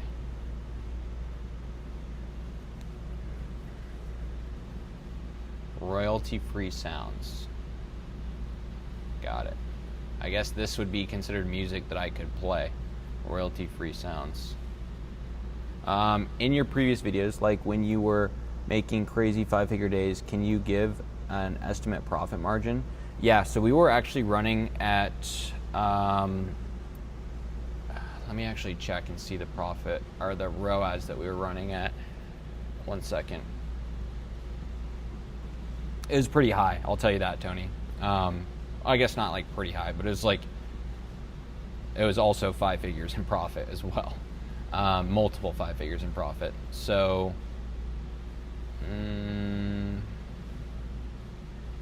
March. So through March, we basically made about 1.3 million, and we profited a little over 700,000, like 750, 800,000. I'd have to look at the exact number, just looking at my dashboard right here. So our return on spend was, or actually, sorry, this is, so for March, 31 days, in 36 days, we made 1.3 million, but in the 31 days of March, we did $1,157,158 in revenue, just under $700,000 in profit. Now, obviously, keep in mind, we had 40% of that, so we didn't make ourselves like 700,000, right? We did, let's say 700,000 times 0.4. So yeah, 280,000 again. There were some other expenses in there and whatnot. That's why we made about $250,000 from that client right there. So again, not pure profit. And we spent $487,000 on ads that month. So we took a lot of risk, right? Think about that. That's literally $125,000, $120,000 basically a week that we were spending on ads. Which comes down to, what is that a day? 120 divided by 7. So yeah, we averaged spending $17,000 a day on ads, which is a good amount. Which country is the best to operate in? Our niche. I'm looking to move partially or fully, currently residing in Europe. I think Europe's a great place to go and run agency. I think US obviously is like just the home of the brave, land of the free, land of the opportunity for sure. We have the most saturation and the most opportunity. In Europe, you have less saturation, but you still have a good amount of opportunity. So you can definitely do things in Europe. Very viable. And you'll honestly, with like in Europe, your cost will be usually a bit cheaper, but the sophistication level of people that you're dealing with is less. So you have to do like more educating. Cash beats collective, no worries. I've been on a minute actually. I've been on since 12, going on almost 5 hours now. But I'm gonna be back on tomorrow. So I'm gonna do this every day but Sunday. Sunday's gonna be my day off. So try to have a day off is gonna be my goal. Yeah, so I'm kind of just mapping out the offer that I'm gonna go and position, then I wanna send it into this Slack community that I'm in, and then I need to go and present something to Brian on Sunday as well. This is Ty who? I know a lot of Ties. You have to tell me like a last name.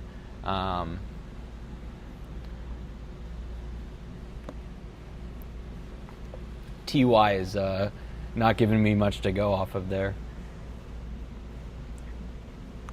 But I gotta think about this. I might honestly go on a walk and think about this.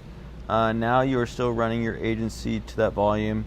No, we are not running it at $1.3 million a month with that client. Jesus is King Tyrell, I think I remember now. I might be saying that wrong, but I know exactly. Yes, but it's so cold here. Where are you at Unruly in Europe that it's cold right now? And then Tony, we're still running agency, just not, like, that was a lot of risk in March. And I realized that was really like a dumb amount of risk in March is really what it was. Like spending almost $500,000 on ads, going from literally spending damn near nothing on ads in February to $500,000 in March. It was a dumb amount of risk. And so we've de-risked since. So now we spend probably about $100K a month. So like still a lot, but just like 5 times less. So we're averaging like $3K a day in spend versus like $17K a day in spend. Is that $3K a day in spend? 3.3, yeah. Rotterdam. Where is Rotterdam? It's in one of the Scandinavian countries, right? In 1 month, yeah, I know. Why am I forgetting where Rotterdam is? Let me see. Uncultured, uneducated American. Yeah, I was right. Scandinavian country. That's right. In the Netherlands.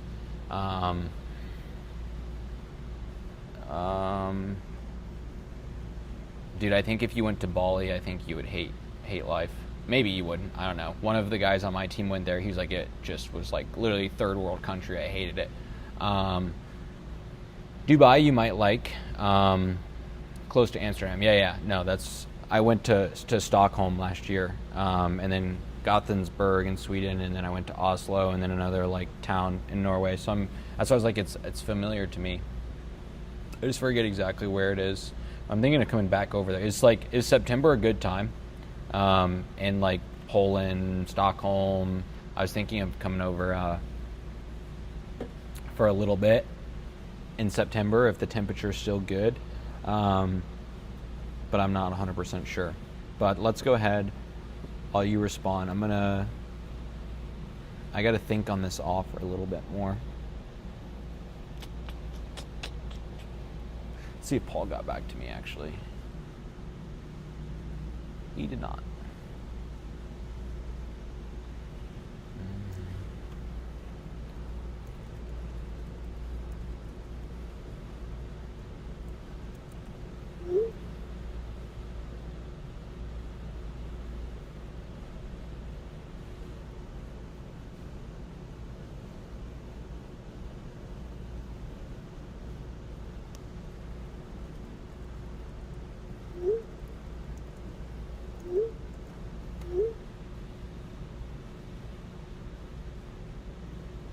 So what did I miss about the offer? Okay, wait. Let's see. Yeah, it's nice but cold. It can't be that cold in September, right? Hello, Cam. I'm in Morocco. I'm a freelance videographer. I can't find clients that pay more than $500. Yeah, that's going to be in Morocco. It's going to be probably tough for that.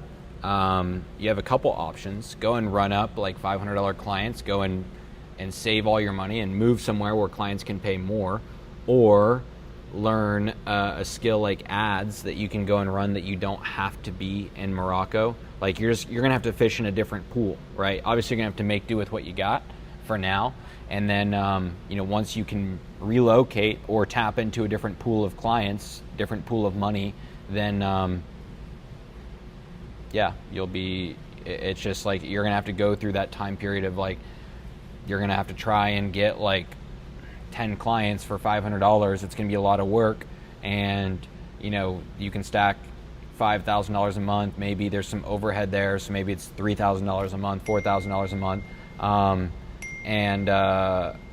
With that, you're just going to have to stack those up and either invest in yourself to learn a different skill, like going and running ads that kind of stacks on top of that, and like run ads in a different area, or you're just going to have to move and take your skills that you do have somewhere else where people can pay more for it. Like, I'm assuming you're probably a big time hustler, and so like even like Australia, some places in Europe, US, Canada, like, you know, most of those places people pay a lot more. Even Dubai, people would pay a lot more.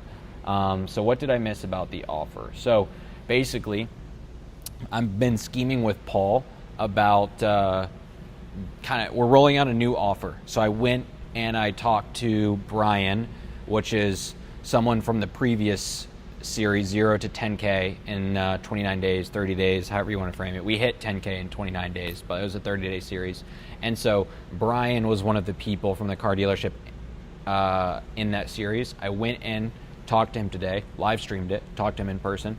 And then from there, I talked to him in person and basically going to tap into his network to go and offer this offer. So this is going to be a very easy offer to offer in Scottsdale and Phoenix because I can drive to people and do it myself and save all that margin. That's obviously not scalable, but it's good for getting this offer specifically, this agency offer specifically off the ground, which is, it's completely done for you content and ads. So like 30 organic short form plus ads management. And that's $6K a month. If we come and we shoot the content with you in person and like, you know, I'm the one shooting it or a videographer on our team rather, then I'm thinking anywhere between 8 and 10K a month to come and shoot for you. And that's like completely done for you. And then we're posting it, we're doing, you know, the editing, the posting, the ads management, all that. So Paul's basically the one building the team for it.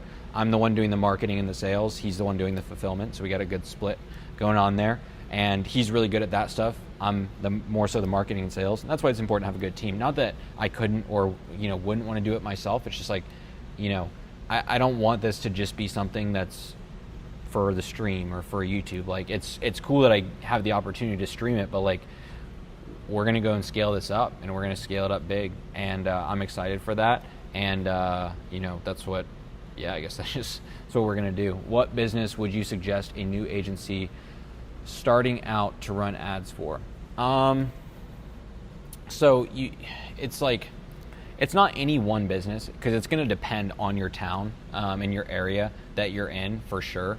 But you know, if you're in, I guess tell me where you're at and as far as like in the US, and I can kind of point you in the right direction. But it's in reality, it's businesses doing usually over 10K a month, and then ideally even more than that.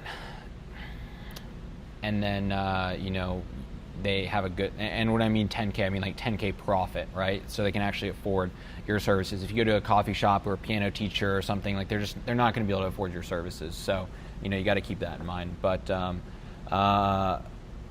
please check your iMessage. Okay, nice. So that's what I should be charging.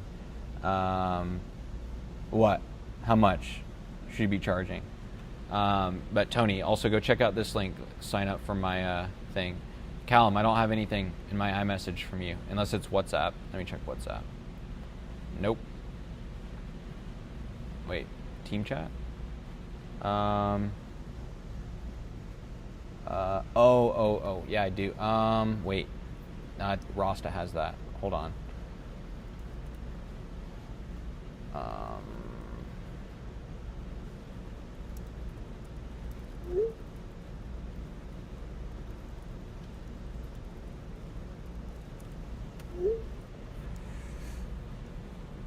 Got you, Callum.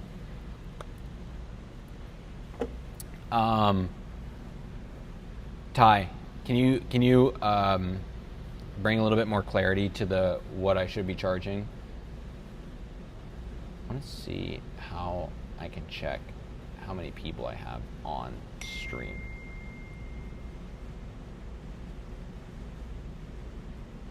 On TikTok. I'm in France, but I try to take some inspiration from the US. I think that's great, Tony. There's a lot of businesses. Nick, I do.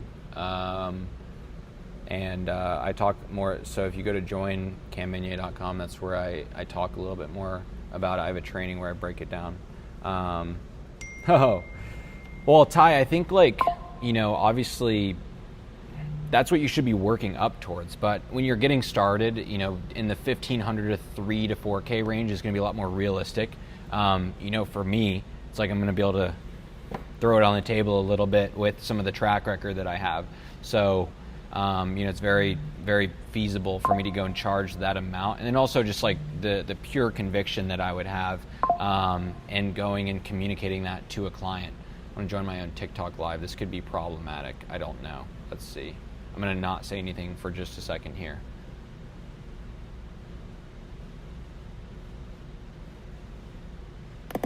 Okay. That was going to be a problem. Good thing I only joined for a second. Yeah, no, Nick, it's basically all agencies. So, you know, people that don't have video experience, we're basically just pushing them to go and run ads for businesses. And if they are shooting any sort of content, doing it on their iPhones. The prerequisite of being good at video is not required. You know, we were kind of limiting ourselves by that. So, again, Nick, what I would do is, I sent it in the chat here. I'll send it again just in case. I don't know if you can see it or not. But if you go to join.camminier.com, I just sent it in the chat. If you jump on my live training, again, I do it completely live, so you can ask questions on there as well. It's all centered around that. I'm keeping this, like, obviously I'll answer questions and everything, but this is mostly, like, the goal with this stream is to go and track this journey. So, you know, once I go and get sales calls, like streaming those sales calls, I'm gonna try and stream like 12 to 5 my time every day. Wednesday I'll have to do like 12 to 4, but mostly every day like 12 to 4, 12 to 5.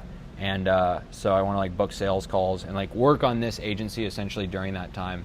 So I think what I'm probably gonna do is I'm gonna think about what I want to do for this offer a little bit more today, iron out a couple things, and then I'm gonna tomorrow we'll work on a couple things when I'm live. I'm gonna go and get it in the Slack community tomorrow and try and book some calls out of that tomorrow, and then also again just go and work it out a little bit so I can bring it to, I'm going smoking cigars with Brian on Sunday. I'm not gonna stream that, but I'll give you guys a debrief on Monday, because I won't stream Sunday, but I will stream Friday, like today's Friday, so I'll stream tomorrow and then I'll stream Monday. So Sunday's going to be my day off.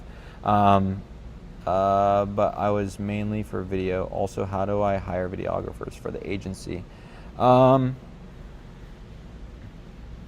do you mean, how do you hire? Like, other than like, oh, this is a videographer that I like, you know, pay him day rate, hourly rate, something like that, and he goes and shoots stuff. Like I guess if you could be a little more specific and stuff. How do you like Arizona? I'm thinking of moving there. It is, there's a lot to, well, it depends on what you like to do. For me, I love it out here, and I would not trade it for anything. The summers are a little brutal, I will say, but I like, I love all the other times. I'm thinking of taking a trip to go and avoid some of the heat, but yeah. Where do I find them? Where are you located, Nick? YoCam, been following you since you were scaling 0 to 10K. My agency is 3 years old. I just hit 10K last December and signed a 4K a month retainer yesterday. Dude, that's awesome. Juice Media, that's fire. Good stuff. Where are you based? How can I get connected with you more, bro? It doesn't have to be you. I know you're busy. Ty, in what regard? Like, what do you need more help with? Or Boston, let's go, Nick. You should actually have a pretty good network in Boston, Nick. So reach out to Alex Senna or Senna Studios. Let me see if I can find his Instagram. 1 second.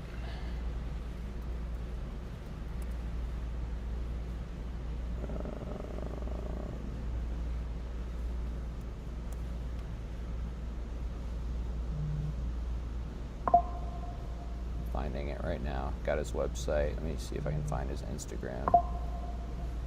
Cine Studios.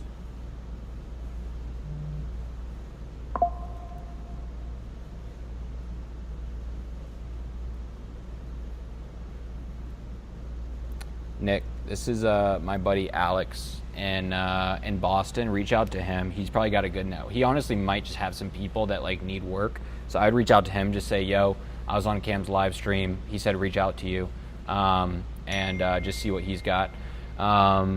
Clearwater, Florida. Good stuff. Juiced Media. That's actually a fire name. Hey brother, joining from the UK. How important was content for you when you started scaling your mentorship program? I asked because I could teach a few people to make money too doing videography. Matthew, I would say content's extremely important. Like you can definitely do it just through like ads and stuff, but like content is what builds trust for sure. It's like, think about it. You can jump on the stream. You guys are gonna be able to watch me building this in real time. Compare that against the person that's just like, oh, join my mentorship. I'm gonna teach you how to do this. Versus like me scaling on YouTube, scaling an agency on YouTube. You could watch that. That's all on YouTube. You can go and watch all the receipts of it. There's a couple days I had to take down because of privacy. There's another series of scaling 0 to $1 million a month on YouTube for a client. And then I'm about to go and scale up another agency. This one, the reason behind this one is I think this one has exit potential depending on how we go and do certain things. So it's like, Matthew, think about yourself. Who'd you buy from? The person that has all the content and the receipts doing it, or the person that's just like running an ad or something, right? So think about it like that. Ty, you never answered my question, sir. What do you guys think of today, though? I feel like it was a little slow paced in comparison to like my YouTube videos. That's fine. Any feedback, things that I could do better? I think for me, it's like, okay, I got to get another phone so I can see the chat on the phone, so I can see if things are like working or not.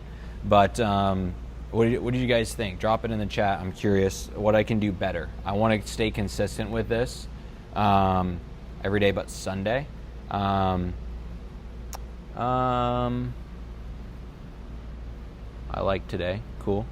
Do people to pay to scale their agencies, or is there like a section process you do? What do you mean by that, Nick?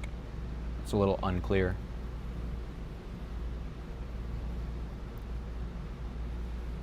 I'm trying to keep this obviously a little bit more exciting, which is why I'm focusing on the sales and marketing. Paul's focusing on the back end. The back end stuff is super boring, for sure. Obviously very essential, but super boring, and Paul's very good at that. I don't have an amazing attention span for that, but sales and marketing is more so what I like. IRL streams terrorizing Scottsdale. Oh, Mr. Levi, how we doing? Do people pay you to scale their agencies? Like teach them how to scale their agencies? Absolutely, Nick. I just generally over the years have made a lot more from running an agency than teaching it, and I intend to keep it that way.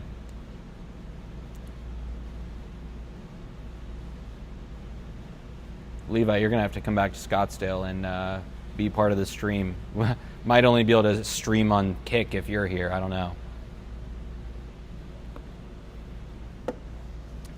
Thinking of doing a speedrunning to 10K videography challenge, then actually starting a mentorship off the back of that.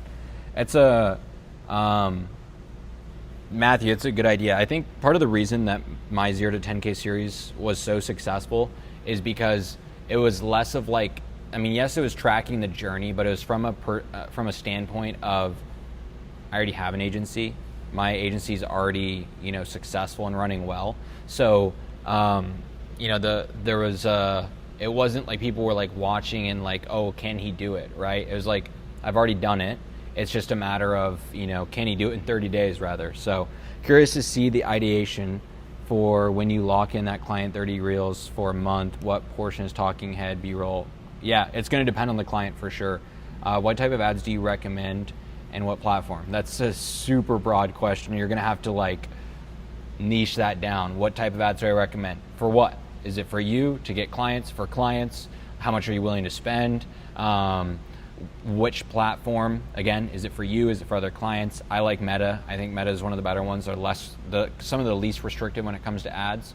So I live in Vegas. It seems like it's quite competitive out here based on local ads I see via IG. That's good. That means there's opportunity. So you can just do it better than them. That's our edge with students, is we just teach them to do better than everyone else and then go and stomp that competition. Perhaps it's a confidence thing, like you said, you have conviction when making offers, but I feel uncomfortable just offering ads to everyone I speak to, essentially. Why? Why do you feel uncomfortable, Ty? What's the root?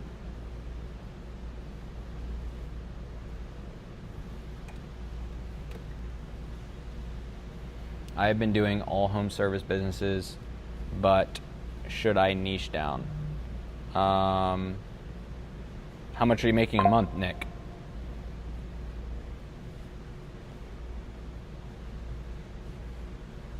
That's the real question. How much are you making a month? Okay, we got a couple other people here too. Wait, I have to go back on, let me try going back on TikTok. I don't know if anyone's watching, but if they're commenting, I can't see it. I can only see Kick, YouTube, and Facebook here. So let me see on TikTok. Okay, I might have a feedback loop for a second. Stand by. Oh, that's brutal. Okay, we're good now. Wow, that was harsh. Okay. I've been doing, okay, yes, for my agency to get leads, business owners willing to pay $1K a month. Where are you based again, Unruly? I think you said you're the one in Europe. So for that, I would go with on-platform conversions. So either like follower ads, lead form ads, or DM ads, and that's just where you're going to get the cheapest cost per lead. Obviously, you can't really like pixel very well for people. That's fine. But yeah, I would recommend those. I would do it on Meta, so Instagram and Facebook. But yeah, D2C brands or B2B or both. Let me see. Went from 10K to restarted, and now I'm at 5K a month. I got burnt out running my agency and then tried to work a normal job. So, Nick, this would be my question to you. Wait. Okay, no, I was thinking of someone else. My bad. So, I was thinking of Matthew. So, I like that. Went back to normal job, but I just couldn't, so I restarted. I think that's great. What's been your bottleneck right now, Nick? But I probably have autism, so I will be at 100K a month soon. That's the spirit right there. Yeah, true. You kind of done the challenge to take it up steps. So for now, do you suggest I just document building agency? Matthew, where are you at with your agency? What have you scaled to? Okay, the reason why I got into this is because I know someone doing something similar, but they do LSA. So seeing that most local businesses are working with someone and already have LSA, I don't know enough. And you think that, Ty, you think that just solely because you don't know enough, that's why there's not enough conviction to go and sell? Or would you say there's more to it than that? Mainly outreach, just like take a while with school and everything, but I'm doing SMS. What do you mean doing SMS, Nick? Like you're just blasting SMS on, I think we got a stray Giuliano on the TikTok live. I just need sales calls because I get like 1 a day or maybe 3 if I'm lucky. Dude, 3 sales calls a day is solid. How many of them are you closing? What's Buddy working on, Giuliano says. I'm scheming up an offer for the agency I'm running up with Paul. LSA takes no skills, very easy to sell. Cold SMS outreach and GHL. Nick, that's like probably... That's it. That is a horrible way of reaching out to people, in my opinion, because there's just literally like no trust at all. And it also just like whenever you go and run ads or you get people like through content, it actually represents the skill set that you have well. So it's like it's very congruent. But like SMS, like trying to get someone like that's just not like a great representation. I guess I mean, obviously if you're booking 1 to 3 sales calls a day, that's great, but what's like your show rate on those sales calls? What about social media influencers? Now they're all poor for the most part. They're like they look rich. They try to make themselves look rich, but they're just not. It's hard to work with for sure. Appreciate it, Juliana. Between 7 to 9K, I work with founders and following them around. So a lot of the work is spontaneous at times, business trips, etc. Basically documenting startup founders. I mean, Matthew, me personally, I think you should definitely go and scale up. Like, can you go and get to 20 or 30K a month?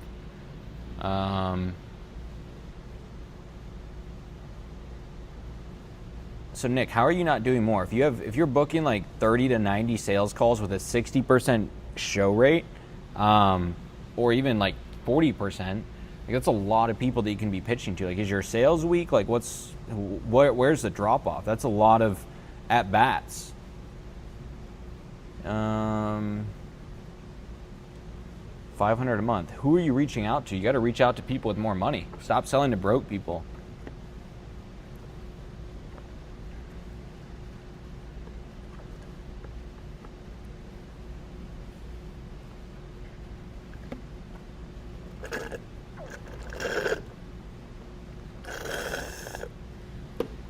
Okay. Okay, gotcha. What is your offer, Nick? Offer is everything.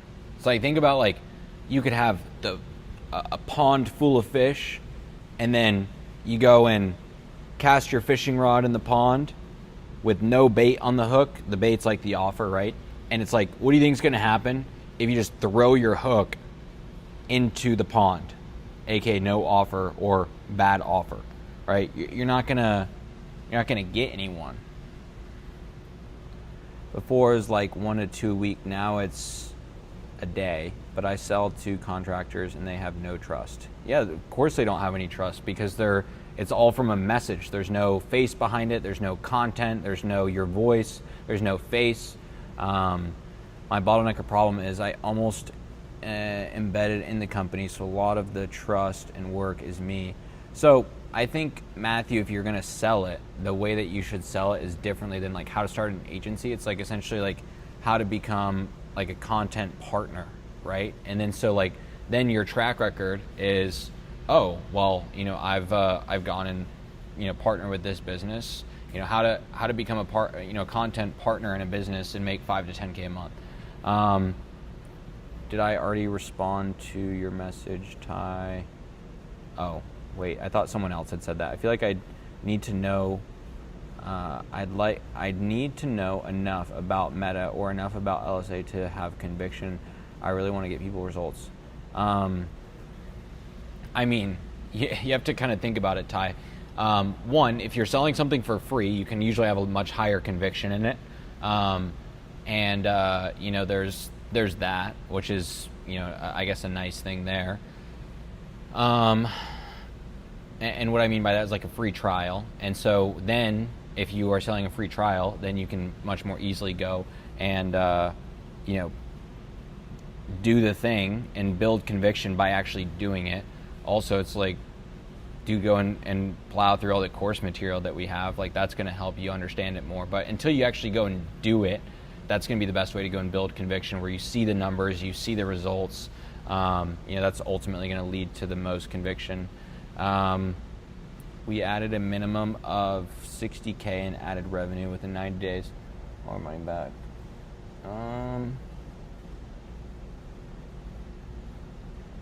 Nick, when you say we, is it like, are you got like a mouse in your pocket, or you have like a whole team, or, you know, a team of multiple people working on this? Because some people just say we, but it's like, well, me, myself, and I just want to know.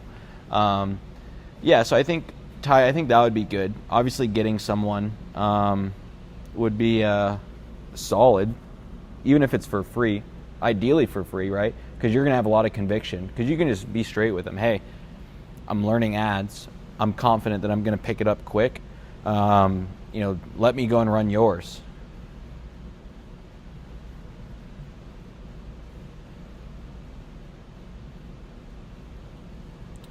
What time is it? Oh wow, it's almost 5. Okay, so tomorrow, I'm gonna go take a quick nap, I think. But tomorrow we are I'm gonna give the offer some thought, probably talk to Paul a little bit more, and then once I have that really dialed in, then tomorrow I'm going to get a message out in Slack, probably build a landing page. We got actually a lot of work to do tomorrow, so I'm gonna like kind of list it out. If you're not following me on Instagram already, that's where I'll probably post like story updates. So it's Camera Cam, ITS Camera Cam on Instagram. If you're not following me, that's where I'll post stories. It's me and a business partner and one media buyer. Okay. And Nick, what did you say you were doing a month again? Yeah, I don't really see myself as a videographer because I embed. Oh, Mr. Ben Vega.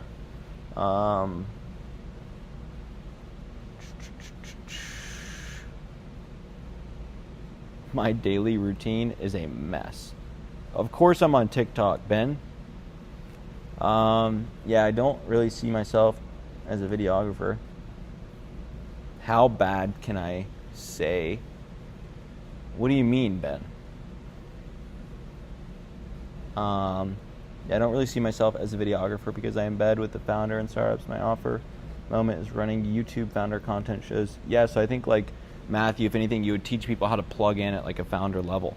On TikTok, well, you can technically say like anything on TikTok. Well, I mean, they might like, I don't know what TikTok's gonna do. Yeah, I got the DJI mic on. Also interested in your daily routine. Matthew, my daily routine has been one of try to get to bed at a decent time so that I don't have to set an alarm to wake up. And then there was one day this week that I got up at 5:50, and then the next day I got up at like 9 a.m. So it's like it just varies so much. And then take calls in the morning usually. Go to the gym like 2 o'clock. I guess like sometimes deep work in the morning, sometimes deep work. Mr. Ryan, how we doing? Sometimes deep work in the evening.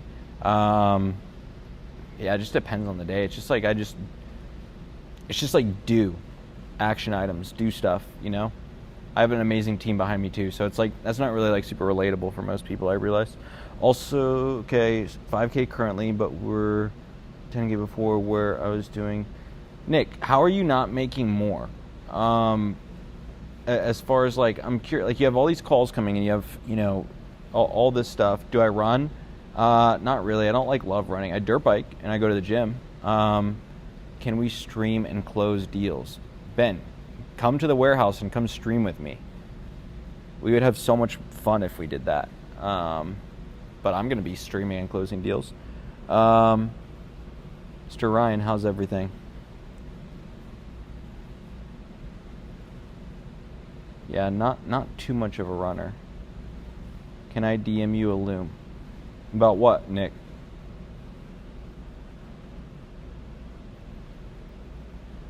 I mean, you're welcome to. I'm curious about what. Maybe it might be better to send me like a voice note. Or even Nick, if you want to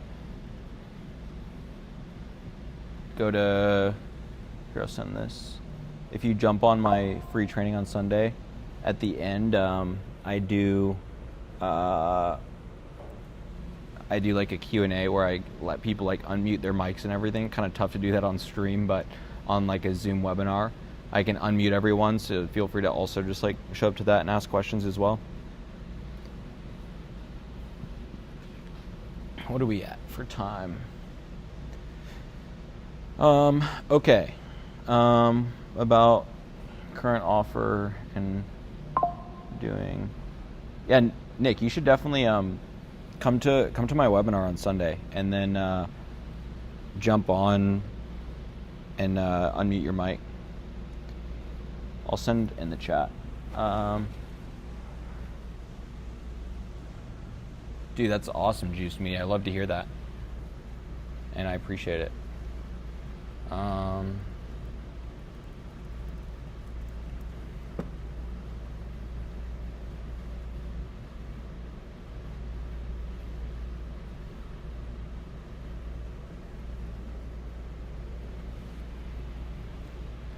Oh, there it is.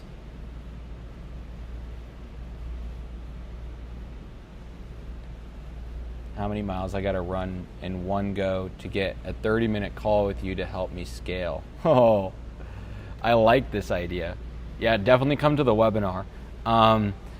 Let's see, Matthew. I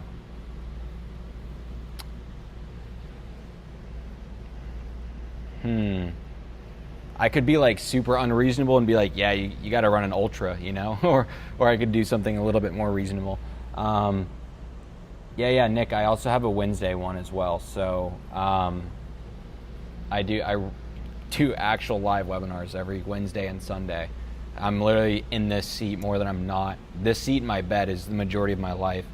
Funny enough, but I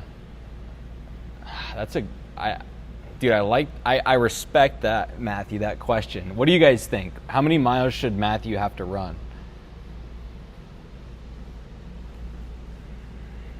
How many miles should Matthew have to run in order to, yeah, it'll be same link. We update it twice a week, Nick. How many miles does Matthew, yeah, pretty much, Ty. It's like 95 to 97% cold traffic.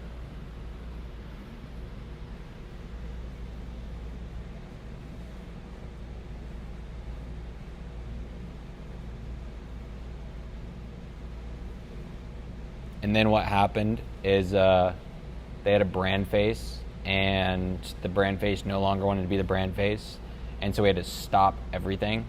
And then we started it back up again in June, and we did like $500,000 in June, and then we got our ad accounts banned like halfway, or sorry, no, we started back up again in May, and then we were working out some stuff that like conversion and everything. And then June we had a good month, but then we got banned. I forget if it was June or July. I think it was June. It was June. We got our ad accounts banned, and we got 5 ad accounts banned back to back to back. So that's why that has been problematic. Marathon, Mr. Alicio, how we doing? Okay, one person we got saying 13.8. We'll take the average of these. So let's get a couple more in here. We're gonna do the average, and then I'm gonna add one thing on top of it, and then I'm gonna bounce off, take a little power nap, and then go do some more work. Yeah, Ty, it's been a roller coaster. Learned a lot from the roller coaster, though. Okay, drop how many miles? Drop how many miles for Mr. Matthew? Could be Miss Matthew, but I would be willing to bet that it's not Miss Matthew. That would be crazy. How many miles for Matthew to run?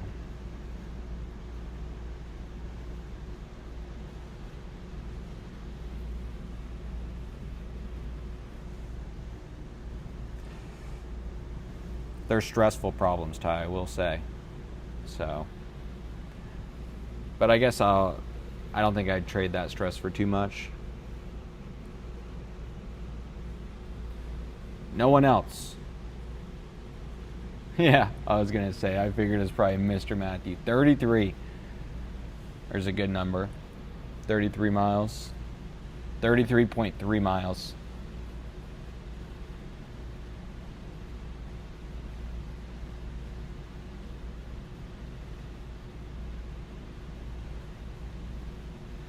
All right, we're going to take these and we're going to average them out. Okay, so you've got 33 plus 13.1 plus 8 plus 15. And we got a marathon in there, so that's plus, what is marathon? 26 point, what is it?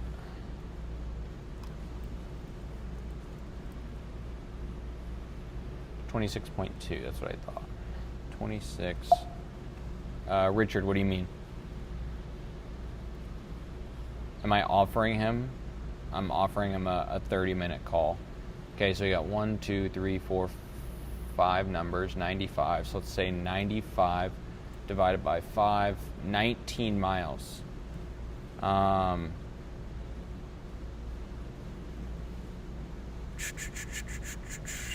That's kind of what I'm doing here.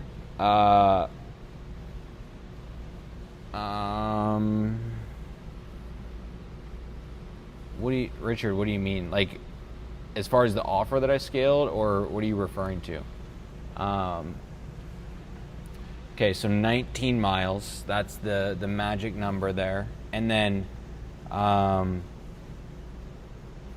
last thing, Matthew, for the 19 miles, you have to do like you got to run 19 miles, and you got to do it in, I would imagine that you're a runner, so I would say you could probably do it in 3 hours. I think, let's say, if it was a 7-minute mile, 7-minute mile times 3 hours would be 180 minutes. Wait, 180 divided by 180 divided by 7 is, maybe I'm doing that math wrong. 7-minute mile times 19 miles, 133. 8-minute mile, 152. 9-minute mile. Oh, that's more than doable. Yeah, you got to do 19 miles in under 3 hours, and then you have to make a reel, Matthew, of you have to state in the beginning, like, what it is that you're doing and what you're doing it for, and then basically Cam challenged me to run 19 miles in under 3 hours in order to do a 30-minute one-on-one call, and then you got to like document that, and then you got to, like, as you do it, like mile 1, mile 2, mile 3, mile 4, mile 5, all the way to 19. You can do them like quick, like, half a second or whatever, and then you got to get to the end, and then you got to make a reel out of that, and then you got to post that reel, and then you got to tag me in it, and then I'll do it. Looking to get into running ads for businesses, and was curious if that's the type of work you did. Yeah, that's exactly what I do, Richard. Yeah, Ty, that's not that hard. It's a 9-minute mile pace. Exactly. If I wanted to really be like that, I could be like, you have to do it in 2.5 hours, which is still like a 8-minute pace. Not hard. That's not that hard. 9-minute mile it just means that you can't be walking. You got to actually be running. 9-minute mile. How do you get overcharging what you're worth?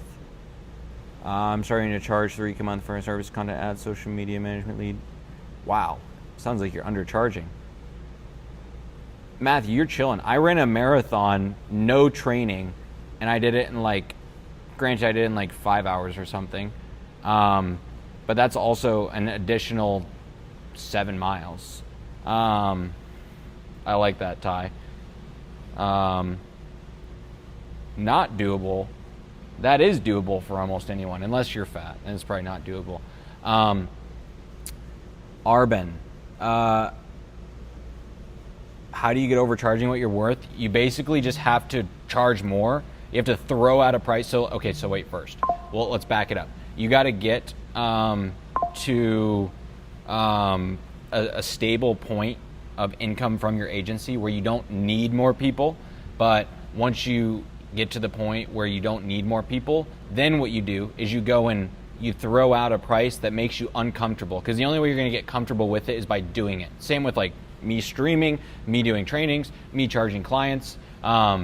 Exactly, David Goggins said it. You got no excuse, but you got to go and once you're at a stable point, you don't need a retainer. You just got to go and pitch it. So I remember for my agency, I pitched a $25,000 a month retainer, and I was like, that was $10K a month larger than I'd ever pitched before.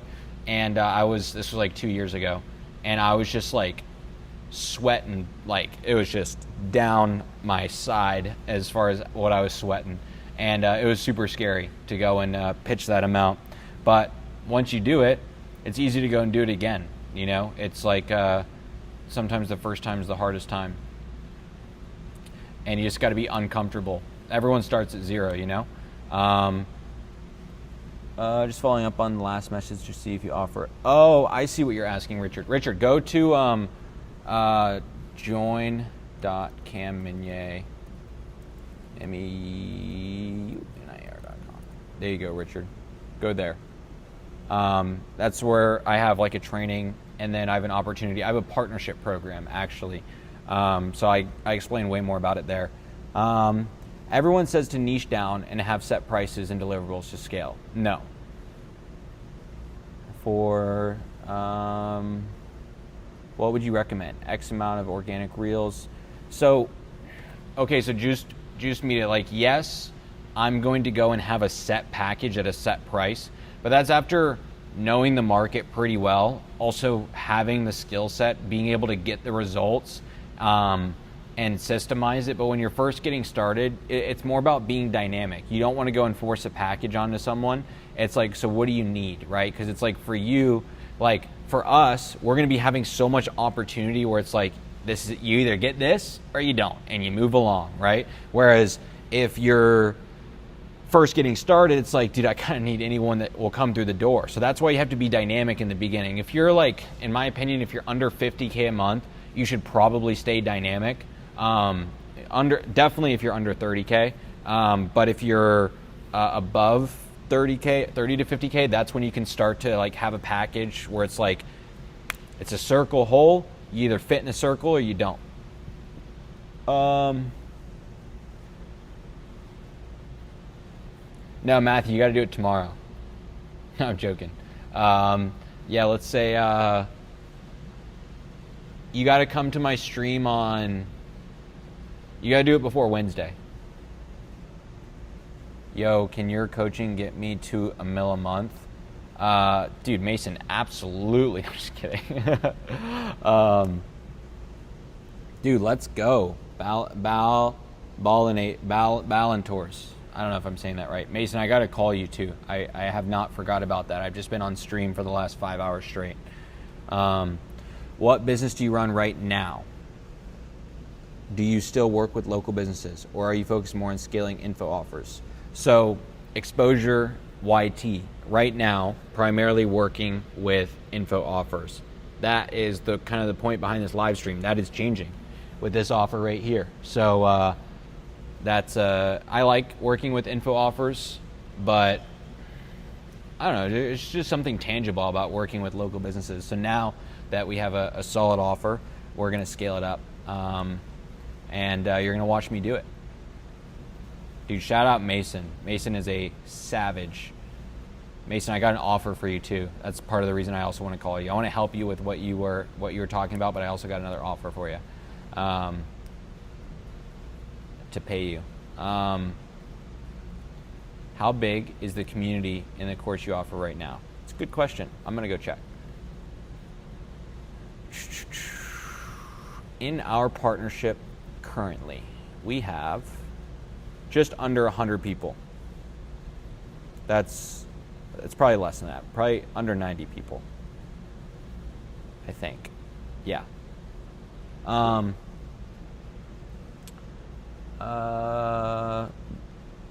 But Richard, you also have to realize with that I have a pretty large team. So I have Callum, my head of sales, Clayton, my head of fulfillment, Paul, my COO, Jason, my CMO. We have 2 CSMs. We have Noah as a coach, who's a fellow agency owner as well. And then we have some like graduated students that also help out. So like the ratio there is, it's even better than school classrooms is what I'll say. And we do live group calls every single day, Monday through Friday. So I have my COO do a call on Monday, CMO or head of marketing, Jason. So Paul does a call Monday, my COO. Jason, my head of marketing, does a call Tuesday. Clayton, my head of fulfillment, does a call Wednesday. I do my calls Thursday. Then Callum, my head of sales, does a call Friday. And we're going to add some more to that pretty soon probably as well. What were you charging 25K a month for, if you don't mind me? It was doing 12 YouTube videos a month for 3 different channels. So 4 YouTube videos for one channel, 4 for another, 4 for the other. The guy was making like over $1 million a month, so I just knew I could get away with a higher price point. That was literally it though, just 12 YouTube videos. silly question on the way. For your students right now, they ask you what they offer. What would you say? So Ty, it's going to depend a little bit, right? As much as I could say like, oh, just this, right? Obviously, it's generally organic content plus ads or just ads for the most part. Again, just depends on the person. So, and depends on the skill set. So like for you, Ty, remind me again, Ty, do you have any sort of like videography background? Like Mason has a little bit of a videography background. So like for him, I would say, oh, organic content and ads. If you don't have videography background, I'd say just ads. And if you're doing videography, I'd say anywhere from the, organic content and paid traffic, anywhere from like $2 to $5K a month. If you're doing just ads, like anywhere from like $1,000 to $3,000 a month. Cam's real deal, fellas. Appreciate you, Mason. Went from $1,300 to $50,000. Wait, Mason, you're hitting $50,000 this month? I did not know that. I've been saying in my trainings that you're doing $24,000. I did not know you're going to do $50,000 this month. That's fire. What's the timeline you have, if any, for all people in the program financially and overall progress-wise? What do you mean by that, Richard? Like, how long to see a result? Like, give me a little bit of clarity on that. Nah, I'm a salesperson. I mean, Ty, how good would you say you are at sales? Because if anything, what I would say is, dude, you could also go and partner up with someone that's good at fulfillment and just go and sell. Like, for example, that's kind of what I'm doing, where like Paul's good at fulfillment. Not that I'm bad at fulfillment, but it's just my strong suit, sales and marketing. So like, I'm just going to sell and he's going to fulfill for the agency. What are you doing? Yeah, I was reading this whiteboard. Yeah, I erased all your stuff. Well, no, I literally didn't pass first grade, so it was kind of hard to fucking read. Well, I dropped out of public school in second grade, so. Oh, public school. Well, you also got homeschooled, so. That's what I mean. Yeah, I know. That's what I'm saying. Richard, can you give me some clarity on that again? I want to make sure I'm answering properly.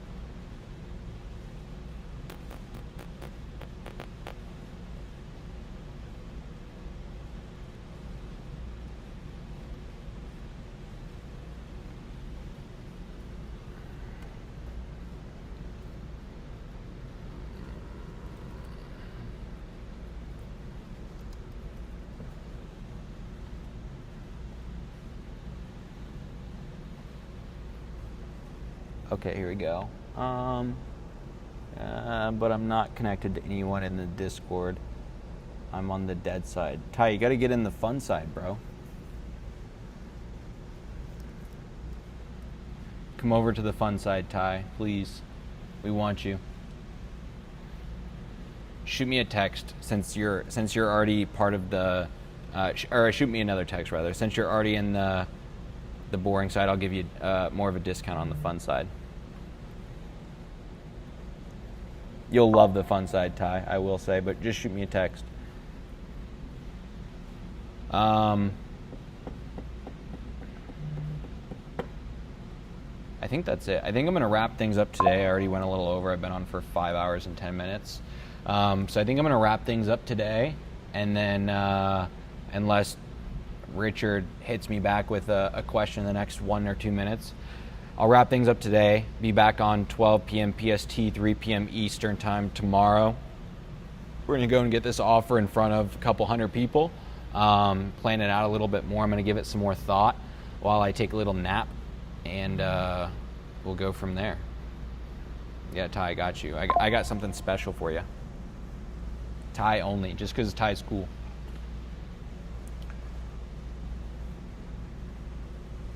Richard, last chance. Timeline. Okay, here we go. Timeline, as in what goal do you have set up for each student to get to starting off? Monthly revenue clients getting acquired. We have not had any students get acquired. I'm just going to keep it a buck. And it's mostly because people that are getting started are more so people that are getting started it's more so like they're going and building skills, right? They're not usually getting into agency because they're like, I'm building something to go and get acquired. I want to get the skill so eventually one day I can build something that gets acquired. Like, think about it. I'm starting this agency, and it's like there might be a chance that it gets acquired, and that's after 8 years of building successful agencies, right? So agencies are just a great, like, stable cash flowing business in my opinion once you get good at the skills. But as far as the other ones, monthly revenue, clients, like, I have a little bit of data on this. So for our students that have implemented this system, and they've spent at least $11 a day on ads, they have made on average $4,224 a month, or $12,671 in their first 3 months. But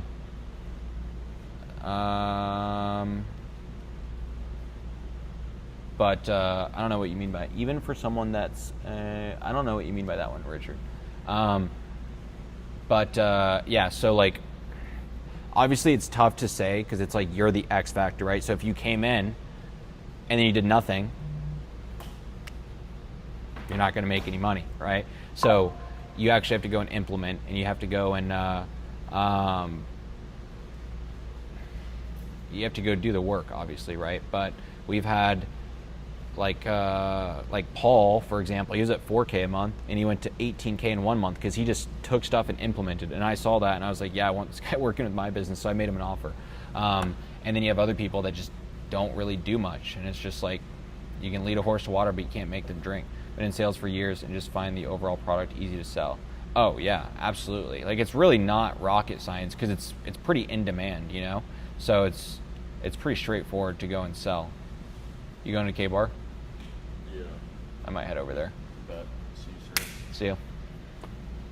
I mean, articulating what the ads would do for them. I mean, it's going to depend business to business, Richard, as far as some people want ads to go and find new people to hire. Some people want ads to go and